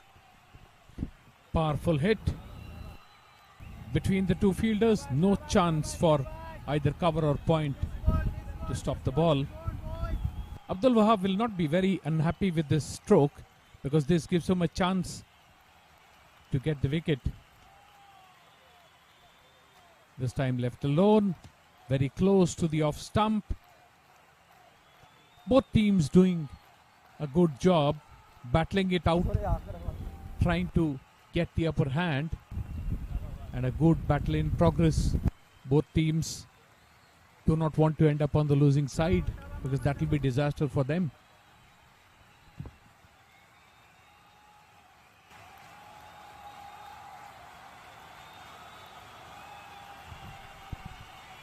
Fuller again this time wanted to drive. No connection whatsoever. Go straight into the hands of the fielder there in mid-off. Notice how he is playing, not getting to the pitch of the ball. Even this stroke he could not get power into it because he played from where he was rather than take a step and meet the ball at the pitch. Something that is very clearly visible.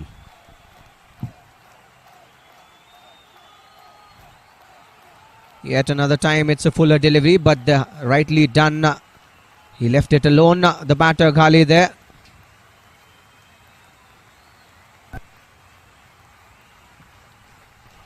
Good work and good returns for Abdul Wahab. Not easy to bowl a 5-over spell. It is pretty hot outside on the ground. Swinging at the ball, beaten outside the off stump, given a wide by the umpire. The ball was pretty wide. Also because he was bowling from not away from the stumps, and hence the ball was wide.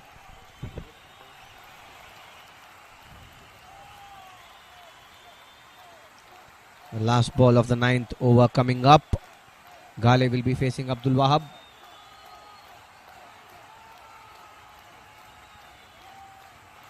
Length ball this time to finish. At the end of 9, the score is 33 for 3.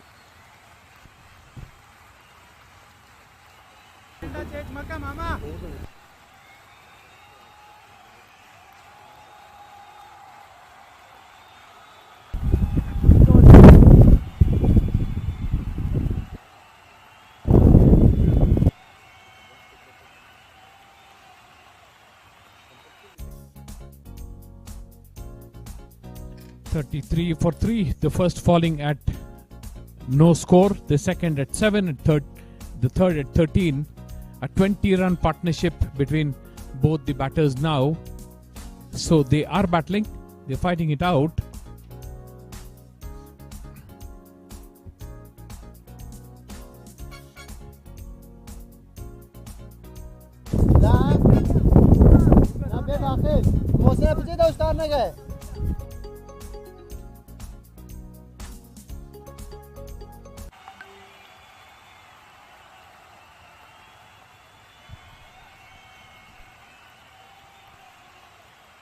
To bowl the 10th over of this match, in comes the bowler who had picked up 5 wickets in the previous match for Iran, Zahid Afrin.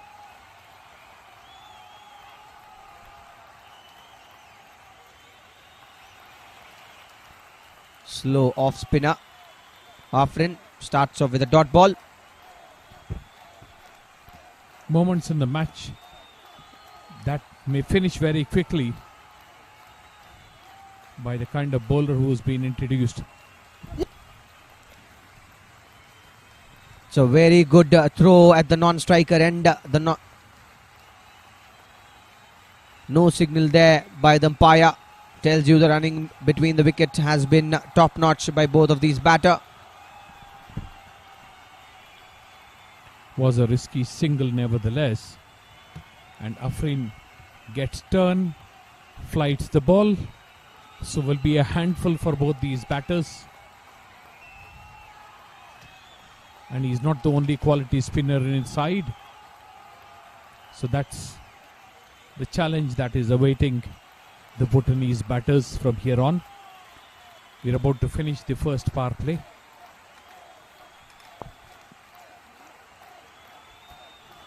And this time swept it, and swept it very hard. That one crosses the fence for a 6. The fielder saw it fly over his head.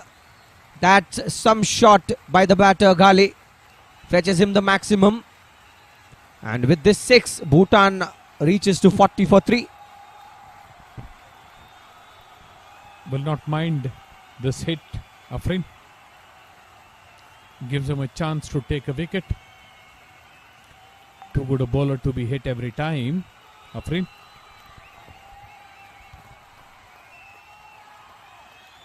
Follows it with the dot ball, and that's how good bowlers come back. You have to appreciate how that shot was played by Ghale.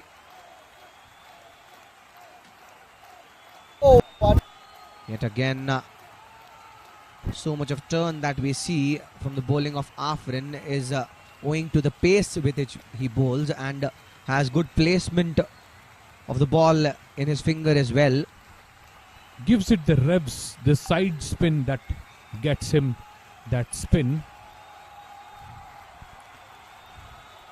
Bowls a lot like Ashwin. That side spin that gives him that spin makes him different from the others. Indeed, it's working out for him. At the end of 10, the score is 40 for 3 for Bhutan.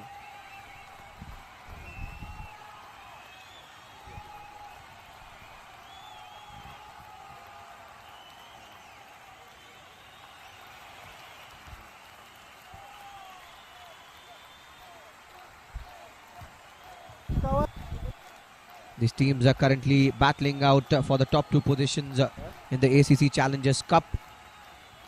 And this tournament is very important, seeing the pathway that ACC has brought for the Asia Cup. The top 2 finalists from the Challenger Cup will join Asia's top 8 ranked associate teams in the ACC Premier Cup. That's the next stage for them. That is what they are playing for. There is a change in the bowling as Abbas Ali is now brought on for the attack. He's a right arm medium fast bowler. Shoje will be facing Abbas.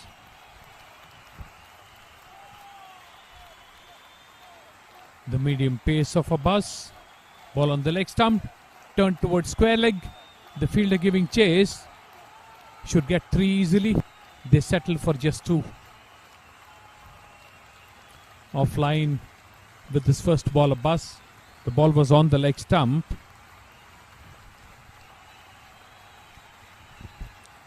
I like the way how Abbas Ali holds the ball. He has an upright seam position, as you can see in your screen. And if he hits the deck like this, it is indeed a problem for the batter. 111 runs are more needed in 39.4 balls.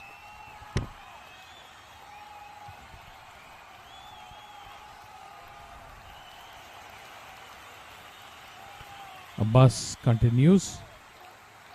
Tall man. Bowls a fuller ball. Turned easily towards mid-wicket. A single to Choje now.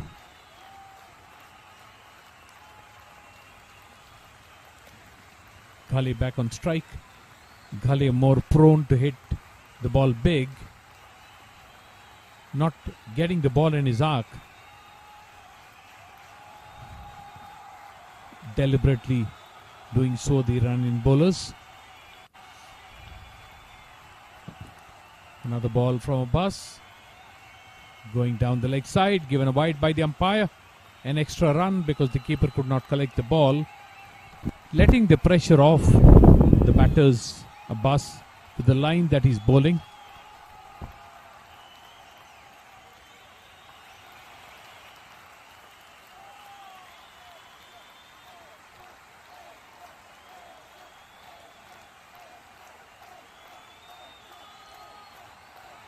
This time Fuller driven towards the onside. There is chase for the fielder there. Does well to cut it short. 2 runs taken. We have to appreciate the way the Bhutan batters are now running in between the wickets and scoring runs. And not to forget, driven past the stumps on the onside. Very good fielding. Another ball played defensively to the gully region. Has not kept up the pressure that the other bowlers exerted on the Bhutanese. And the Bhutanese doing the good thing, not hitting the ball in the air, keeping the ball on the ground.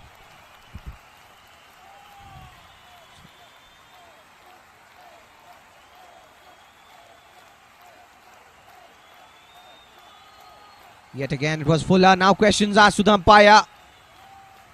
No, says the umpire. Again, run out call at the strikers end. In fact,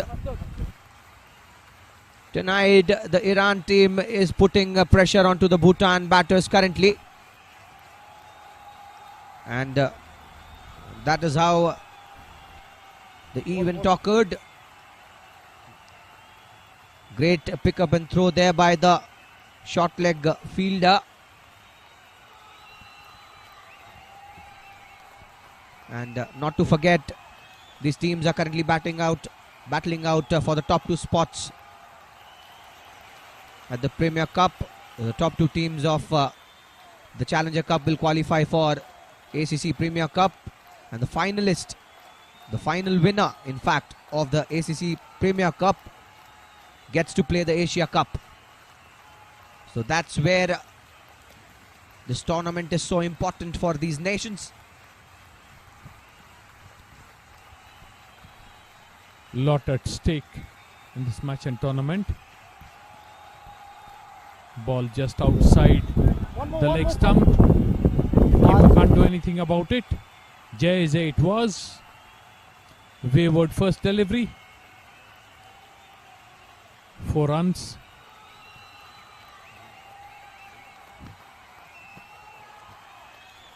That's a wide +4 as signaled by the umpire. 5 extras added to the tally of Bhutan.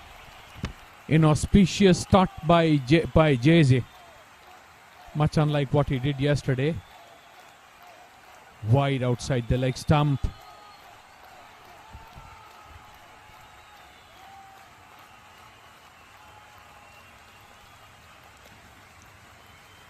This time played it with cautious hands. The batter Ghale there and wants to.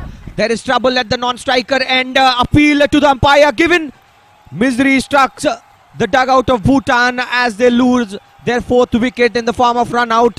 This is exactly what they did not need to do.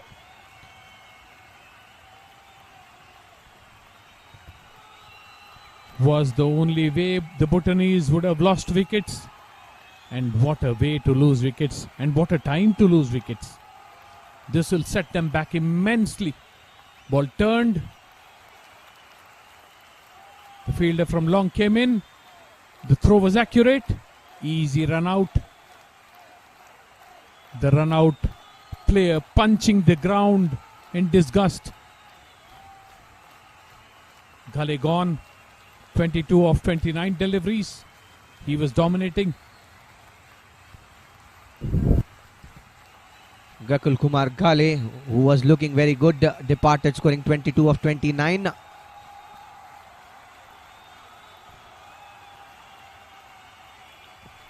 Just when a good partnership is building, comes the run out, and then you'll have a new batter who will have to struggle, again build a partnership, and this is going to set back the Bhutanese substantially at this important juncture in this match. Just the 11 overs crossed now. What the Iranian team has been consistently able to do is they have put a break to the Bhutan's bandwagon of batting. Again, questions asked to the umpire. Supreet Pradhan is the new batter at the crease.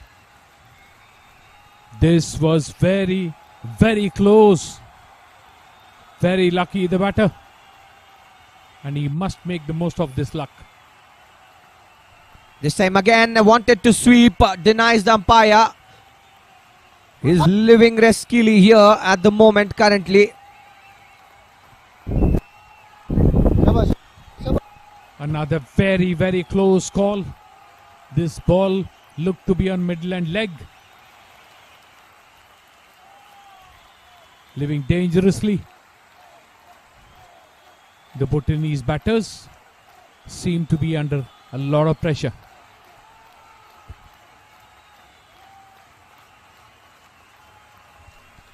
Fourth ball of the 12th over coming up. And this time again, that's the third appeal. A successful one now for Iran. They have been right on the money. 5 wickets down already. Bhutan, they are in the position of trouble currently. Struggling to find a partnership. Not for the first time. Finding the batter right in front of the 3 sticks. Wonderful bowling.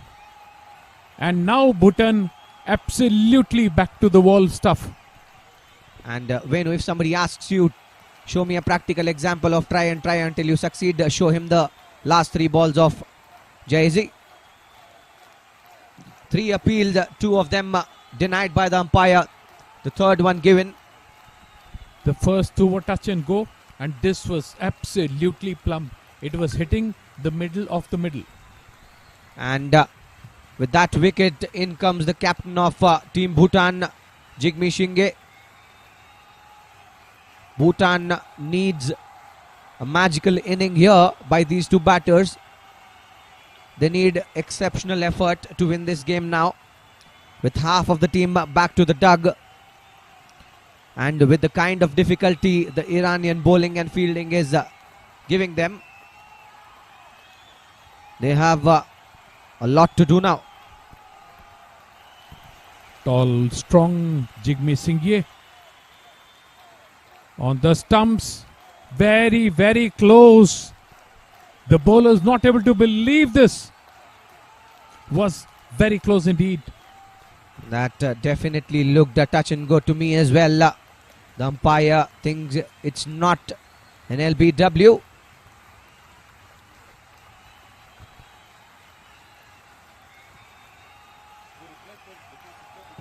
Bowler was not happy, and this is the way he almost had found himself in front of the stumps there, and this time he takes a single. Lucky to be still there. Jigme Singh. The over ends 12 overs completed. 56 for 5 is Bhutan.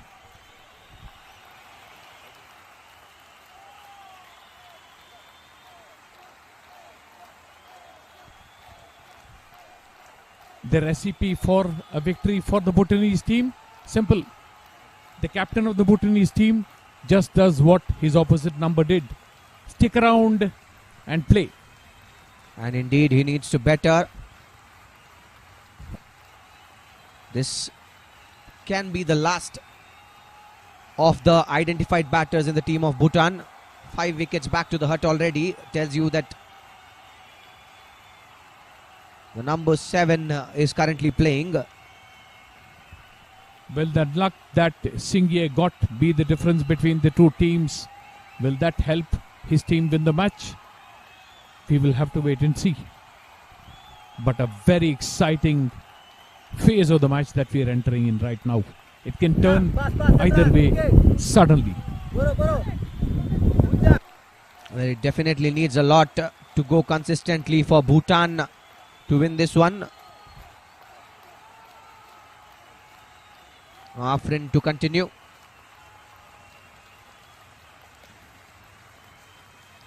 That came in sharply with the angle. A single taken.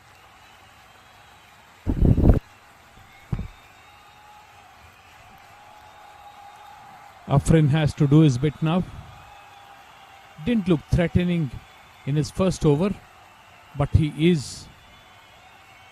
does not have the batter who attacked him in the previous over, so should be slightly easier for him.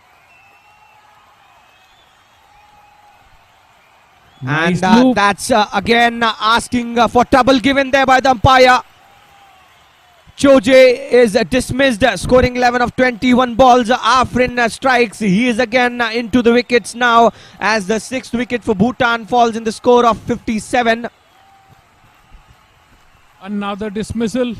The ball cleaning up middle off leg. It would have hit either of these stumps for sure. Easy decision for the umpire. Afrin says, if Jaize can do it, I too can do it. Indeed, and this is a trouble now for Bhutan as Iran are able to make a break in the wall. Time after another, Namgang Choje departs, scoring 11 of 22. LBW by Afrin. What can be the bigger bad news for the Bhutanese team is that they have lost 2 players who were settled in. It can be real disaster for them. Well, they needed stability and they needed somebody to play at least 50-60 balls, if not less than that, as was done by Afrin early on in the first innings, as we saw. Jigme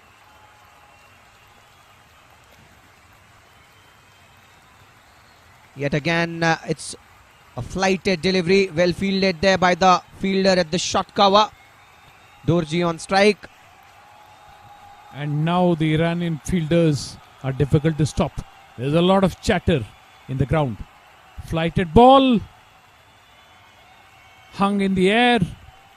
Somehow played to short mid-wicket. This looks very, very dangerous for the Bhutanese batters. Indeed, a difficult time for them.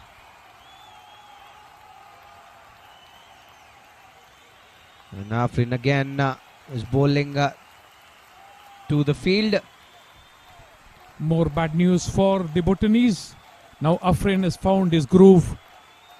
The last ball of his second over. Flighted, turned towards short square leg. No runs taken, 13 overs complete. Bhutan battling it out at 57 for 6.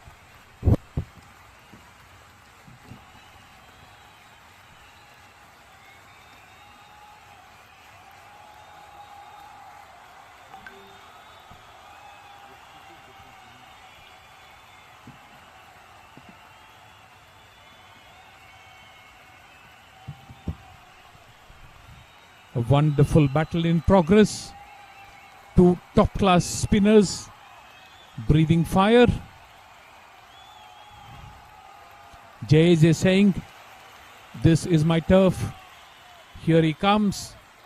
Ball on the leg stump, played on the full to short mid-wicket. No runs taken. Jays is a deal maker.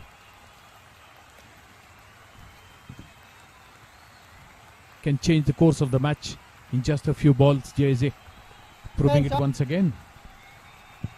Indeed, and he has bowled a very tight line.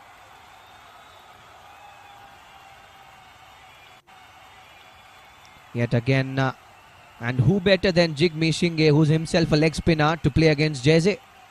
He understands how the bowler thinks, a leg spinner thinks, in fact.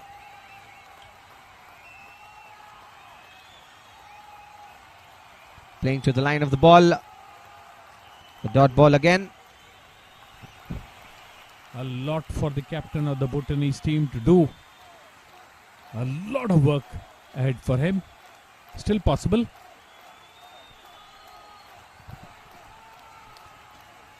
At the moment, I feel that the Bhutan team is over defensive. They need to play through the cricket that is needed with a positive intent, score when you are getting a chance and defend when the ball is unplayable. At this point, JJ and Afrin making the ball look like a hand grenade. Every ball seems to be exploding off the turf.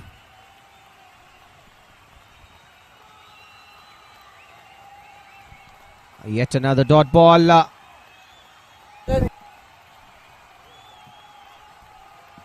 As the 14th over of the play comes to an end, the score is 57 for 6.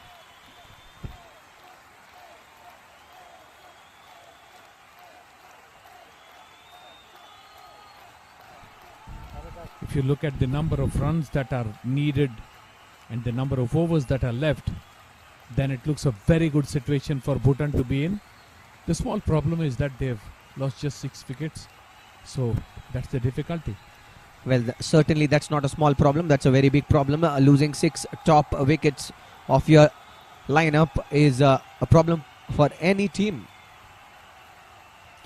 Until unless you have somebody like MS Dhoni who's batting at number 6 and 7 for you, it's trouble for you. They won't mind Ravindra Jadeja now.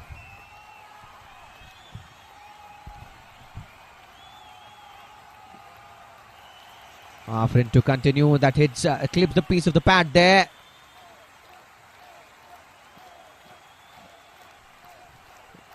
Another pretty delivery. Afrin flighting the ball, giving it the rip, beating the batter for the spin. One leg by was signaled there by the umpire.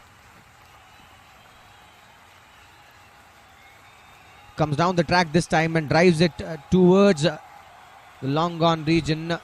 Takes a single this time, the batter Jigme. Time for the captain and his partner now to play a bit of ugly cricket. Just defend the ball, stay there for some time. Driven again this time. And the good thing is there's a fielder who's a straighter this time, not towards the regular short mid wicket, cuts it.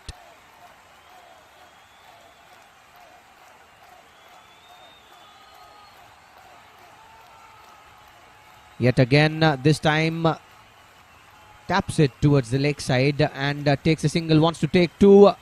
Nobody there to guard the ball, and hence they take 2 runs of it. Well, with the kind of loop that Afrin gets and the kind of length that he bowls, it'll be interesting to see somebody who likes taking charge coming down, taking a little bit of shimmy and playing against him. Perhaps not in this situation. Here's that flighted ball again. Played across the line. Hit to deep mid wicket. The fielder comes in, does a very good job. 2 runs taken.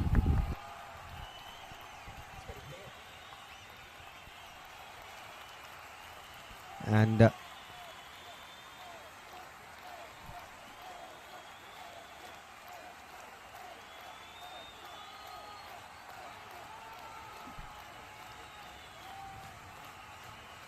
much better line this time. Wanted to go aerial in the offside. Wasn't able to connect the ball. And that settles the 15 over for us. At the end of 15, Bhutan is at 63 for 6.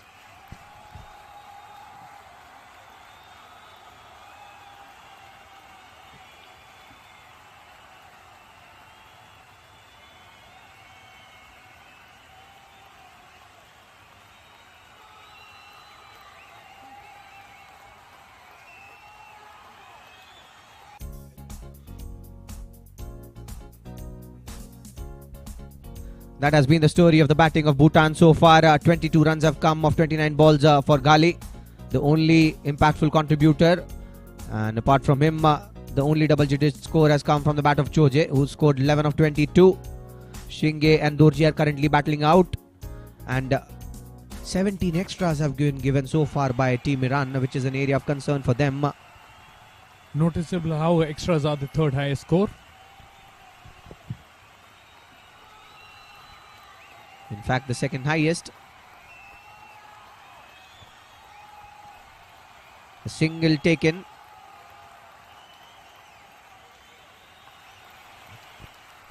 That brings in Dorji at strike. Jay is unable to wait. Like in the last match, he wants to keep bowling. Flighted ball. Cut towards the 3rd man boundary. Should reach the boundary, and it does. Very good stroke. There was width, and then Dorji did the rest.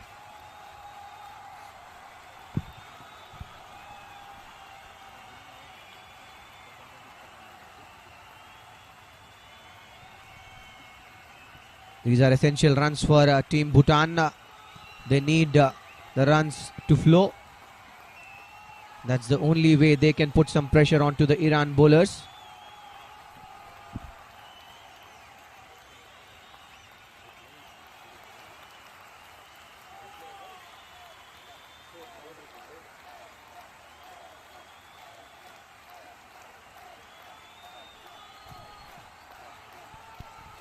Much fuller length at this time. Does well the batter Dorji there. Lucky to find his bat in front of the ball. He was almost bowled. Jay is increasing in confidence. Another flighted ball. Beats him all ends up. Classical, incisive leg spin bowling. Jay is in prime form. Not good times to be a batter in this match. Cuts it this time and cuts it hard. Misses the fielder there. It was a diving effort. Went in vain as the ball passes the fence for a 4 along the carpet. Some confidence there for Dorji after this shot. With that shot, Bhutan now moves to 72 for 6.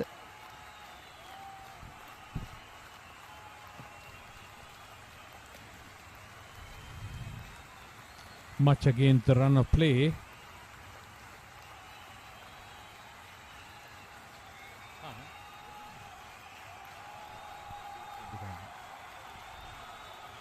Flighted ball taken on the full, hit towards long on. Diving stop.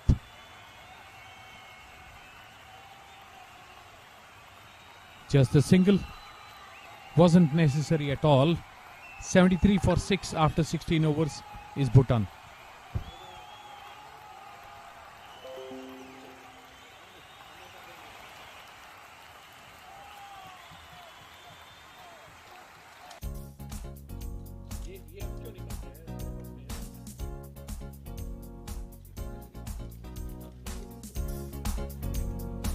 The bowling so far, Abdul Wahab 2, Dadraman 1.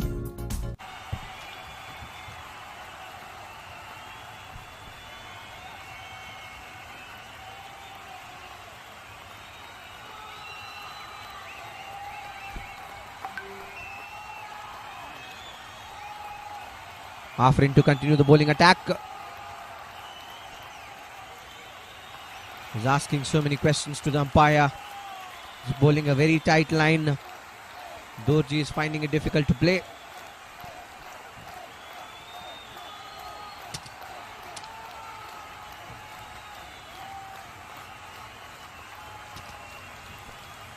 Yet again a very good ball this time. It's the amount of turn that he gets differentiates him against any off spinner.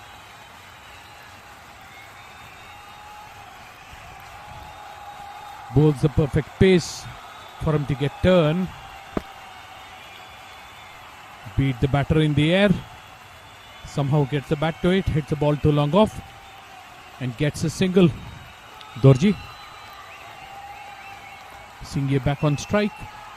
Limping along is the Bhutanese team. There still is a chance. The number of runs are not much. If they can battle it out, somehow reach 100, then they'll feel better.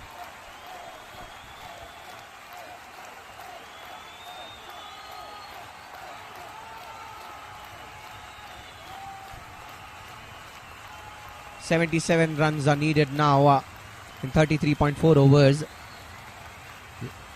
The required runs is not the concern. Questions asked again, this time to the umpire and given. With that, Jigme Singh's stay at end at the cricket pitch comes to an end. He scores 4 of 12. That's the 7th wicket of Bhutan. Another flighted delivery. The ball hits the pads of the batter. The umpire had no hesitation at all. Another wicket gone. 74 for 7. And what beautiful bowling by Afrin. He's been the best off spinner in view till now.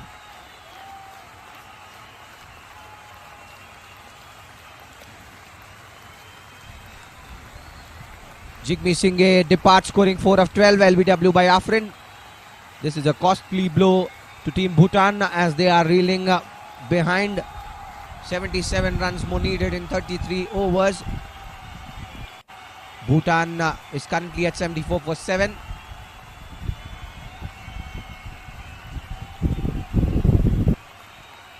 The captain back in the hutch will not do much for the confidence of the Bhutanese team. They are still 50% runs, slightly over 50% of their target is still left.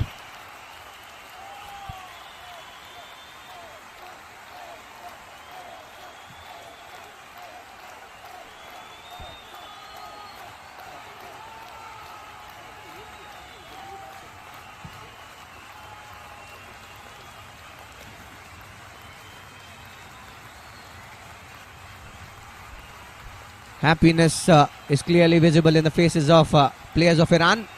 They have executed their plans to perfection. The Bhutan team is reeling behind. 74 for 7 is the score currently.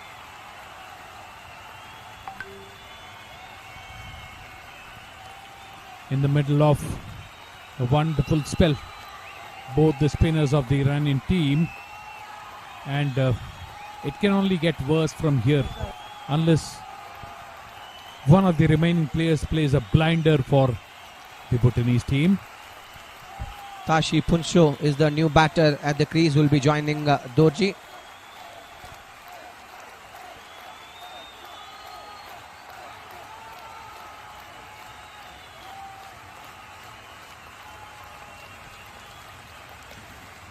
Plays it well to the line of the ball. Funso being his first ball. And important to note the unconventional field that have been set here for Funso. Getting prodigious turn, Afrin. Gives the ball air, taken on the full. Hit towards deep mid-on. Just a single.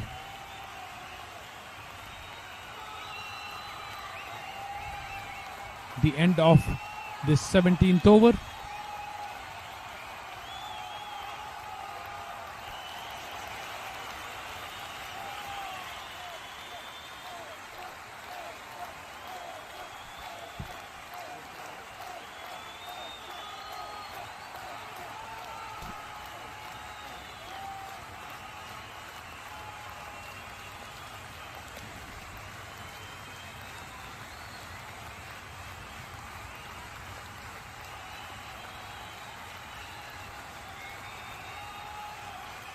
JJ licking his lips.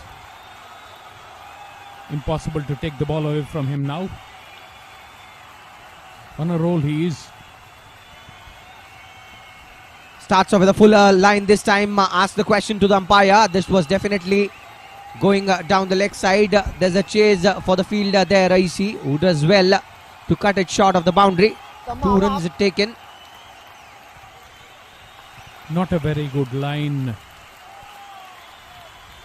by JJ.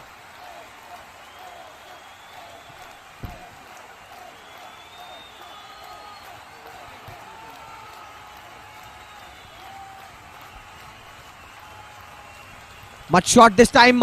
Valiant effort there. Almost near the ball. The left hand of the bowler. And the Iranian bowlers are giving it all. The 8th wicket was just a few inches away from JJ's left hand. Wonderful diving attempt. He still will take wickets, JJ.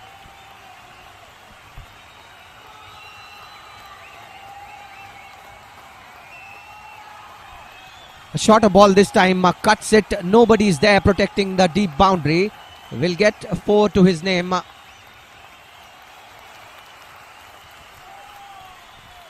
Worth still allowing the batters to play these kind of strokes. Slashing the ball to the left of the gully fielder. The ball finds the third man fence. A welcome boundary.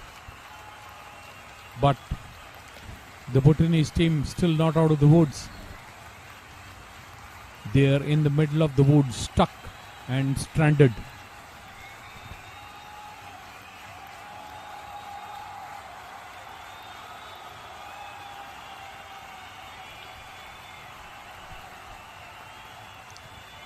This time again asking the questions. It seems that's a ploy from his side. No, says the umpire. That's definitely going down the leg side. The umpire has no hesitation on giving that not out. Also look to have pitched outside the leg stump or slightly outside the leg stump. You would trust leg spinners to appeal for every ball.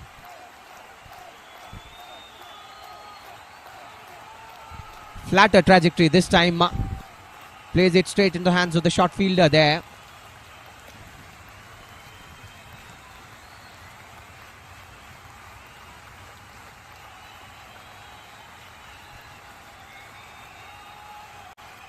Ball played from the leg stump, turned towards square leg. And very, very good running. 2 runs taken. They're doing what they can, the Bhutanese batters, but still a very long way to go.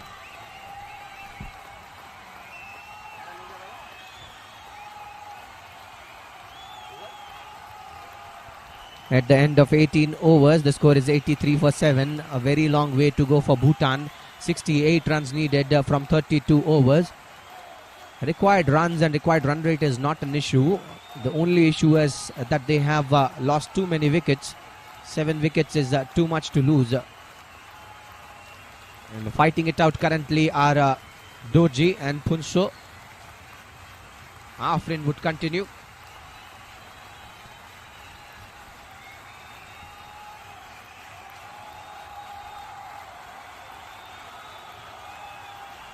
Yet again a similar trajectory. Likes bowling it. Fuller. Misfield there by the fielder at short mid wicket. Allows an extra run to be taken. Bhutan would not mind the extra runs, and with that double, the score moves to 85 for 7. Afreen is livid with the kind of fielding effort. Look very casual. Hope he doesn't lose his focus. Afreen now. Ball on the stumps. Reaches out to the pitch of the ball. A rare occurrence in this match. Defends. And that too coming from your number 8 batter.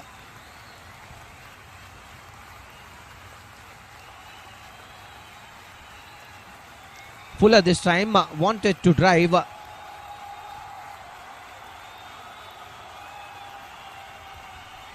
Keeps flighting the ball. Keeps challenging the batters. Keeps turning the ball. Afreen.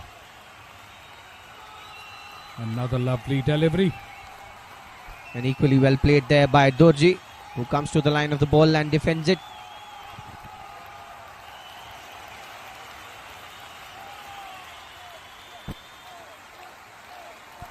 That again came in very sharply. That spun a lot. A single still will be taken.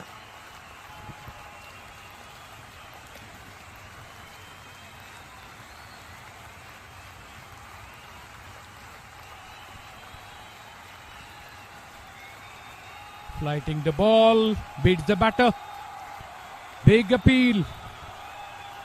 I reckon there was some part of the bat onto that one, and with that the 19th over of the play comes to an end. The score is 86 for 7.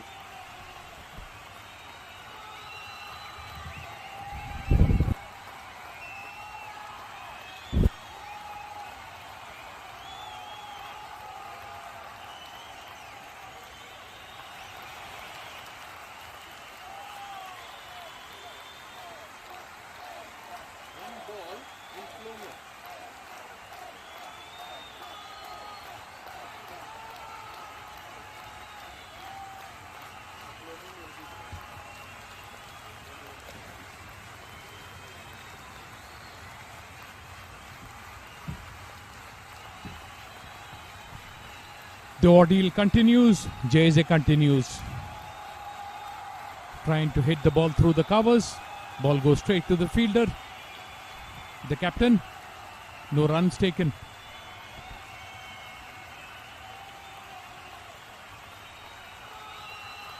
Yet again a very good ball, and equally well played there by the batter Dorji, giving the ball the respect it deserves. This time flatter. Cut towards the fielder at the gully. A run out attempt. Seems to have been a catch.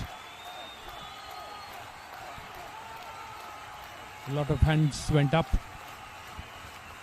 That's very good bowling here by the bowler Jayze.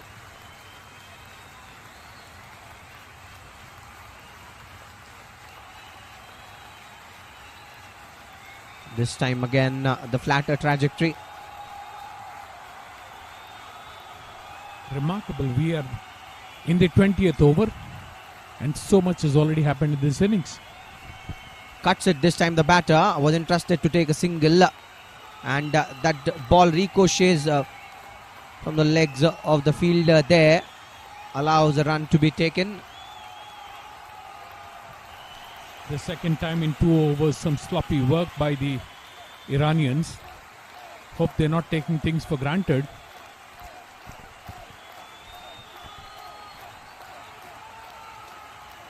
And that's it. Striking timber this time. The patient stay of Dorji comes to an end as Jayze strikes timber. This is exceptional spin bowling at display by Team Iran as the 8th wicket of Bhutan falls. Bhutan is struggling at the end of 20 overs. 88 for 8 they are. Dorji cleaned up. Another batter who is settled in loses his wicket. That's the reason why the Bhutanese team is in such strife. The ball again. Plays over the ball. Cleans up. With JSA, it is not a matter of if, it is a matter of when he'll take a wicket. He does it once again. Ranjung Mikyo Dorji, 18 of 25 deliveries. Back in the hutch. Just 2 more wickets left for the Iranians to take. Does this match have a twist in the tail?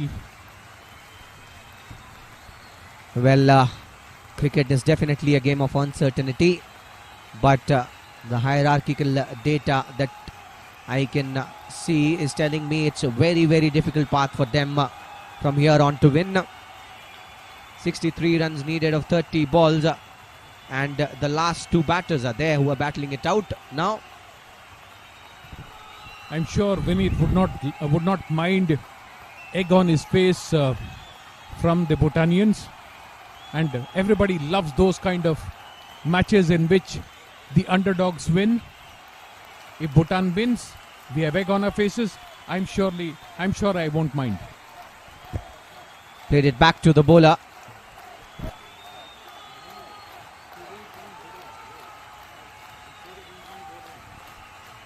Afrin continuing.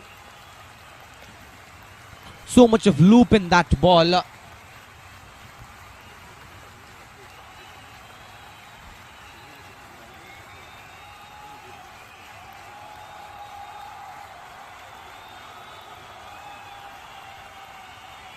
Yet again at the similar length and splendid fielding performance here at display by the short fielders. This time JSA on the field. He's unstoppable. Bundle of energy. As Afrin bowls again. Giving a lot of loop. Driven straight. Deep cover comes in. Just the 1 run taken by the Bhutanese team.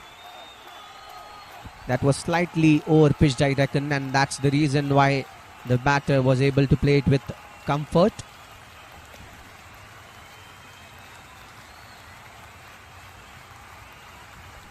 Clever work by Afrin, trying to lull the batter into complacency. A turning ball that will be slightly shorter will then rattle the stumps. That has been Afrin for you. 5-wicket haul in the previous match. 2 wickets here.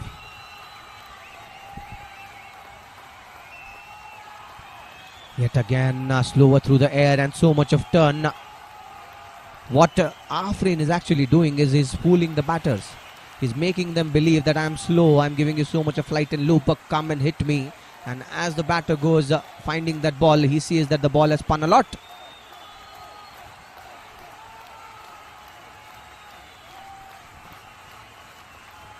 The story of Cinderella. 21 overs, 89 with only 2 wickets left with the Bhutanese team.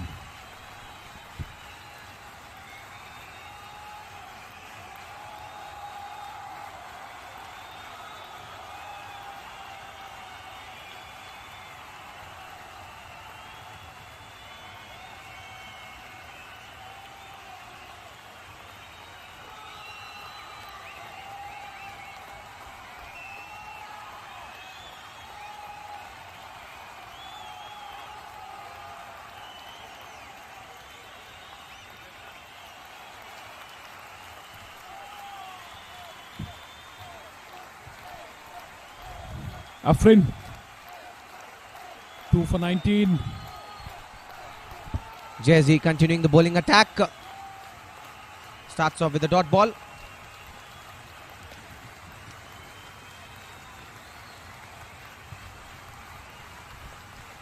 Reaching out, playing it well. Funsho doing what he did when he bowled. Funsho showing good cricketing sense and the basics of the game. That is again flatter through the air and instead keeps low.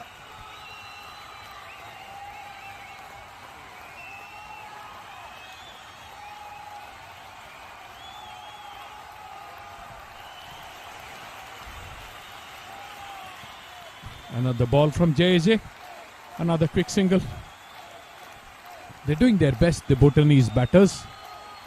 But now it looks uphill for them. Possible, but not probable.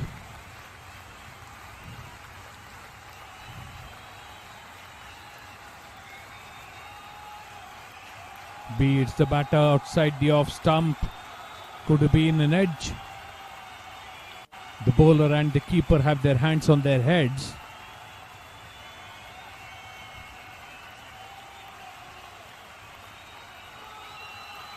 Another flighted delivery. Played back to the bowler. JJ completes 6. 2 for 28. At the end of 22 overs, 90 for 8 is Bhutan.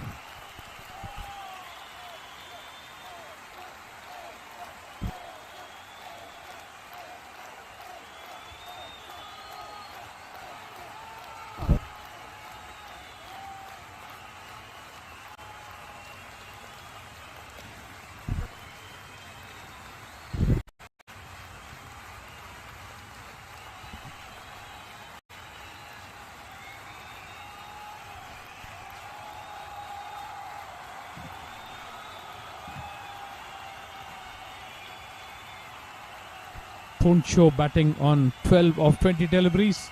Wangchuk still to get off the mark. Abdul Wahab, the captain, back. He does not want to wait anymore. He wants to finish it off and not allow this match to become an exciting nail biter. 2 for 16 of 5 overs. It will be interesting to see how these tailenders encounter Abdul Wahab. Starts off with a fuller ball. Leaves it alone. Funsho, the batter there. 61 now needed of 27.5. The required run rate is 2.19. With only 2 wickets in hand, it looks like a very difficult task for Team Bhutan.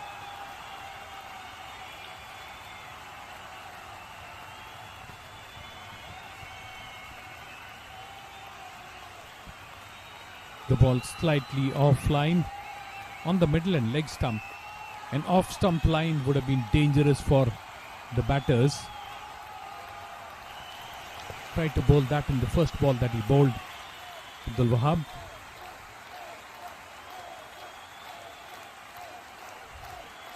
Continues to be accurate. Just a matter of finding the right line. The ball is hit on the full. Straight to the point fielder. No runs taken.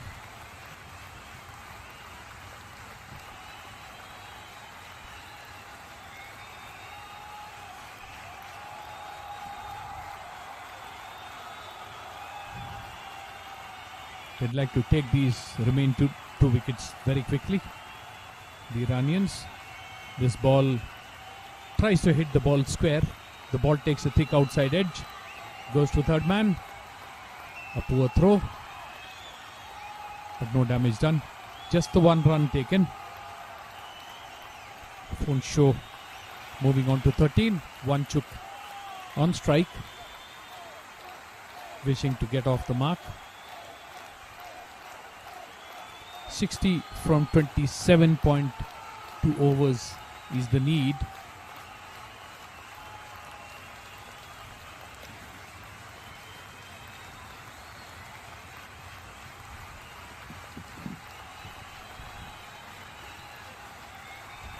Questions asked there by the bowler. No answers there. They are livid. Still trying to figure out what happened. No answers there by the umpire. The umpire says antics. Abdul Wahab says unfair. The umpire sticks to his guns. He is that again. Difficult to tell without replays. Can sympathize with the umpires.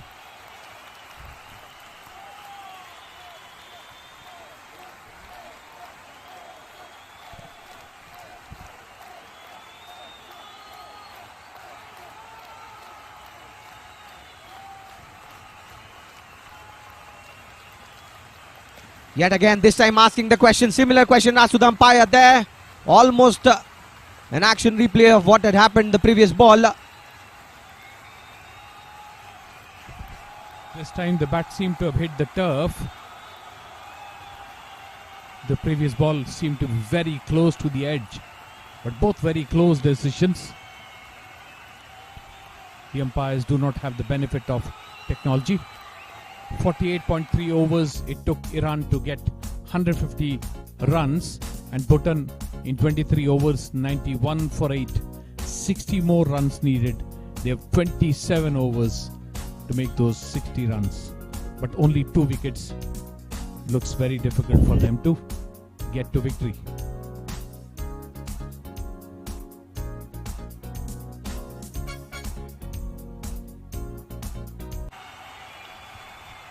Jayze to continue, starts off with a full toss and drives the batter there, Funsho. Nobody's there guarding the deep, so that ball ricochets by the legs of the fielder there. We'll have to wait and watch. The umpire is confirming with the fielder, gives it a boundary, and rightly so. Very good work by the fielder. Fair play. That's what this game is all about. He knew he had touched the fence with the ball in hand.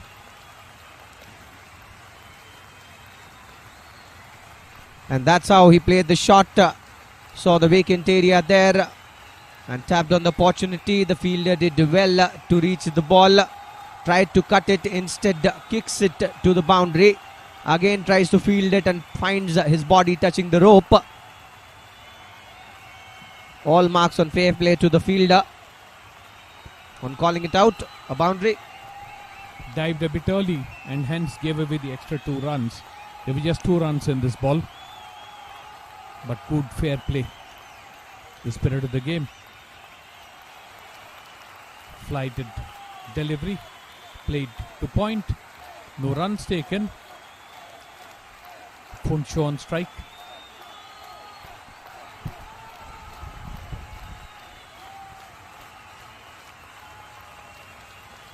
Flatter one this time goes aerial and is able to bisect the gap in between both the fielders. Gets a boundary again. Funsho is scoring runs now. This is looking concerning. And with that boundary, the Bhutan score moves to 99 for 8. Flat batting a short ball over the cover fielder. Gets a boundary. Was a good stroke. That was almost a tennis shot. Reminded me of Roger Federer. Much better this time, and a beautiful wicket. That's a typical leg spinner wicket. Asks the batter to drive. Drives it, falls straight to it, gets the feather of the bat to it, and the slip fielder does the rest. The 9th wicket for Bhutan falls in the form of Funsho. Bhutan currently at 99 for 9. This bloke Jayze won't allow you to keep him out of the game. An excellent fielding effort, and then now his 3rd wicket. He can't keep off the ball. Wonderful delivery and a very good catch in slips. The 9th wicket gone. Here's that replay. Wonderful catch. Diving to his right by the slip fielder, the lone slip. Abbas Ali it is. And Bhutan 1 short of 100 and 1 wicket to go. Tashi Funsho scored 21 of 28, caught a buzz, bowled Jayze. And in that short stay, he scored 3 boundaries as well. Jayze picked up 3 wickets in the last match he played at this ground as well. And today as well, he's picked up 3. Seems to like this ground.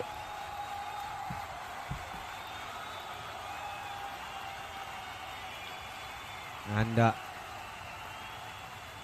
in comes to bat the player number 11 for Bhutan, Sonam Yeshe. He'll be facing in form Jayze.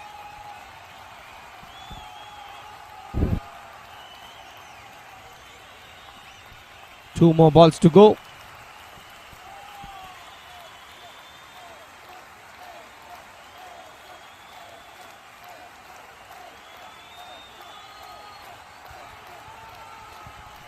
Sonam Yeshehu bowled so beautiful. His left arm spin. Now the ball deflecting off the lone slip fielder. This should have been the 10th wicket. That was needed to be taken there by the slip fielder Abbas Ali, who fielded very well the last time he got an opportunity. And that's how there was so little reaction time. It's probably looking like he got late on that occasion.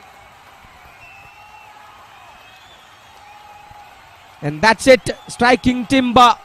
That's the final nail on the coffin of Team Bhutan as Iran seals this match. 100 is the score of Bhutan. They lost this match by 51 runs. Bhutan scored 100. Iran scored 150. The margin of victory is 50 runs. What a match. It's all round digits.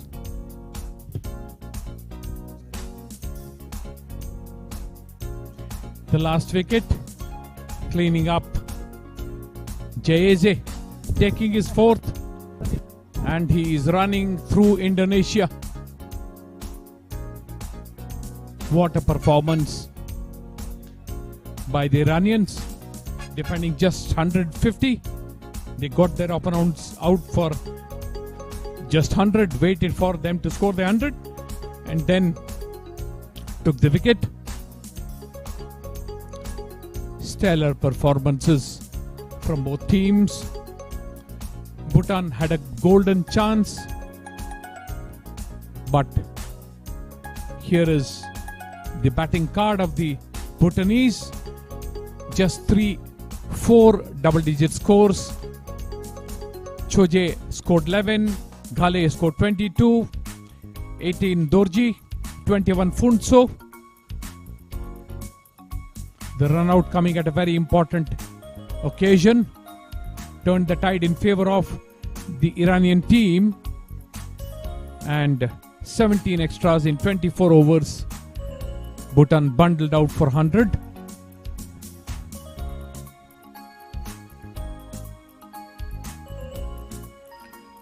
Abdul Wahab took 2 wickets. Dadraman took 1. They started the rot. Afrin took 2 wickets. Abbas just bowled the 1 over. And Jayeze 4 for 37. And he affected a run out as well. And that's what sums up the score: 100. The first wicket falling at 0, the second at 7, third at 13, fourth at 53, fifth at 55, sixth at 57, seventh at 74, eighth at 88, ninth at 99, and the score rounded at 100 by the fall of the last wicket. Iran emerging victors by 50 runs in a low-scoring contest. Here's the summary of the match. Iran taking 48.3 overs to score 150. Bhutan finished in 24 overs for just 100.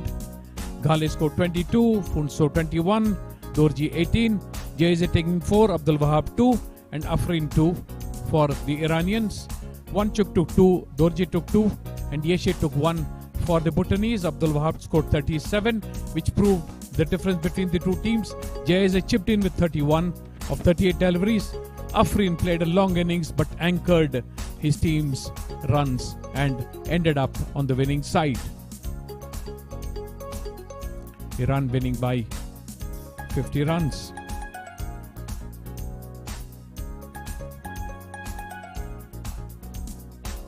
The notable moments in this match: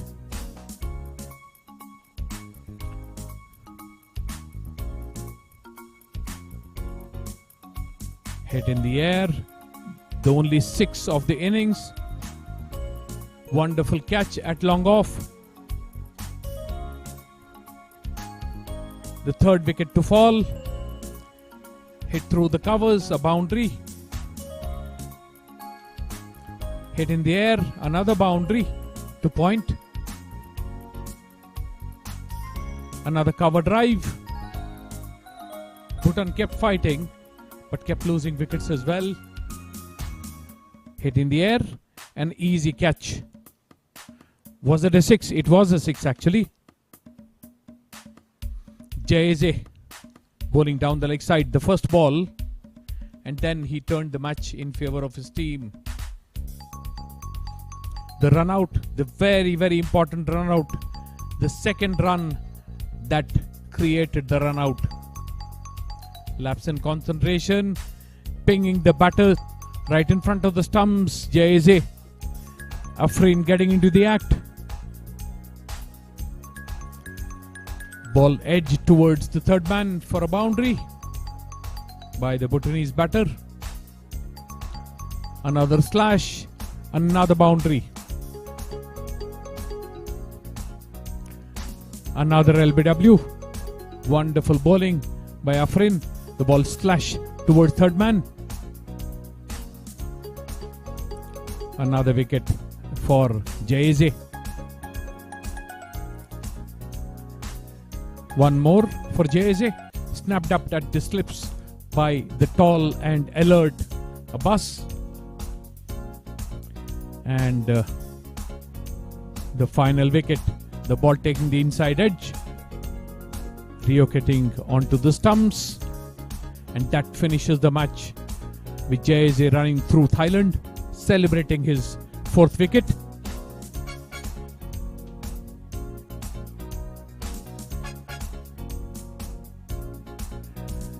Do meet us at the post-match presentation of this wonderful match.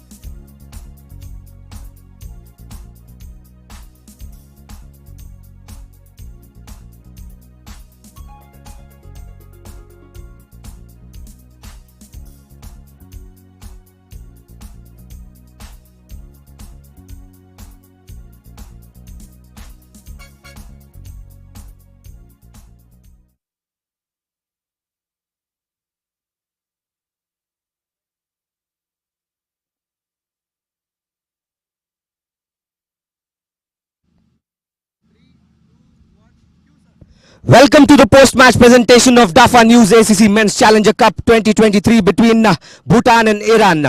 The Asian Cricket Council would like to thank the host Cricket Association of Thailand, the rights holder IPG Group, the sponsors DAFA News and SkyExchange.net for their support. Joining me in the presentation party is Mr. Sarika Sivaprasad, who was the match referee of the day. And it was indeed a wonderful match in between Iran and Bhutan. Iran, winning the toss, decided to bat first, scored 150 runs in the quota of 50 overs. Abdul Wahab scored 37 of 69 balls. Masood Jaizi scored 31 runs as well. And the pick of the bowler for Bhutan was Tenzin Wangchuk, who in his quota of 10 overs gave 19 runs and picked 2 wickets. And in return, Bhutan fall short of 50 runs as they lost out against Iran. Masood Jaizi picked up brilliant 4 wickets in his quota of 7 overs, given away 37 runs. And Abdul Wahab was also a very good bowler in this match, who bowled 5 overs, gave away 16 and picked up 2. So before we announce the player of the match, I would like to request the losing captain Jigme Singh, who can come near the dais and have a bit of a chatter with us.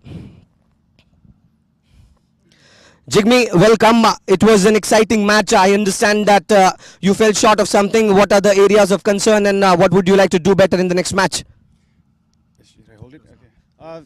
First of all, our batting department was a failure, and credit goes to the bowlers, bowling department. I think they had a really good bowling department, and their batting as well. They batted throughout the 50 overs. So I think that was the difference when it came to Iran versus Bhutan. So the credit goes to Iran's bowlers and the batting department as well, who played wonderfully throughout the 50 overs match.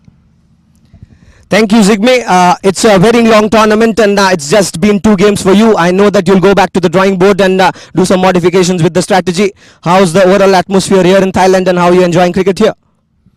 Yeah, it's fantastic. Every time the tournament is hosted by Thai Cricket Association, they have always done a great job in hosting cricket tournaments here, and then we have loved it every tournament that we have participated in. Thank you, mate, for your kind words. Thank you. And now it's time for the winning captain, Abdul Wahab Ibrahimi. Please come near us for an interview, and I would also like to request the team manager of Iran team to help us with the translation here.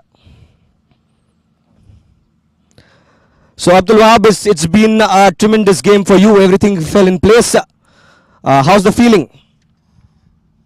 Bismillahirrahmanirrahim. Alhamdulillah. एहसास खैली खूबी दारा व चीज़ के बारनामे रिजे कर दे बुदिम के आज 7 बे बाला score भी आरिम व बॉलिंग में खैली का हुए मितुनिम के नाराज बाला भी गिरिम व हम जुरी वहाँ प्रेशर भी होना और दिम व शुरू के बाद शुरू शोत उना वक्त उमदा बैट बकना बच्चा में अवली ओवर विकेट गिरफ्तान दोमी ओवर विकेट गिरफ्तान दिखे प्रेशर रोना उमद दिखे अल्हम्दुलिल्लाह जमुंजा दिखे पहले ने मकामलन वर्क कर दिखे वो बरंदे शुदी By the grace of God, thanks God that we won the match. We have this planning to bat first and score a good run. Our batsman done a well done job. We scored 150 runs, and then we have the second planning of bowling good and line length, and our bowlers click very well. In the initial 3 overs we pick up 2 wickets, and onwards we put pressure on Thai's batsmen, and finally we click and win the match. And that was a very good team efforts by the bowlers, by the batsmen and by the fielders. Thank you, Abdul Wahab. Thank you, sir. I would like you to hold back, and I would also like now Mr. Sarika Sivaprasad, who's the match referee, sir, requesting you to please hand over the player of the match memento to Masood Jaizi. Masood Jaizi, he was the pick of the player today. He was the most impactful among the others, not with the bat but with the ball as well. Scored 31 runs and picked up 4 crucial wickets. Masood Jaizi. Now the question to you is, you were the most impactful player in this match. How's the feeling? بهترین بازیکن این تیم بودید، نظرات و احساسات چیه؟ बिस्मिल्लाहिर्रहमानिर्रहीम बाजिकुना न तनामान हमें बाजिकुना की तो इंती मसान बाजिकुना खूब आसान सहमत दारा मी के शायद बिदुन कामतरीन इम्काना तो इना बाती में माँ बाजी दीरूजी हम के بود माँ उम्मीदवार बूदीम के बाजी दीरूज़ बेबरीम वाली बात शांसी के माँ अवॉर्डीम के नतून सिम बाजी दीरू तो बेबरीम बादशाह उमदन जहमत किशीदन हो तलाश करदन के बाजी हमरुज़ो माँ बेबरीम I would like to first thank all my teammates. It was a team effort. We played together as a team, and we were very unfortunate to lose the match yesterday, day before yesterday. But in this match, we were very much confident, and we have with the plan of playing this game. And thanks God that the plan works, and we played very well as far as the batsmen are concerned. The bowling department, everybody clicked well, and thanks God that at last we won the match. But I would like to add that we are here with at the very little facilities available at our country, and by having those you can see that how we have performed.